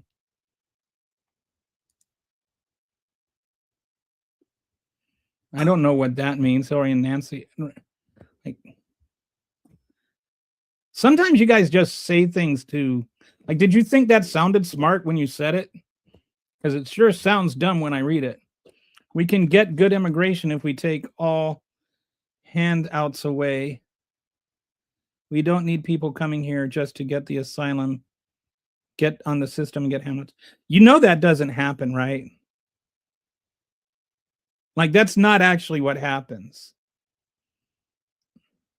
For the first 6 months that somebody comes over here after they seek asylum, they're not allowed to work. So generally what happens is they have a sponsor that, like, this is one of the things that Biden was trying to work out with one of the programs that Trump canceled. Just so you know, like, if you're interested in actually hearing, I think you're the one that talked about why we can't have, conversations about policy. So what Joe Biden did is he said, all right, let's do this. You pay, like he was worried, all this stuff that's going on. He said, all right, let's come out, let's have a system that can work for everybody, or that doesn't cost us all this money. So he had an app developed, and you could go on this app and you could kind of apply for pre-approval to get an asylum hearing. So you could come over here, and once you got here, register and then wait for your asylum hearing. Because you have to be here. You actually have to be in the country to apply for asylum, But your pre-screening could happen. But you had to fly yourself over here on your own dime. You had to actually pay for your own ticket to come over here. And then once you got over here, you had to have a sponsor. And that sponsor was responsible for your living. And you waited for your asylum hearing and you got it. And this whole program didn't cost the government a dime. You paid for your flight, you paid for your sponsor paid for your living until you got your asylum hearing. After you've been here 6 months, you can apply for work. Republicans lied about what that program was and talked about how, Biden was sneaking people in the dark of night and like smuggling in asylum seekers, or smuggling in illegals is actually how they framed it. So that we need to, if you want to find solutions, that was somebody trying to find a solution. Like, it's not just about immigrants in that case. With asylum seekers, there are people that actually need asylum. That like these cartels you're so worried about are actually killing people. And some people don't want to become part of the cartels. Like, there was an asylum lawyer I talked to who was telling me about one of his clients. He was a young woman, and, well, I guess a middle-aged woman, and her son.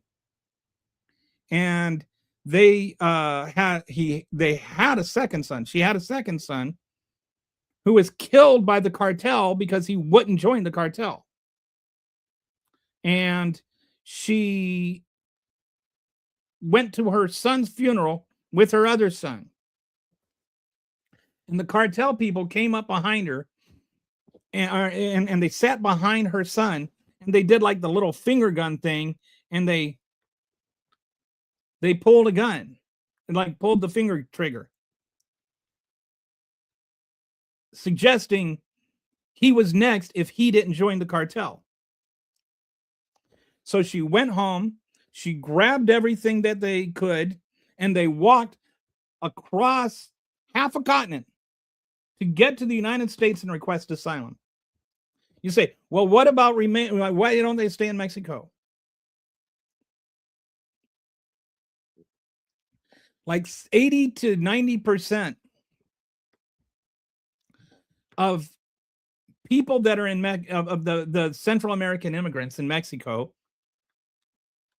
that are trying to get asylum in America are victims of crime, like violent crime, by the Mexican gangs. And so you're actually just trying to steer them towards illegal immigration, because they're going to try to sneak over the border instead of try to come across legally to where they can request asylum. Anyway, so she got across the border and requested asylum. Do you think she had a credible fear?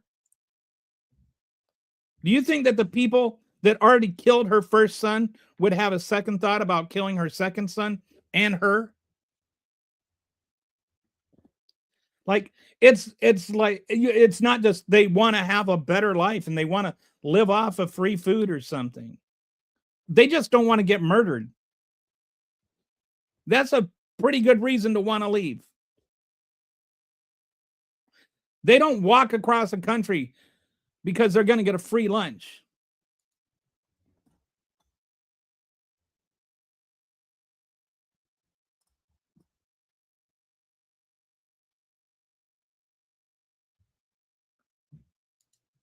I'm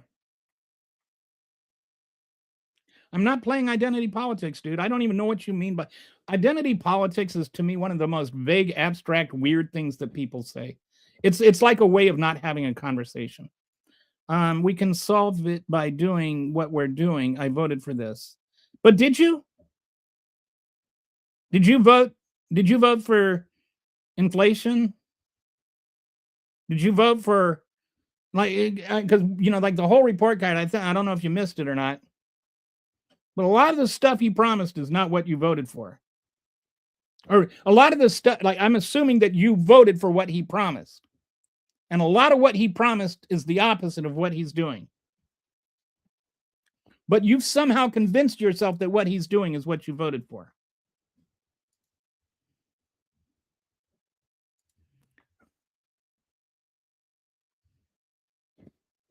The agreements work and pay taxes, and most of MAGA live in double. Well, I'm not, I mean, I've made enough double wide jokes, and they barbecue raccoons and all that kind of stuff. So I shouldn't be too, I'm trying to become better at that. My wife tells me not to be mean, so I'm trying to listen to my wife. But yeah, immigrants, I mean, any objective study like Wharton or whatever, you go and you look, immigrants actually add value, including the illegal ones. I mean, I'm not talking about Democrat-run studies, whatever that would be. I'm talking about Wharton. I'm specifically talking about Wharton, since that's the one that Trump is so proud of. And I've talked about this before. This is the history. One of the key threads throughout the entire history of our country is rich white people trying to pit poor white people against poor colored people. That is a theme throughout our entire country's history. And it's just this whole thing all again. Donald Trump is trying to get Marjorie Taylor Greene's yelling at, you know, black people or gun shooting victims or whatever. It's all the same thing. It's all the same thing all the time. And this guy is like going all on about identity politics. No, the identity politics is what MAGAs do. not MAGAs, I should say. That's what Donald Trump does. He tries to get one identity to a war with the other identity. I have literally not dictated anybody's speech. I have just asked people not to call people illegal. Just use the word illegal immigrants or illegal aliens. Like let's just use people as people, like call people people. Like you're the one talking about identity politics.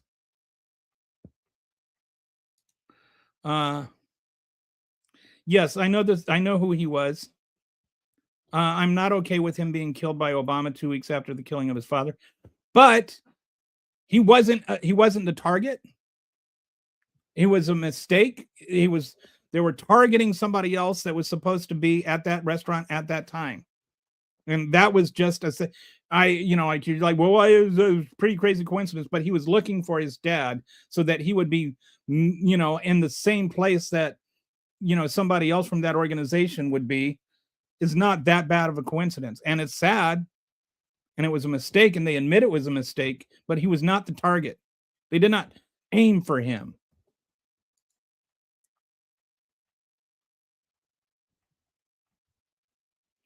Okay, actual Americans and legal citizens voted. Yes. Actual Americans and legal citizens also voted for Kamala Harris. Actual Americans and legal citizens voted for Joe Biden. Calling the rest of us traitors and illegals are not facts. It's just nonsense. All right. Can we stop with that one? I mean, I think you've made your point. Murder is justified when defending oneself or others. Yes, it is. But nobody was defending anybody. Nobody was going to die if they didn't kill those people on the boat. Oh, somebody is answering. You asked the question why the mafia is not considered a terrorist organization in the cartel. And it's because the cartel works with Russia and China, and the manifesto has interests here. Cartels do not work with Russia and China. They don't. Yeah, you've mentioned that a few times, and I'll look into it. Or at least a few people have looked into it. But okay, I'm guessing that what he did is he wrote that there was a bill that you could interdict boats in international waters, not blow them out of the water. Like I have a feeling like this seems to be like a new thing that's going around in the MAGA world to try to justify something. But I without even knowing what the law is, I know that this is a misinterpretation of it. Because if it were, it wouldn't just be like this new thing going around in MAGA circles. The Democrats want everyone in the class they pay. They don't. We Democrats don't want everyone. I don't even know what that means. And it's not Democrats pitting. None of that. Like, what does that even mean?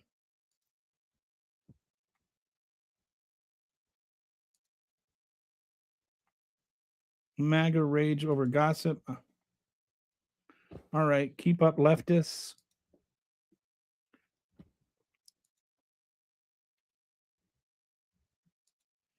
Sorry, I'm just checking something out here.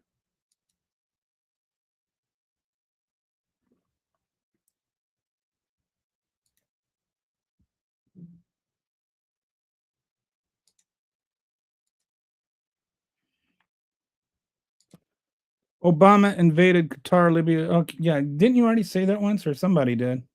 He didn't invade anybody. If cartels are considered terrorists, would you consider Bloods or Crips a terrorist organization? Goals for cartels and terrorists are very different. Yeah, I mean, terrorists is a political motive. Cartels are just money.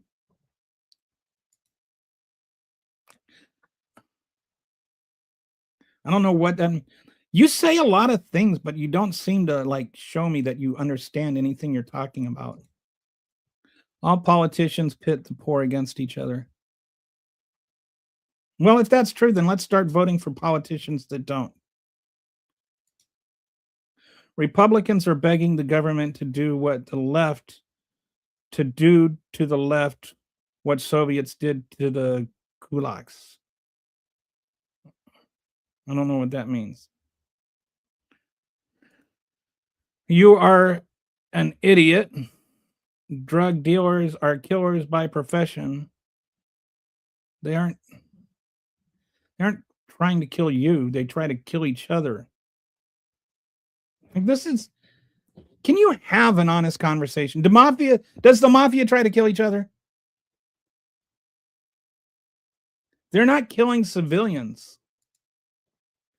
Democrats gave us the most brain injured president in history.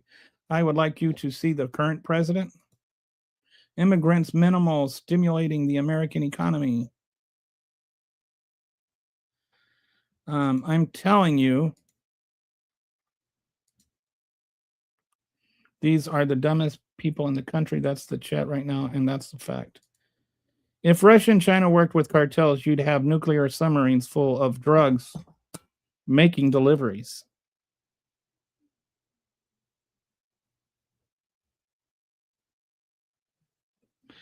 Yeah, I don't even know, like, he's right. I mean, like, it's just, they just say things. And you're right. And I pointed, this is like 90, I want to say it's 92% of the drugs that are brought over the border by American citizens. No, Obama did not invade Qatar, Libya, Syria, Poca. He did not. He did not invade any countries. Is there anybody above the law, including 8 U.S.? I don't know what is 8 USC. I can't copy and paste that.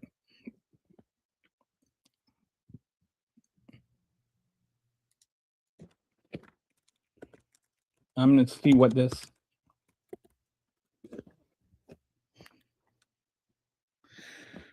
Oh, that's the one that makes improper entry the sneaking over the border, basically.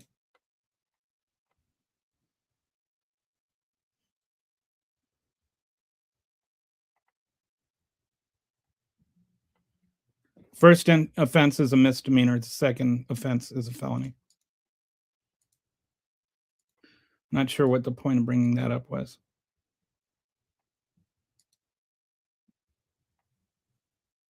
The border was never open. And crossing the border illegally is not a criminal offense. It's a civil offense. Like, I mean, you're saying that I said things.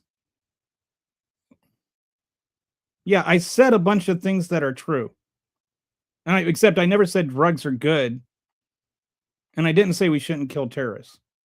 But yeah, the border was never open. Illegals, undocumented immigrants aren't necessarily criminals. The cartels aren't terrorists. I never said drugs are good and we shouldn't kill, and I never said we shouldn't kill terrorists. Okay, Obama bombed those places. Yes, but bombing and invading are not the same thing. And I never said we shouldn't deport anybody. Why does it have to be? Like, what is the point? Why are you talking about these things? Why are you arguing against things I never argued for?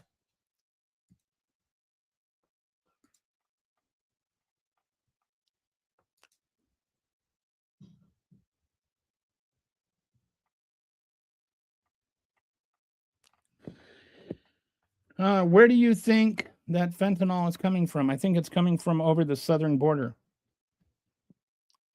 I don't think it's coming over on fishing boats from Venezuela.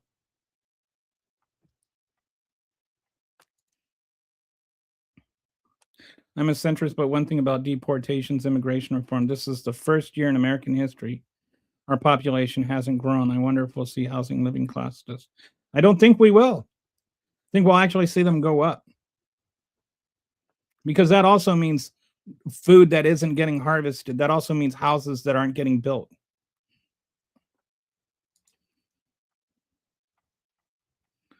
Obama didn't invade any countries.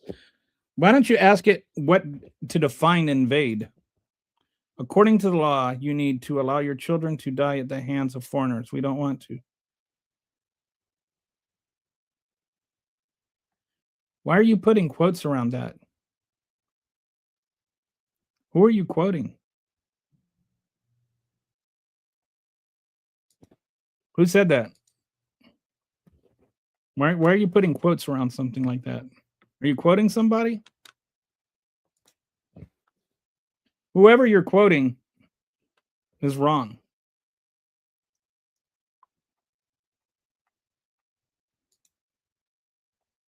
Yes, he bombed those countries. Look up what the word invade means.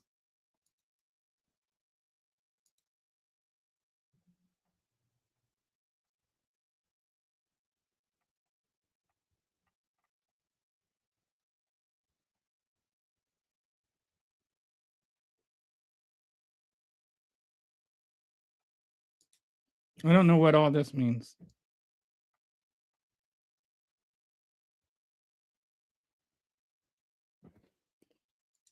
I just the first two words that made me not want to read the rest of it. Cartel terrorized that woman and her son, but can't label them terrorists. No, we can't. Because that's not terrorism. Terrorism, it wasn't political. Again, terrorism is political in motive. And we're not importing them.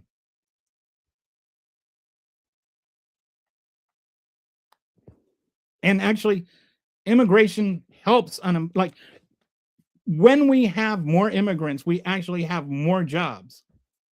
I know it's counterintuitive, but immigrants also use things. They buy houses, they buy food, they go to movies, they spend money, which means all that money they're spending is in the economy, which means those jobs that produces jobs, it generates jobs, which means it actually helps the economy. More people is good for the economy, whether they're born here or not.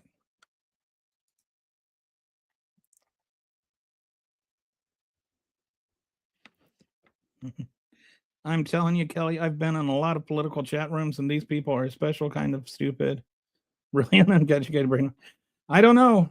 I mean, but at least they're here. You know, I mean, and some of them have been in here for a while. I'm hoping that they're actually maybe thinking about some of the things I'm saying. The mafia is just organized crime. They don't actually threaten the community. Only in law enforcement and other gangs, they are politically motivated, nor do they want to kill random people, even if it happens. Same thing with the cartels. That's what I'm saying. They are considered a criminal organization, just like the mafia, just like the Yakuza, just like what is the Chinese one? The Russia has a organized crime, and they all operate in the United States. They're all the same thing. Depends. I don't think anybody should be above the law, but the Supreme Court seems to think one person is above the law. Pam Bondi thinks two people are. Pam Bondi is the one that's not following a law that she is literally the only person that can follow. No, I don't think anybody is above the law. Do you think anybody is above the law?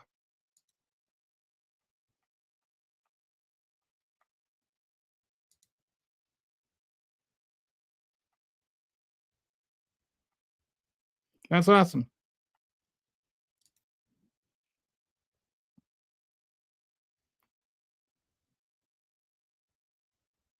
Yeah, whether they're a good group or a bad group isn't the point. They are, but they're a criminal organization, not a terrorist organization. And the difference in that is the difference in whether or not you can murder them on the high seas or not.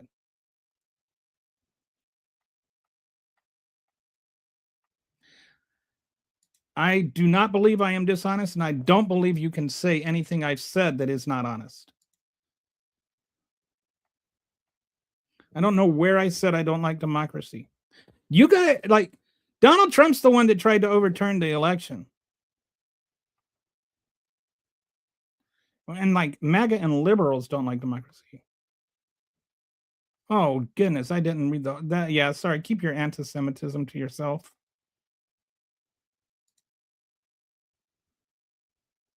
And they should be. As should cartel members. But they aren't terrorists.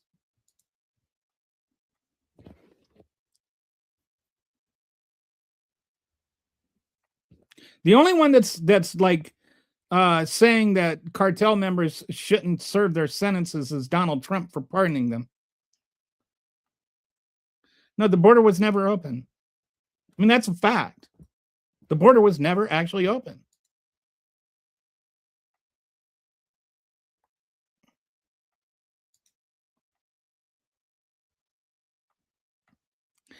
People who didn't commit crimes aren't criminals. Immigrants are here because of Mossad republics. I have no idea what that means. Oh, you're the anti-Semite guy.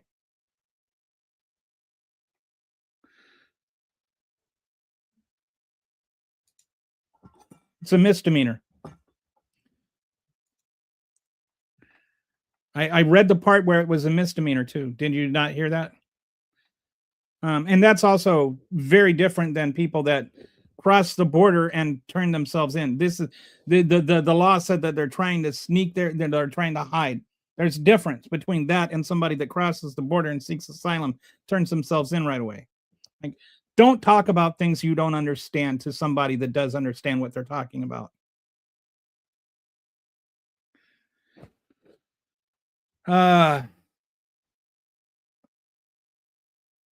Is speeding a crime? If you get a speeding ticket, are you a criminal? Trump says Antifa is the terrorist within. It's not even an organization. You know, I found out where Antifa is. She's with Uncle Tifa. There's a pun for the pun show. Wow, you really don't have a clue. Now we all know. Speak on things you don't know about. That's wrong with this country. You need to get some respect for what you could lose. Okay. I'll be honest. You lost me when you said Trump was bad or worse than.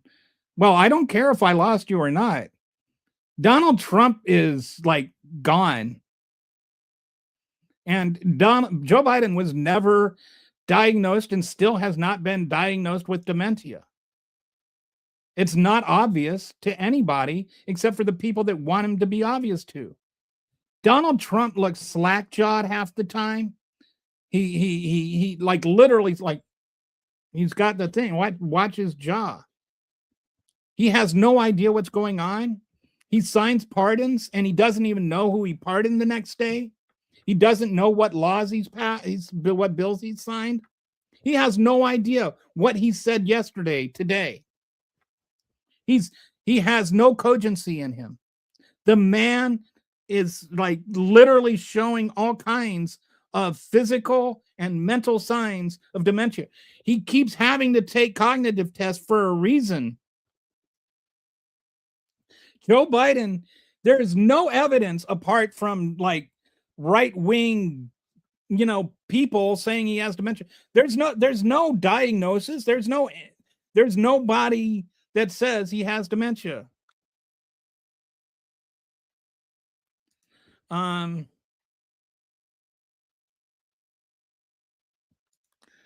So is Trump gonna stop diddling kids? That's a New Year's resolution. I think he's a little late in the game for that. You can go dark web right now and order fentanyl. It comes from China. I don't even know how to go to the dark web.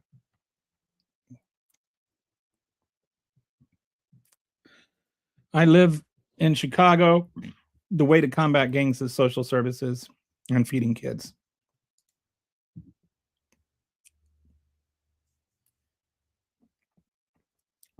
If we're going to talk about it, and like if you're going to talk about inflation, use the same measure of inflation as what was used under Trump or under Biden. Like, I like they want to just talk about like the price of gas as the only signature of inflation. If you measure inflation, if you measure apples to apples, inflation is about 3%, which is roughly the same as it was under Biden the last year. It was coming down. It had been coming down for a long time. They want to make it sound like it went from 9% to 3% the day that Trump got inaugurated. It was actually 2.7% in December of last year.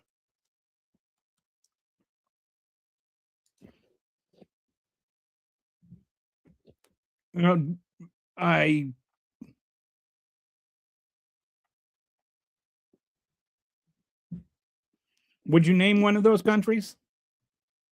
Name a country where you get executed if you try to come in. Name one of those countries and then tell me you want to be more like that country. North Korea? Time to build the mega ovens. No.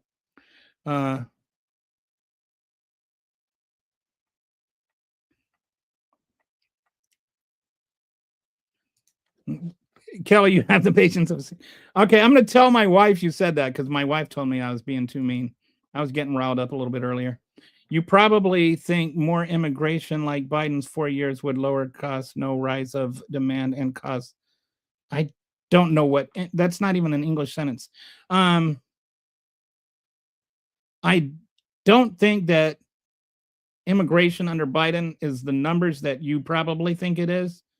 And I don't think that immigration had any impact, negative impact on inflation. So no, I would agree with your statement. And I think it would, I do think that unemployment went way down under Biden. I think that because it's true. I think it's gone up under Trump. And I think that because it's true. I don't think that mass deportations and self-deportations, as he has advertised, I don't think that has helped unemployment because it's true. It is objectively, factually true. Unemployment is higher because jobs beget jobs.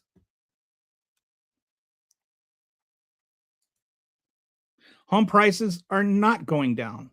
Rent is going down a little bit, but rent was going down before. Rent was going down last year. Gas is lower because we have more supply. And the ones who build the homes are being deported. There's only so many homes 11 million people can occupy. We have a population of like 320 million people. And then how many, like you think each one of these guys that lives off the government dole buys their own house?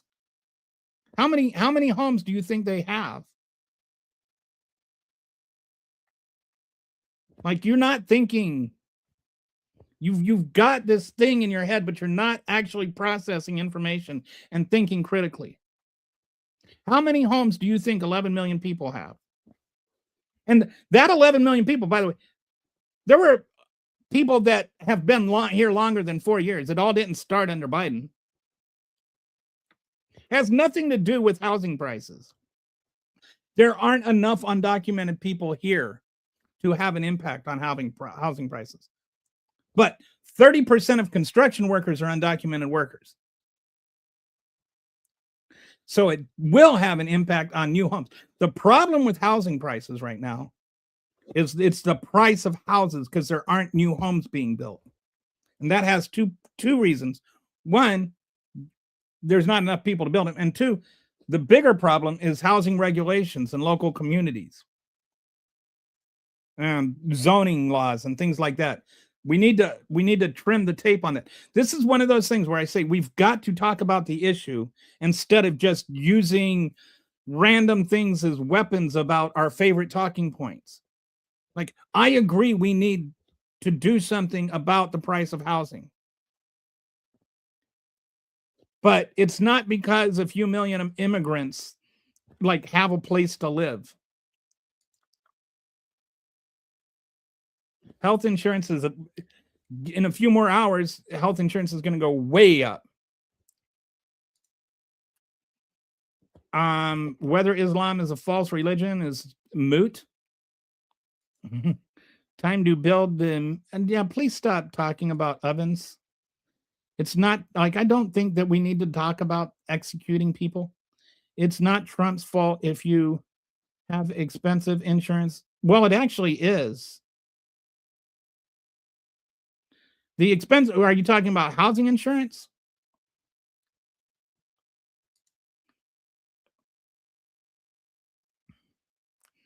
By the way, speaking of bleep landlords, Donald Trump was one. Bomb these country. I think he's talking about when Obama authorized zone strikes against ISIS in those other countries like Yemen and whatnot.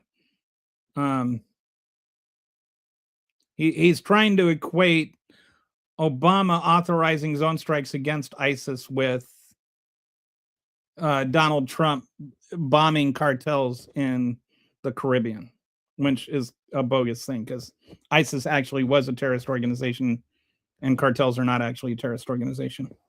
If you don't want Mexican mobs, then encourage Mexico to have strong social programs. And that is a legitimate point with that and with Central America. Actually, MS-13, for instance, we exported. Did you know MS-13 started in America? And then they came over here. They became a gang because they didn't get socially adapted. We didn't do anything for asylum seekers when they came here. And then they became a gang because they were getting jumped and beaten by Cribs and whatnot. The other were the Bloods and the Crips. So they started their own gang. Then we deported them, and then they became gangs down there, and then they came back up here. MS-13 is an export, not an import. This dude will cut on your grammar when he gets called out for foolishness. What a tard. Yeah. And your use of a disability as a slur makes you a good person. We deport Tel Aviv Democrats and MAGA Republicans along with immigrants. Oh, I don't know why I keep accidentally clicking on your things. I don't like anti-Semitism. Can undocumented people buy houses? Generally speaking, no. Because they need to get a bank loan, and bank loans don't normally give people to people who aren't able to have social security. They might have a fake social security number or something like that, but that's also why they're not even trying to buy houses, because they don't want to draw attention to themselves. They don't want to bait somebody to come and nail them. They're trying to hide. They're trying to be obscure, so they tend to rent. And it tends to be a few families living together. I don't know why. Why is it that people have insist on using dehumanizing language? No criminal organization is without political administration. What does that even mean? It's not true. Is the mafia a political organization?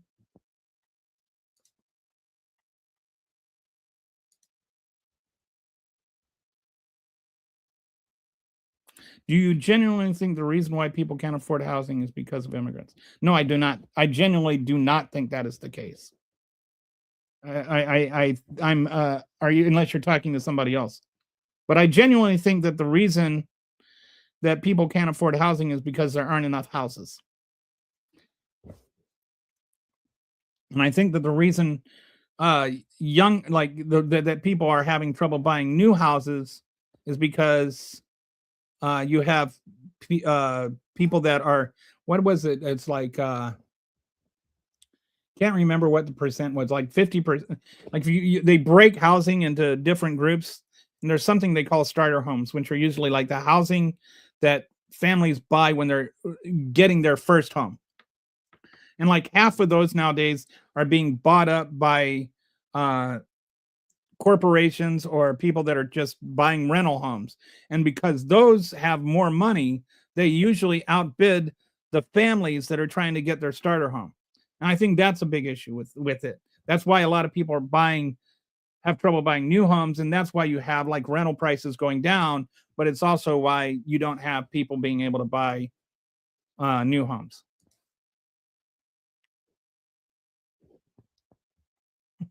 Somebody else. Okay, so that's 2 votes for patience. I'm going to tell my wife that I got 2 votes for patience. She might forgive me. There are multiple types of terrorism. There's also, yes, but narco-terrorism is associated with one of two things, typically, before Donald Trump and Marco Rubio redefined it. Narco-terrorism is either A, using narcotics to fund actual terrorist activities like the Sandinistas in the 80s. That's when Ronald Reagan invented the term. And the other way is with when you use terrorism to preserve your drug cartel. Like I still can't think of the guy's name, but like season 1 Narcos guy, where they would like kill politicians to keep a government that's favorable to their particular cartel. That's what narco-terrorism is. Narco-terrorism is not like drug smuggling is not narco-terrorism. There's not like some super secret plot by cartels to get people in America to overdose on drugs so that they can like kill people or something. Like that's not what narco-terrorism is. Trump said on day 1 he would bring prices down. That's why he got an F on that in his report card.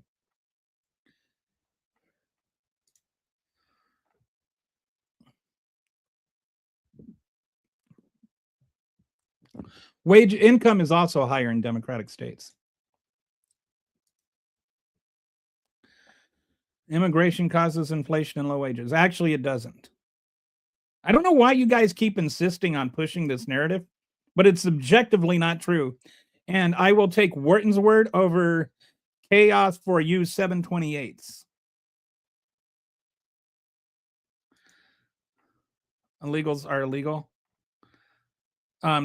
Illegal is a noun, or is an adjective, not a noun. Hope you get a clue. My gut, but I doubt you will.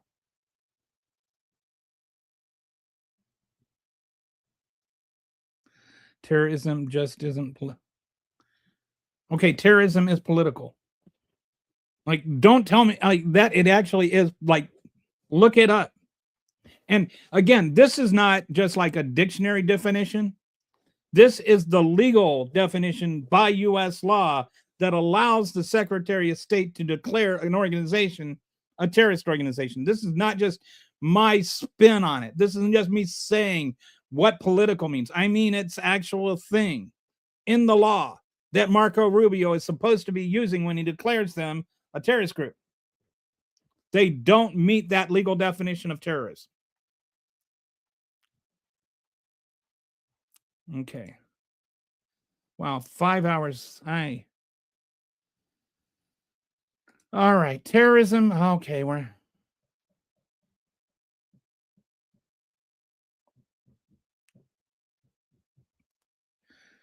this is the dictionary definition.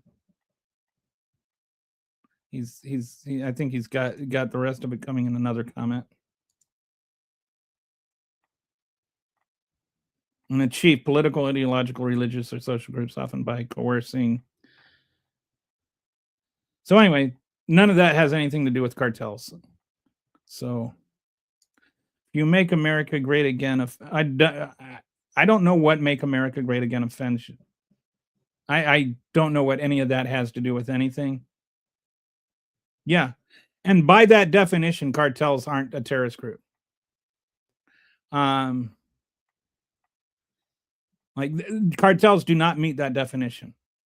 But that again, that is not the definition. That's the dictionary definition. That's not what is put in the law that allows the Secretary of State to declare something a terrorist group.